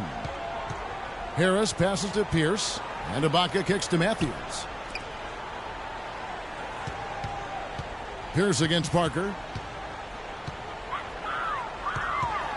Left side Pierce, back to Matthews. Ibaka with a screen on Martin. Here's Matthews. Banked in off the glass. Matthews has got the opening field goal of the second quarter for the Thunder. I think they need to get much more disruptive defensively. They can't just keep allowing these easy baskets. That's got to be job number one right now. Nothing easy on the inside. Parker kicks to Aldridge. And it's in after a nice bounce off the right side. Aldridge has got 5. And one thing that everybody loves about Coach Pop is his frankness. You get a taste of it in interviews, but he's as honest and straightforward with you as he is with anybody else. Spurs trail by 17. Parker with it. Pierce with the steal. And now running up the court. Pierce pushing it up. Here's Hansbrough. Stolen by Martin. Matthews against Leonard. Outside Martin. That's good, and it's Leonard with the assist. And that's now 7 points for Kevin Martin. Of all the guys you want to leave open out on the perimeter, he is the absolute last guy on the list. Attention to detail. Know your personnel. Now here's Pierce. He picked up 21 points in their last win against Utah. Matthews, no good. Man, that is a missed opportunity right there. And he'll be the first to tell you, Greg, that's one he should have knocked down. Parker outside. Back to Leonard. And so he earns a trip to the line. Officials saw the contact, and he'll shoot 2. Listen, Kawhi Leonard hasn't been in the league for a long time, but he's feeling right at home. He said last season he wants to remain a Spur for life. And for Leonard to hear players say that a lot, but rarely before they reach the end of their rookie contract. Yeah, I think Leonard just realizes what a special situation he found himself in. I mean, he is the complete package as a player and custom made for how the Spurs like to play and do things.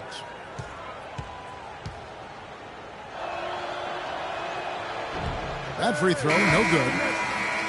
For a long time in San Antonio, it's been about the big three, and rightfully so with all their wins, and Kawhi Leonard seems to be their future. And Kawhi and the big three recognize that and are trying to ease the transition period. And if you know the Spurs, they'll make a smooth transition, won't they, Kevin? Absolutely.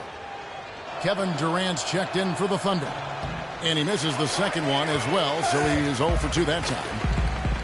And guys, for Kawhi Leonard and the Spurs, Coach Popovich already sees him as the next guy. He told Leonard not to think of the big three, but to think of himself as the big one. Another shot, and Duncan with the layup. The tenacity on the interior, just battling, bringing that effort and will for second chance points. And it's Harris off the drive. Pass to Ibaka. Pierce against Parker. That is good. Pierce has got 5 minutes. And guys, with what Popovich said about Leonard, small things like that can be the catalyst to get a player to reach greatness. Sooner or later, this will be Kawhi's team. You can't be pleased with all these easy looks they continue to give up there in the paint. No, I'm sure he's not, Greg. I mean, their defense is showing a lot of holes, especially down low. That's unacceptable.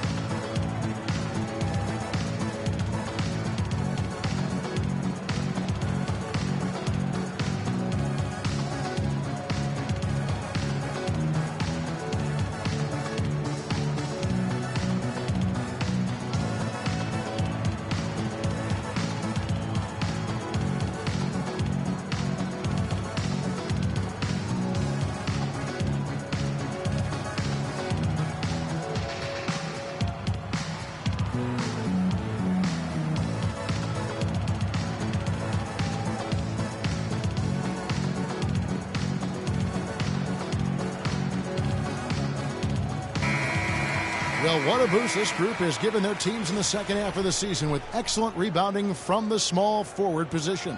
In the third spot, Kawhi Leonard. And maybe they're not the biggest or strongest players in the front court, but that hasn't limited their ability to get in there and mix it up and come up with a lot of rebounds night in and night out. I think you've got to look at their athleticism. I mean, they make up for all the size and bulk they may give away to the post specialists, and really that's how they're able to compete in there.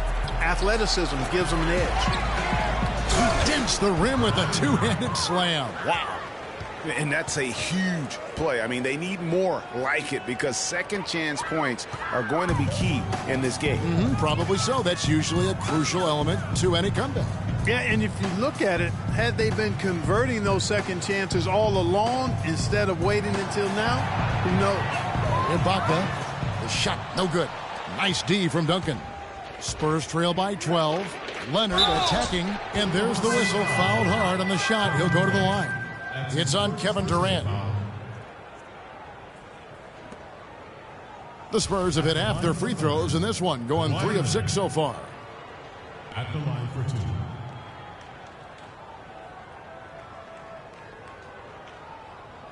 All right, now, gentlemen, 2 shots. 2 shots.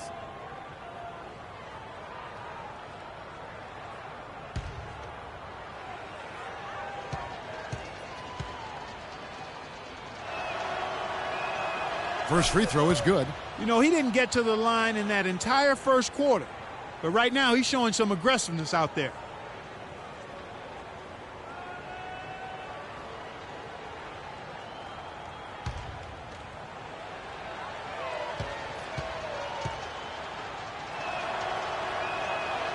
No good on the second free throw. This is part of the reason that they're down. They're really having trouble at the line. And it's Harris off the drive, and that one's good. And the Thunder lead by 13. You know, guys, I would call that methodical but explosive. You know, he waits for the opportunity and then boom, right to the rack. Parker outside and out of bounds as the Thunder gain possession. With 10 games left, let's see how the playoff race is shaping up out west. You look at San Antonio, they've had a great season and will look to extend that into the playoffs. And, of course, there's the Thunder right on their heels as they've got the next best record. And, you know, for the Thunder, they've had a tremendous year. There were a lot of people waiting for them to take that tumble late in the season. Well, those people might be waiting for a little while longer. I agree. I mean, it's clear they're not going anywhere. I mean, this is not a team that any opponent can take lightly come playoff time. Shot clock at 6. Here's Durant. And it's going to be 2 free throws. Drew contact on the shot. And checking out the numbers for Ibaka. How's the last month of basketball been for him? He's averaging 11 points a game, 7 rebounds, and just over 2 blocks. And the intimidation factor that he possesses with his shot blocking and rim presence, really the backbone of their defense. Yeah, you know, he's protecting the rim like it's his family. I mean, don't even think about going in there. Roof shots.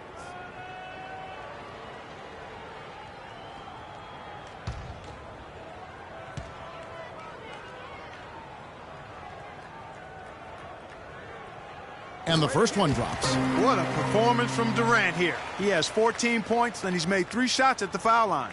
And you've got to take care of business at the free throw line, not just getting there, but converting.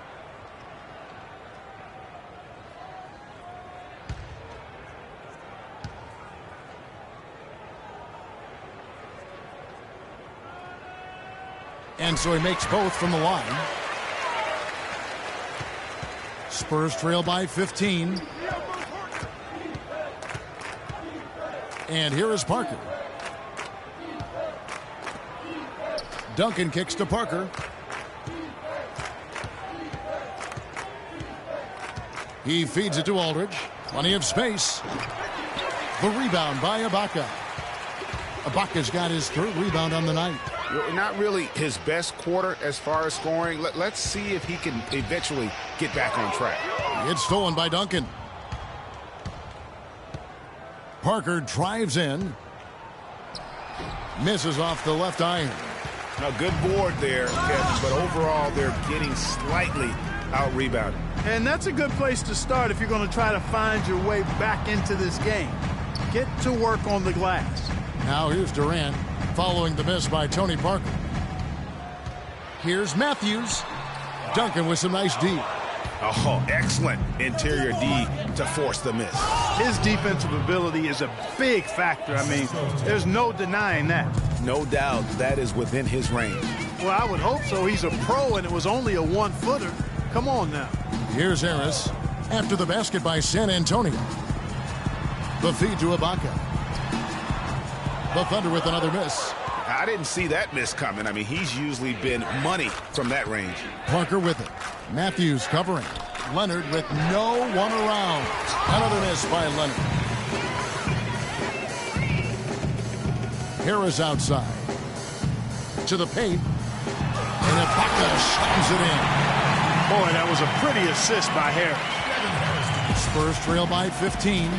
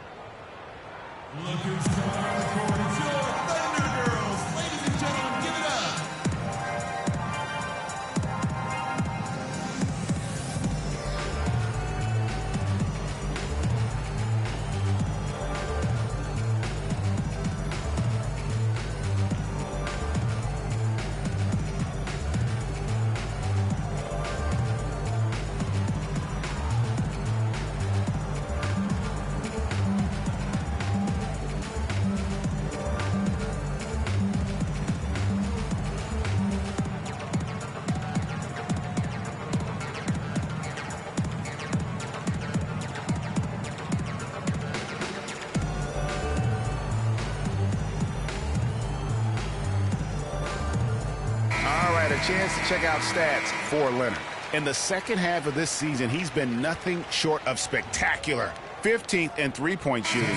And, of course, rim protection always at a premium. That's an important part of his game. Top 20 in blocks per. And nobody's able to guard him out there. I mean, defenders have been trying to get physical with him, but it doesn't bother him. He just shrugs it off. Catching up on the changes for Oklahoma City. Steven Adams, he's checked in for Ibaka. And Russell Westbrook is subbed in for Harris. Nice shot by Ginobili. Give an assist there, not for the pass, but for the solid screen set on the inside that freed him up and made the layup possible. And for Manu Ginobili last season, not his best.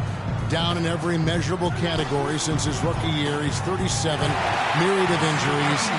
You know, but Rick, there's still something so special about that play. Yeah, I mean, so much of his game is about movement. And Kevin, after 13 full seasons and factoring all of the international competition, you're going to have to start to show some wear and tear, and that's been the case for Manu. Excellent point. He played 4 pro years overseas before the NBA. And that's just great work there to get in the shooter's face and then go and corral that backboard. Parker dishes to Aldridge. And all around the rim that time before dropping in. Aldridge has got 4 points this quarter. They've had assists now on their last 3 baskets. And it's not just their passing, but also the body movement off the ball that's created a lot of those opportunities. Now here's Adams. 8 points his last outing. The kick out to Westbrook. That one's good from the corner. Westbrook's got 10 points. And just a little bit ragged defensively there, Clark. Outside Aldridge. Here's West. It's hauled in by Adams. Adams has got his 5th rebound in this one. Here's Durant, and he makes it look easy, dunking it hard with one hand. And those are the kinds of plays that are just killing them right now. Here's Parker, and 2 free throws coming up as he misses that one. Throwing the whistle and a lot of contact there. And so last season for Tony Parker, somewhat of a shift. I mean, he was solid, but injuries cost him a few games. He also had his lowest assist and points per game totals since his rookie year. But he fought through like the champion that he is. Okay, gentlemen, 2 shots. 2 shots.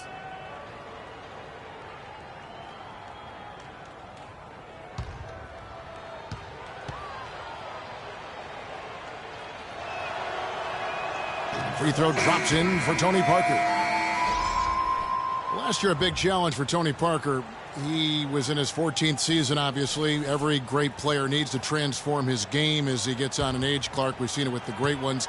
Parker did put up the highest three-point percentage of his career last year. And he also ran the offense with tremendous poise and professionalism and cut down the turnover average as well, the lowest of his career. Now, here's Westbrook. A 26-point game for him in the win against Utah. You know, and in watching that game, he did a really nice job of passing the basketball, scoring and setting up his teammates. Mills, he's checked in for San Antonio.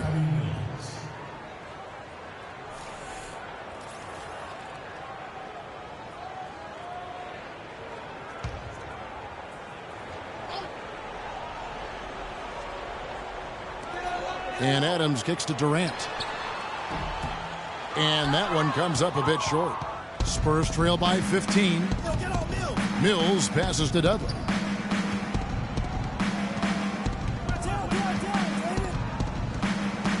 Kicks it to Diaw. Out left to the wing. 5 to shoot. Spurs working the ball around now. Ginobili, that's good. You know, he's had better starts, obviously, but he's shaking it off here in the second. Outside Durant. Feeds it to Waiters. Lets it go from deep. Got it. And he's now 3 for 5 from the field. Not too much respect shown to him by the defenders. Diaw with the screen on Westbrook. And Mills kicks it to West. And he comes off the screen to bury the jump shot. You can't afford to get him that kind of a look. Well, you know, he came off a good screen, but still, as a defender, you got to do a better job of fighting over and through that. Waiters gets a wide open look. The basket good off the assist from Durant. And that's now 10 points for Dion Waiters. Spurs trail by 17. Diaw, the screen. Now Mills. Diaw with the screen on Westbrook. Mills dishes to Diaw. Trying to answer back, but that three is off the mark. Oklahoma City has gone 6 of 8 on three-pointers in the game, an outstanding 75% mark. Dudley against Westbrook. Here's Adams, and there's the slam dunk to finish it off. Nice job clearing some space out under the boards and setting himself up there for the putback. And not just any old putback, Clark, but a big, big foul. You know, Kevin, you can't be pretty, though, with those second chance opportunities. I mean, just put it in the basket. So it's San Antonio now, following the score by Oklahoma City. West a screen on Westbrook. Off the screen, and it's blocked by Adams. Ginobili with the three, and that one's good. Ginobili's got 7 now in this quarter. Boy, I tell you what, he loves getting looks like that from the three-point line. No one near him. That's a warm-up jumper for him. Here's the screen. Three-pointer. And Waiters with the bucket on the assist by Durant. And that's 13 points for Dion Waiters. Spurs trail by 19. And Mills kicks to Diaw. Passes it to Dudley. Diaw, the screen. And here's Mills for 3. And again, it's San Antonio with a 3. Boy, they're knocking down the long-range shots. A lot of those same shots they missed earlier in the first quarter. They still find themselves down here, but they're starting to make some headway into that deficit. Back to Waiters. Stolen by Ginobili. And Ginobili with a clear path to the rack. And he caps off the fast break with a monster slam. Well, they need those kinds of plays right now. I mean, smart defense generating some offense. And really, Clark, that's the way you get yourself back into the game. Key stops and then try to get out in transition for some easy. So the whistle blows on the shot and 2 free throws for the contact right there. Yeah, easy call. Yeah, you could hear the smack all the way over here where we are. The Thunder have shot 70% from the free throw line tonight, 7 for 10. And on the season, you know, they're hitting about 76%, which is a decent rate. Okay, gentlemen, 2 shots. 2 shots.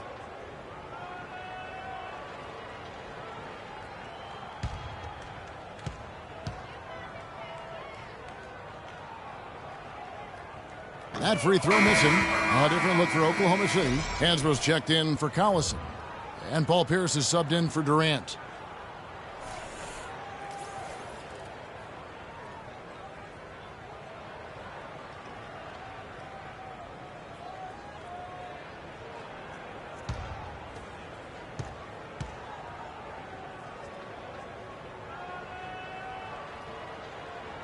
And the second free throw, good.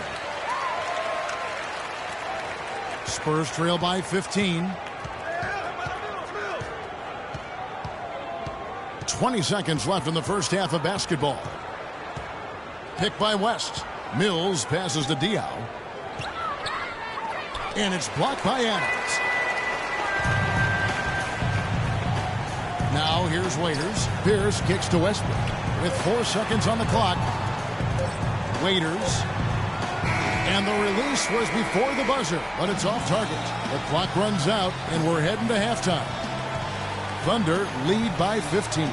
And a chance now to send you over to Doris Burke, standing by on the sideline. Doris? Well, Kevin, it obviously seemed like you were in a terrific flow. What is working for you right now? My teammates done a great job of looking for me. I'm just trying to finish plays. Post-up is working for us a little bit, so, you know, I think the second half they're going to come on me and double a little bit, so I got to kick out the shooters for good shots. Kevin, thank you. Gentlemen, this guy always credits the guys around him. All right, Doris, thank you. And time now for the halftime break with the third quarter soon to follow here on 2K Sports. And now, the 2K Sports Halftime Show.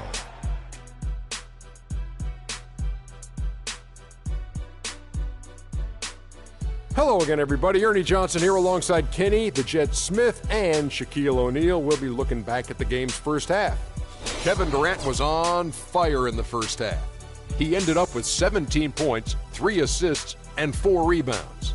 He put last game's performance behind him, doing some nice work in the opening period tonight. Kenny, let's get your take on Oklahoma City. Shaq, what did you see from San Antonio? They're getting completely outworked on the glass. Giving up that many rebounds is how you dig yourself into a hole like this, Ernie. They want to close the gap on the scoreboard. They got to close the gap on the boards. You like that, Ernie? They want to close the gap on the scoreboard. They got to close the gap on the boards. Oh, I'm so good. And that's it for halftime as the second half is just about to get underway. See you after the game.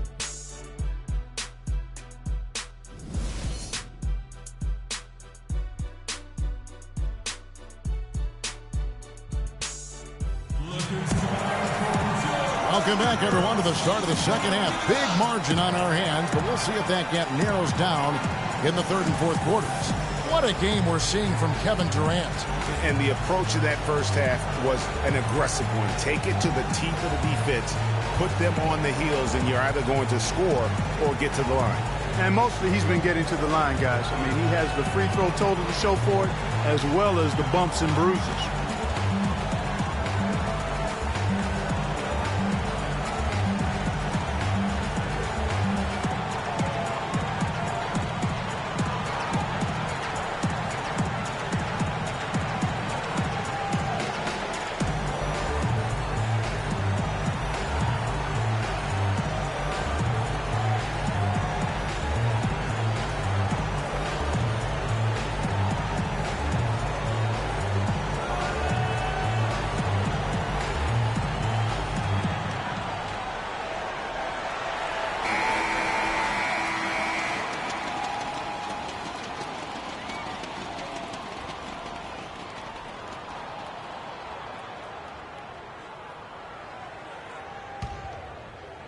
San Antonio with the ball. Up next for them, the Grizzlies at the FedEx Forum. That will conclude their brief two-game road trip. On the floor for San Antonio, we've got Parker. Aldridge out there with Kawhi Leonard. And it's Duncan. And it's Martin in at the 2 spot. And it's Aldridge missing.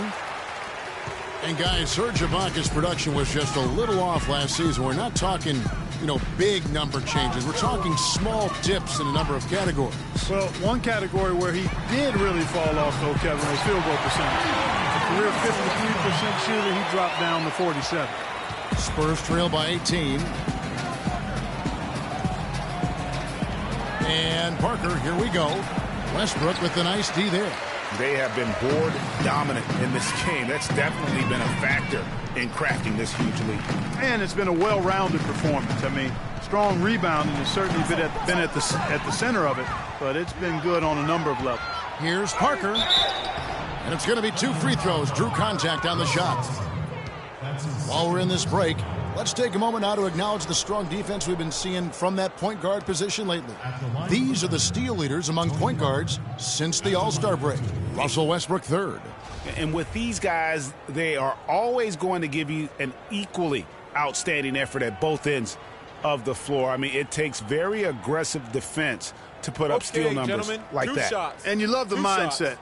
this guy has at the defensive end. He wants to impact the game defensively, and you love that attitude.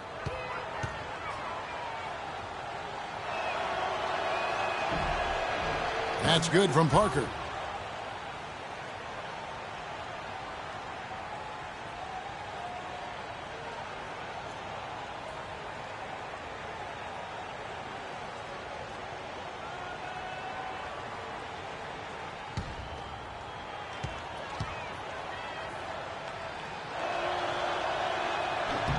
And Parker drops them both. Oklahoma City leading by 16. Westbrook dishes to Matthews. And he takes the feed in stride and slams it home. A great assist. Nice work from Russell Westbrook. Parker outside. Shot from 12. Westbrook with the block. To the inside. And Matthews gets it to go in on the assist by Westbrook. 9 points for Wesley Matthews. Parker against Westbrook. Parker kicks to Duncan. And he bangs it home with one hand.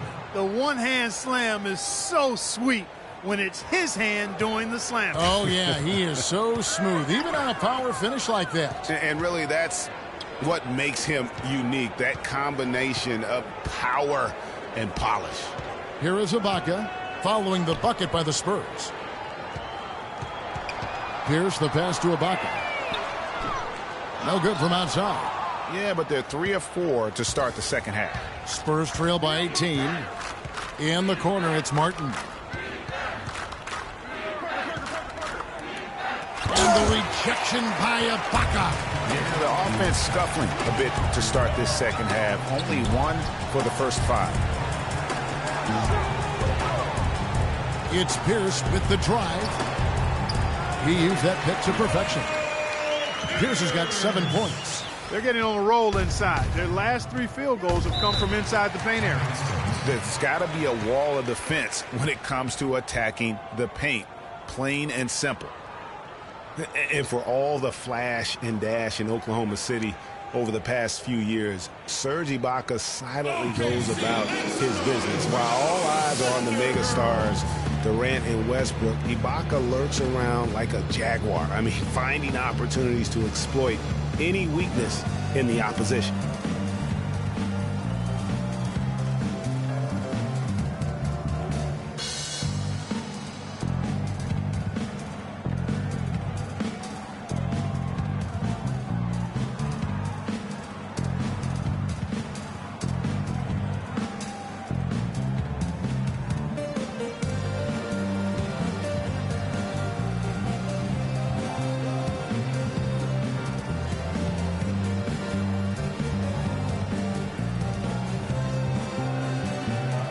And now Doris Burke has an update from the sidelines.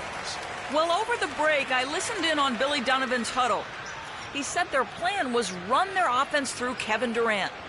Coach detailed the ways to ensure he's the one in charge out there, with the ball in his hands and the rest of the players falling in line behind him.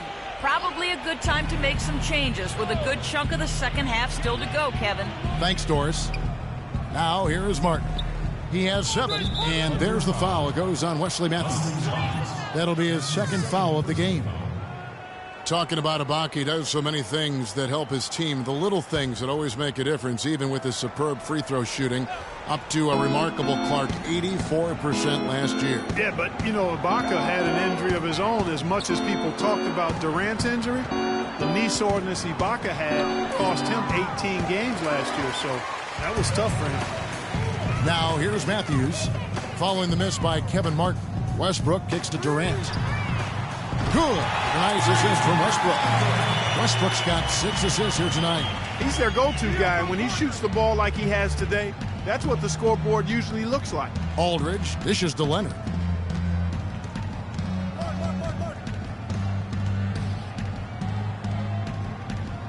Back to Aldridge. Outside for Martin. 6 on the shot clock. He clangs that one off the back iron, and down it falls.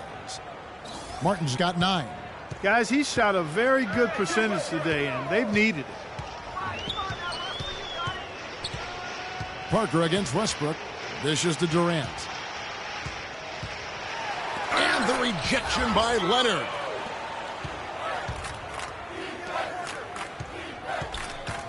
Parker outside.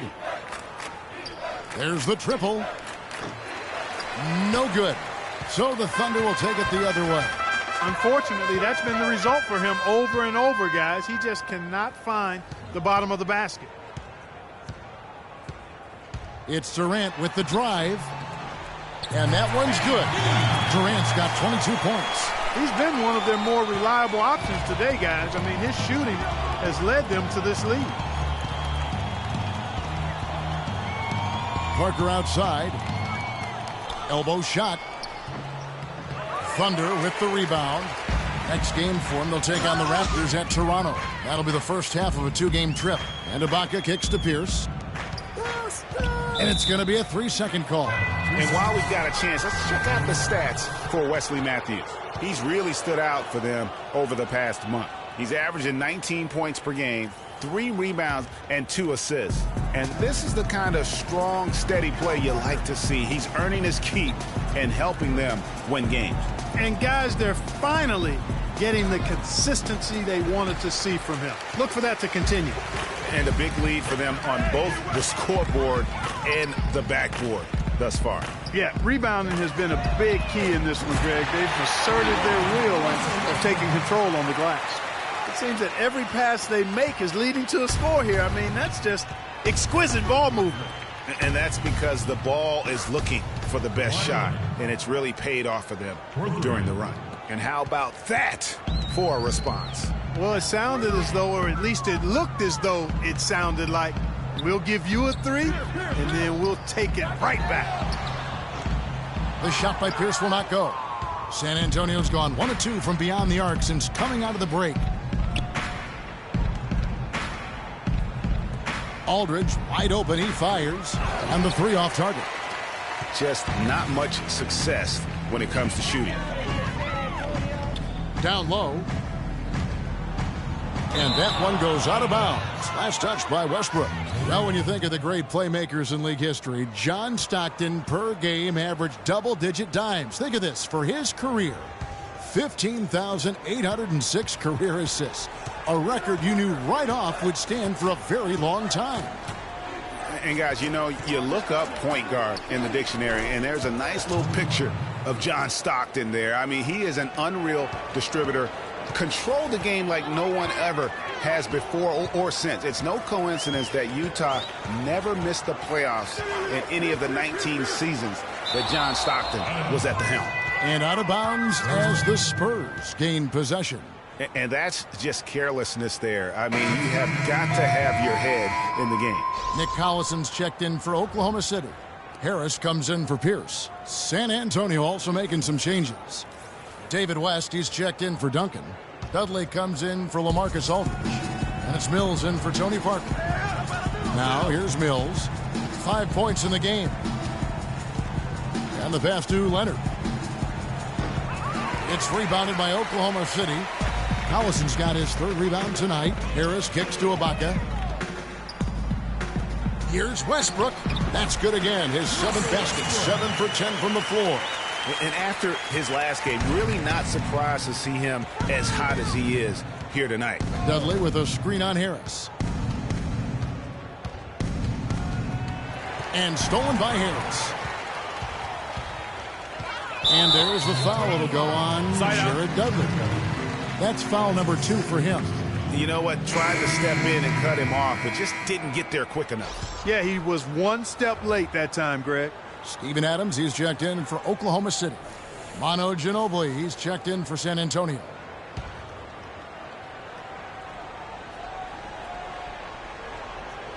And so the ball out of bounds. Collison touched it last. Let's go to the 2K leaderboard to see the teams that have been the top offensive squad since the All-Star break. Second, the Thunder. And as we get to the stretch run of this season, it seems their offense has improved. I mean, they're really getting comfortable with one another, and their production has also increased. And the Thunder making a switch here. Waiters is checked in. The Spurs also with the sub. Diaw's checked in. Here's Mills. 5 points in the game. West a screen on Harris. Mills passes to Dudley. Fires from 14, and he recovers it, but he gets it back. Diaw, 5 on the clock. West with a wide open look. A tad short, but it's good off the front iron. West has got his second bucket tonight. Really good awareness right there on the assist.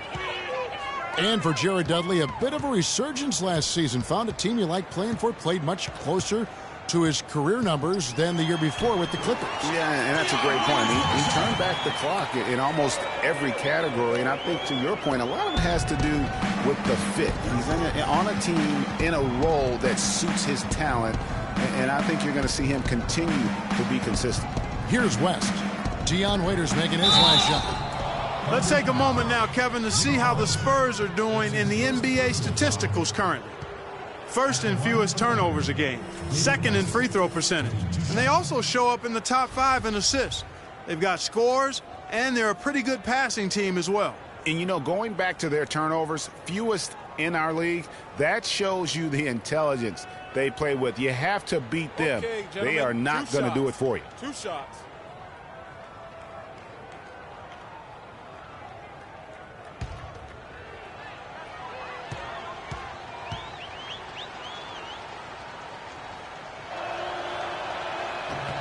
The first free throw is good. Tyler Hansbrough's checked in for Nick Collison.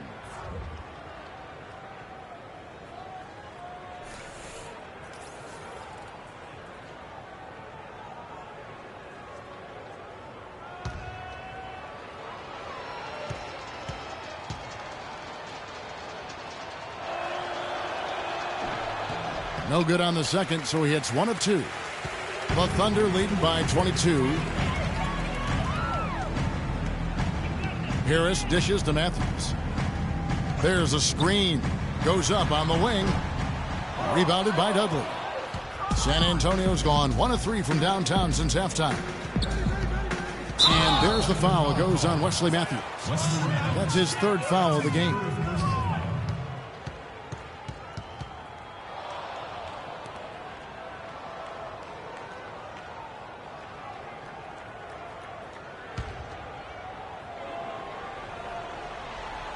Diaw, the screen.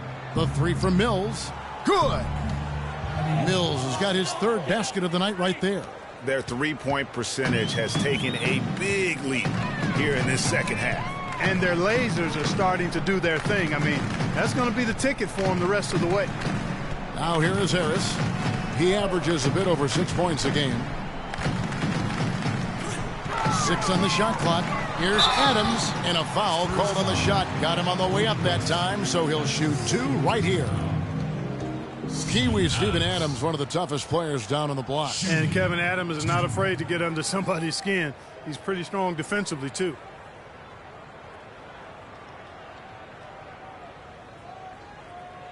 All right, now, gentlemen, 2 shots.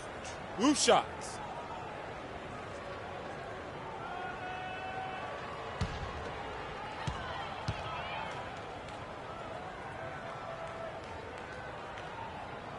First one falls for him. And, you know, guys, that's one of the things I like about Adams. I mean, he'll draw the ire of opposing players just because of how he approaches the game.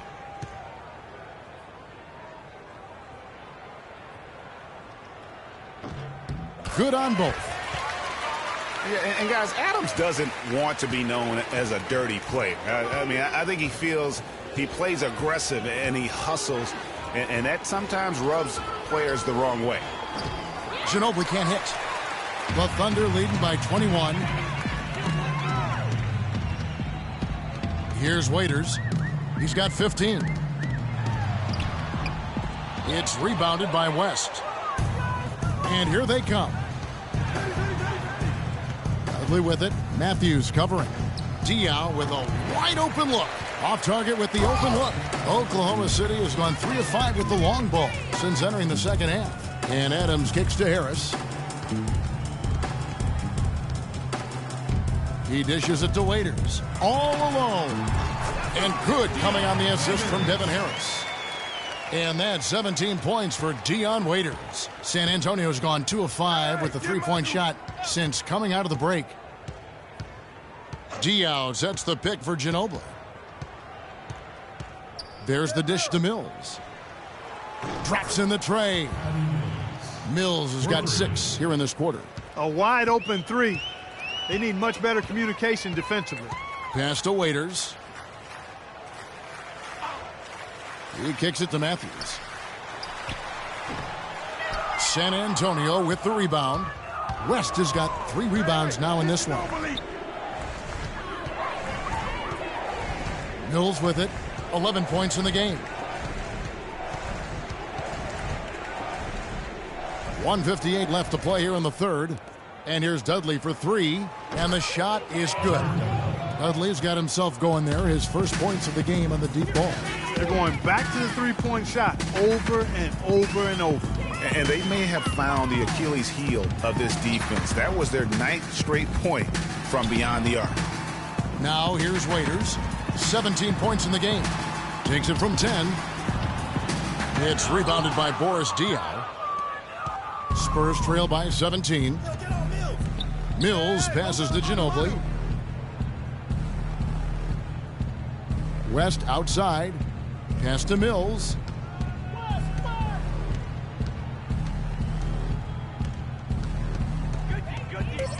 He's feeling it. And that's out of bounds. San Antonio will retain possession. LaMarcus Aldridge, he's checked in for Boris Diaw. LaMarcus Aldridge. A 3 off the inbound. And Patrick Mills gets the 3. Mills has got 14 points for the game. 12 straight points off of three-pointers, and the D looks shell-shocked. And guys, now that they're rolling from out there, the defense has to really get up into them. You've got to almost be in their jerseys to try to deny those looks. And guys, every time we think Patty Mills is going to take the next step in his development, he takes a step back. Last season, he shot career lows from the field and behind the arc after having one of his best ever campaigns the year before. That really just makes a coach pull his hair out, and fortunately for me, I don't have it.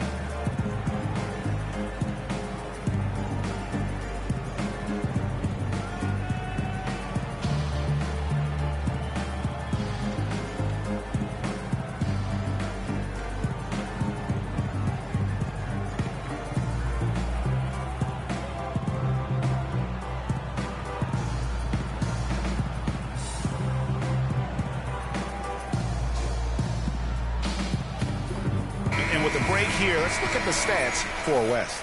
He's putting up about 8 points a game, 6 rebounds, and 2 assists. And he's really been pulling his weight. He's had a hand in some big plays here recently. Yeah, in every way, I think he's doing a much better job, and the numbers certainly support that.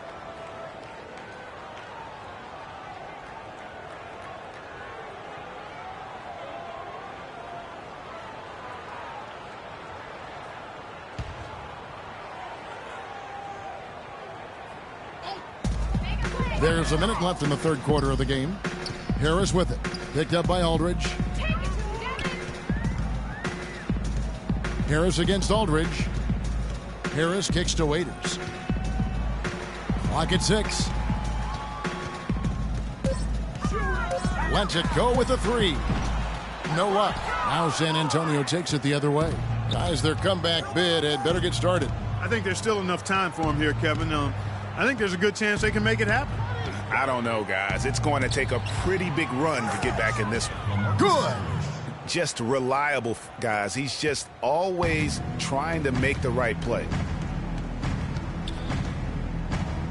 There's the pick, and it's Harris off the drive. Aldridge with some nice D. And here's Mills. 14 points for him. He feeds it to Aldridge. And so he draws the foul on the shot. A trip to the line to shoot 2. First personal foul. For San Antonio, they have made 9 free throws in the game, 14 attempts. Yeah, looking over their percentage on the season, I think they will be thrilled with the number in terms of their free throw percentage, 79. Those are good numbers for any team. Okay, I mean, they can feel extremely good about their free throw shooting percentage this season.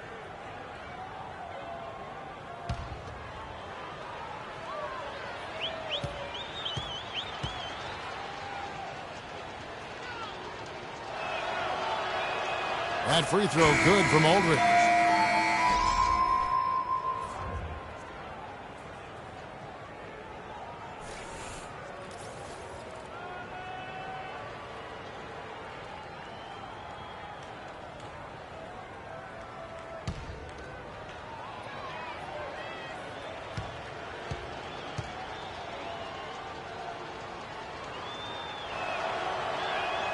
And so LaMarcus Aldridge nails them both. Well done again. He doesn't have the same problems at the line that plague some of the NBA's other big men. Here's Harris. And it would have counted had it fallen, but it's offline. Well, through 3 quarters of play, down double digits, it may be difficult to overcome. It's the Thunder up 10. And when we return, we'll get the 4th quarter rolling right here on 2K Sports.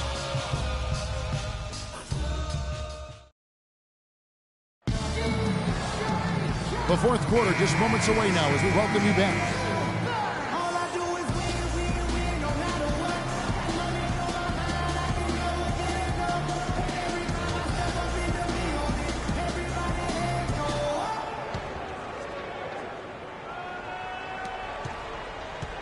Oklahoma City leading by 10 and stolen by Aldridge.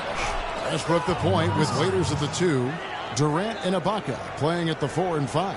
And it's Pierce in at the 3. That's the lineup out there for the Thunder. Now here's Waiters. Now Westbrook.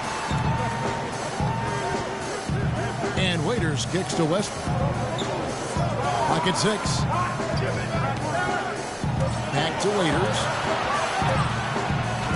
Good. Nice assist from Westbrook. 19 points for Dion Waiters. What a move. He saw a window on the other side of the rim and whipped it around for the immaculate reverse. Now the feed to Leonard. Kicks to Duncan.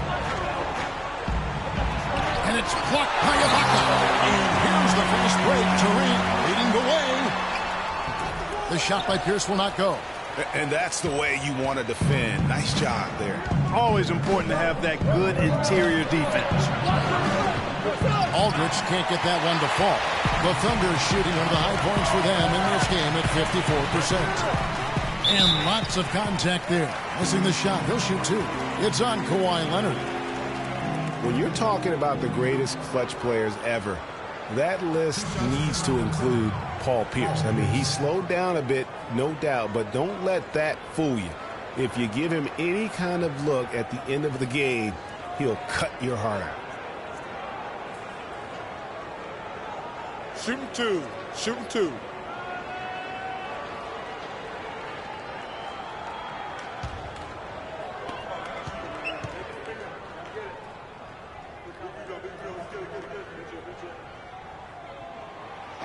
He misses the free throw.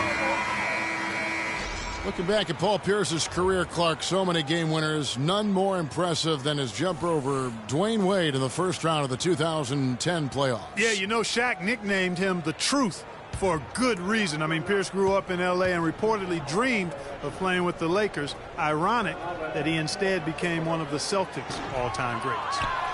So he can't get either to fall. Leonard dishes to Parker. Martin the screen. And Parker, here we go. And Durant sends it back. Just over a minute and a half played here in the fourth. Back to Westbrook. It's hauled in by LaMarcus Aldridge. Aldridge has got rebound number 7 for him tonight. Martin with it. Westbrook picks him up. Unloads from 13. It's good, and the Thunder lead is cut down now to just 8 points with the basket from Tony Parker. For Oklahoma City, they've gone 1 of 3 from the field to start the fourth quarter. Martin against Matthews. There's the pick. Feeds it to Durant. Good on the three-point shot. Durant's got 25. Good passing, setting up a lot of these buckets right now, Kevin. That's been the key. Dime-dropping delights is what I call it. Yeah, that's a nice pass. I will give you that one. Yeah, he was on the money, that's no doubt. And that's exactly what they need to do right now. I mean, just attack the basket. And, hey, if you get fouled, maybe you get some free throws out. Parker with the steal. And here they go. And Durant sends it back. And they continue to control the glass. Guys, I think they've simply been the more physical team, and that's why they're ahead. And that one's good. Westbrook. Back-to-back threes for him. The defense is slacking off a little. You've got to respect that three, or you'll give up points in a hurry. Now, here's Parker. To the inside. So he gets the whistle. Contact on the way up, and 2 shots coming up. And for LaMarcus Aldridge, always praised for his terrific shooting. His rebounding, as we know, Greg, has always been fantastic. Over the past 2 seasons, he's averaged double-digit boards. And that's why so many teams wanted him in this last free agency period. His ability to put points on the board as well as clean the boards. What a deadly combination. Hoop shots. Hoop shots.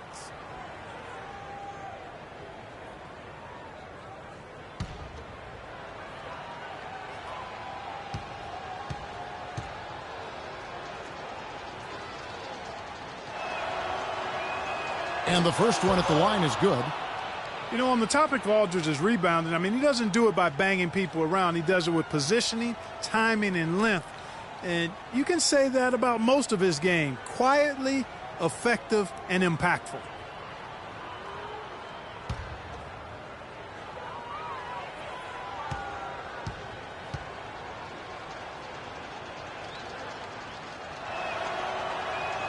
He's perfect from the line this time.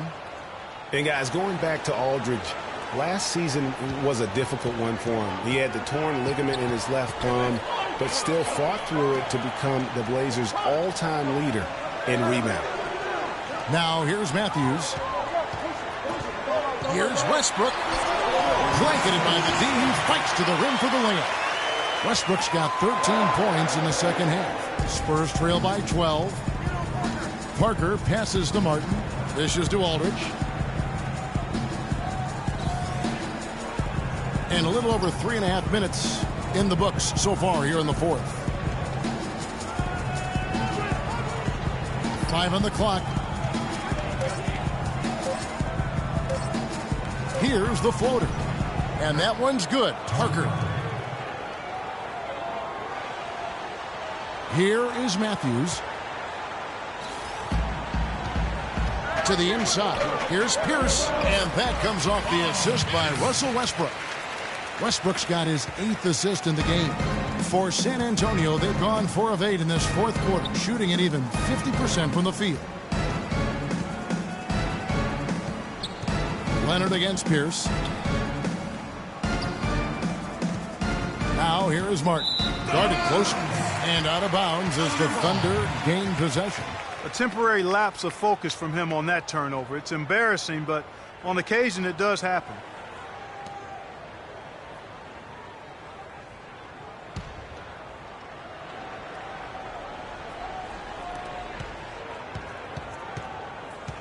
Now here's Westbrook.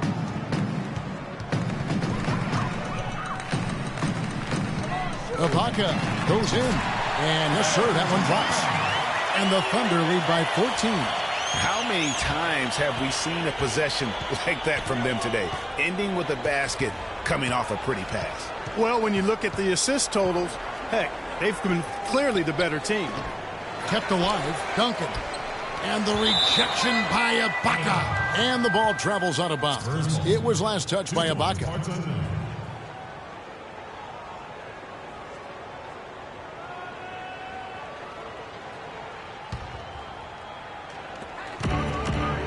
Aldridge a screen. Martin kicks to Duncan. Well, it was only a matter of time, but they finally get the bucket. Boy, that was a rugged screen set there, fellas, and the defense didn't even try to go through that one. To the middle, Pierce dishes to Ibaka. It's in and good for his 6th field goal in 10 attempts. And I love the fact that he didn't have to slow down or adjust there. The pass was just timed perfectly. Spurs trail by 14. Parker passes to Martin. Outside Aldridge. Passes it to Parker. Puts it up from 17, and he gets the jumper to drop. Parker's got 8 points here in this quarter. Textbook. Nice pass. Great catch. Even better finish. And Matthews kicks to Westbrook. Outside Durant. And stolen by Aldridge. Matthews against Martin.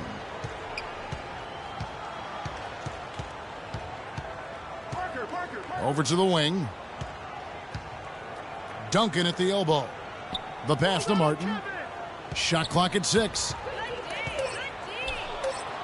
Aldridge dishes to Leonard. The Spurs rebound. Parker against Westbrook. Parker's shot is off. +8 in the rebound differential. One more reason why they're in control. Yeah, double-digit advantage on the scoreboard. They've taken the initiative. They've played, I think, with more purpose so far. Now here's Westbrook following the miss by Tony Parker. And there's the foul. It goes on Serge Ibaka. That'll be his 2nd foul of the game.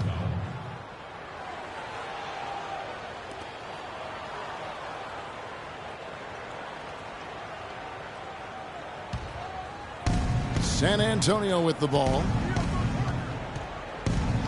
Aldridge a screen.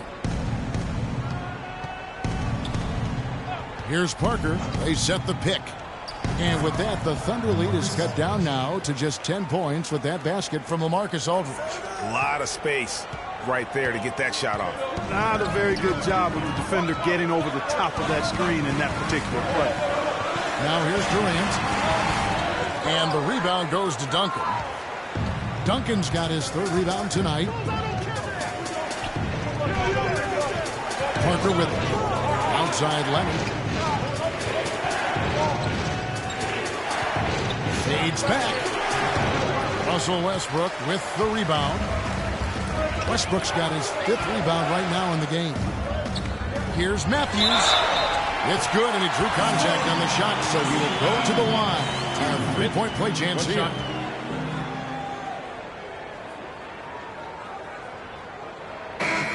And when you watch Wes Matthews, you see he's just a fantastic perimeter defender, Clark. He can match up well at either the 2 or the 3. His combination, Kevin, of length and strength and lateral movement make him an outstanding defensive player. And Oklahoma City making a change here. Adams checked in.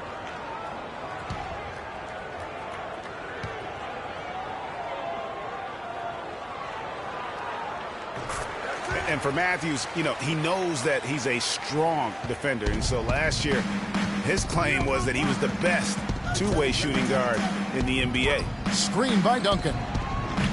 Parker's shot is off. Oklahoma City leading by 13. And Matthews kicks to Westbrook. Durant with a screen on Martin. Westbrook passes to Durant. And he dunks it after the pick frees him up. Maybe could have tried for a more memorable dunk than that. And we know he's capable of those memorable dunks. Yeah, and when he's got a lead like that, why not take a few chances? A lot more engaging and entertaining than just doing the old ho-hum one-hander. Listen, he has a chance to be considered the best two-way player at his position, and not sure if he is the clear-cut winner of that debate, but he is in the conversation. All right, now, gentlemen, 2 shots. 2 shots.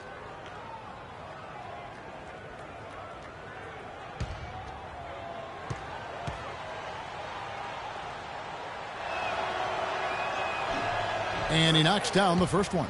It's been a good one for Parker. He has 18 points and 8 dimes. He's had great awareness out there, exploiting those passing lanes and coming up with steals. And Clark, it's as if he's been a step ahead of everyone else out there today.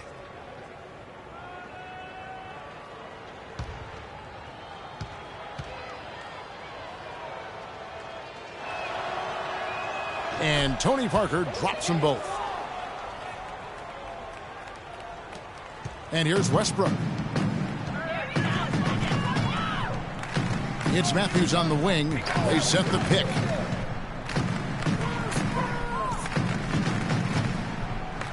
To the paint. Here's Adams. The shot is off. Duncan with some nice D. Martin with it. Westbrook picks him up. Duncan outside. Back to Parker.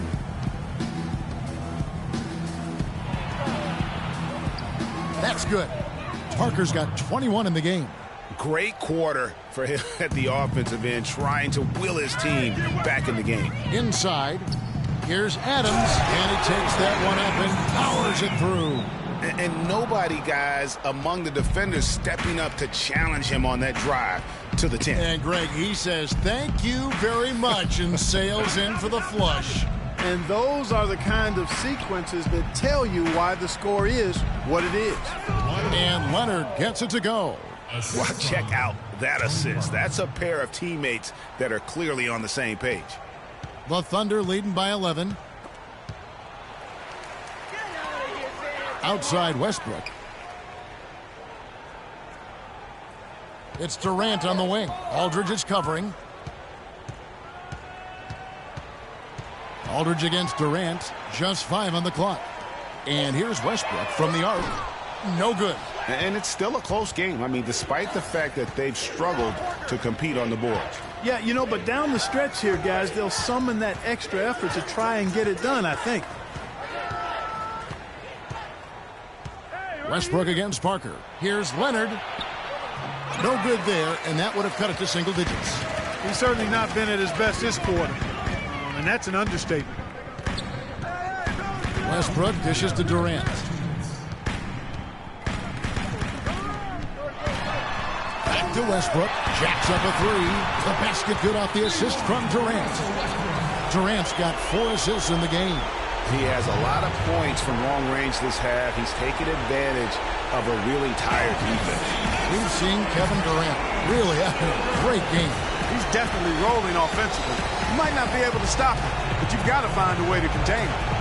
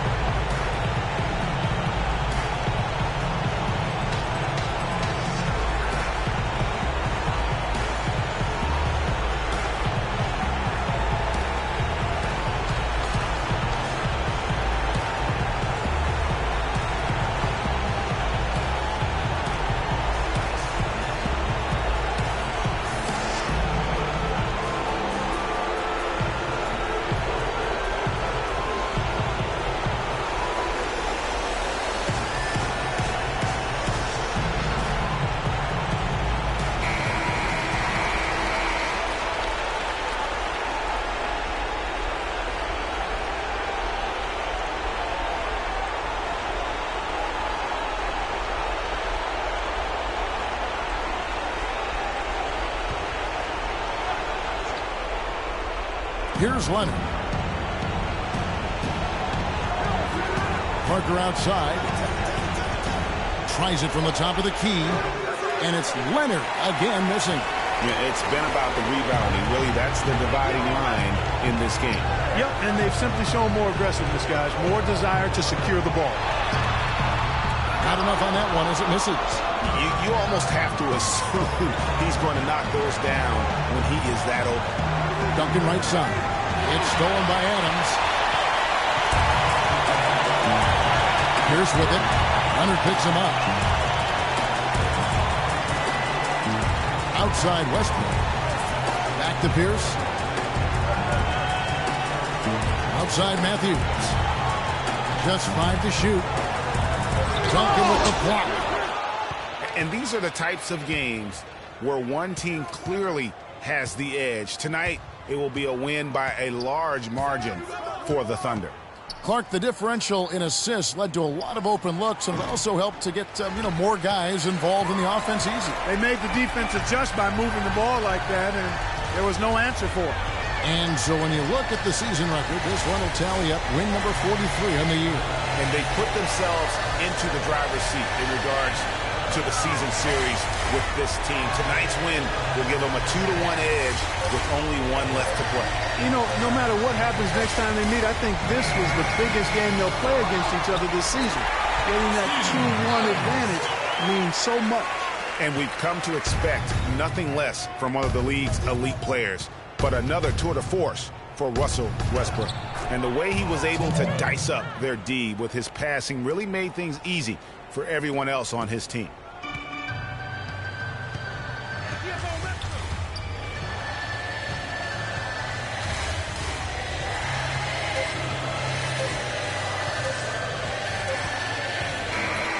So no problem for Oklahoma City as they get the win.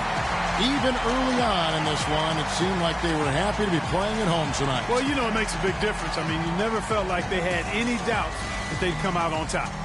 And now let's catch up with Doris Burke, who's standing by on the sideline. Doris? Kevin, what was the key in securing this win tonight? Well, we had to get stops. You know, those guys, they got so many options, so many good players, man. We just had to rally around each other and get stops. Thank you for the time, sir. Guys, back to you. All right, Doris, thank you. And that'll do it, folks. For Greg Anthony, Clark Kellogg, and Doris Burke, this is Kevin Harlan. Thanks for watching the NBA, presented by 2K Sports. Now we'll go to the studio with the award-winning Ernie Johnson. The 2K Sports postgame show.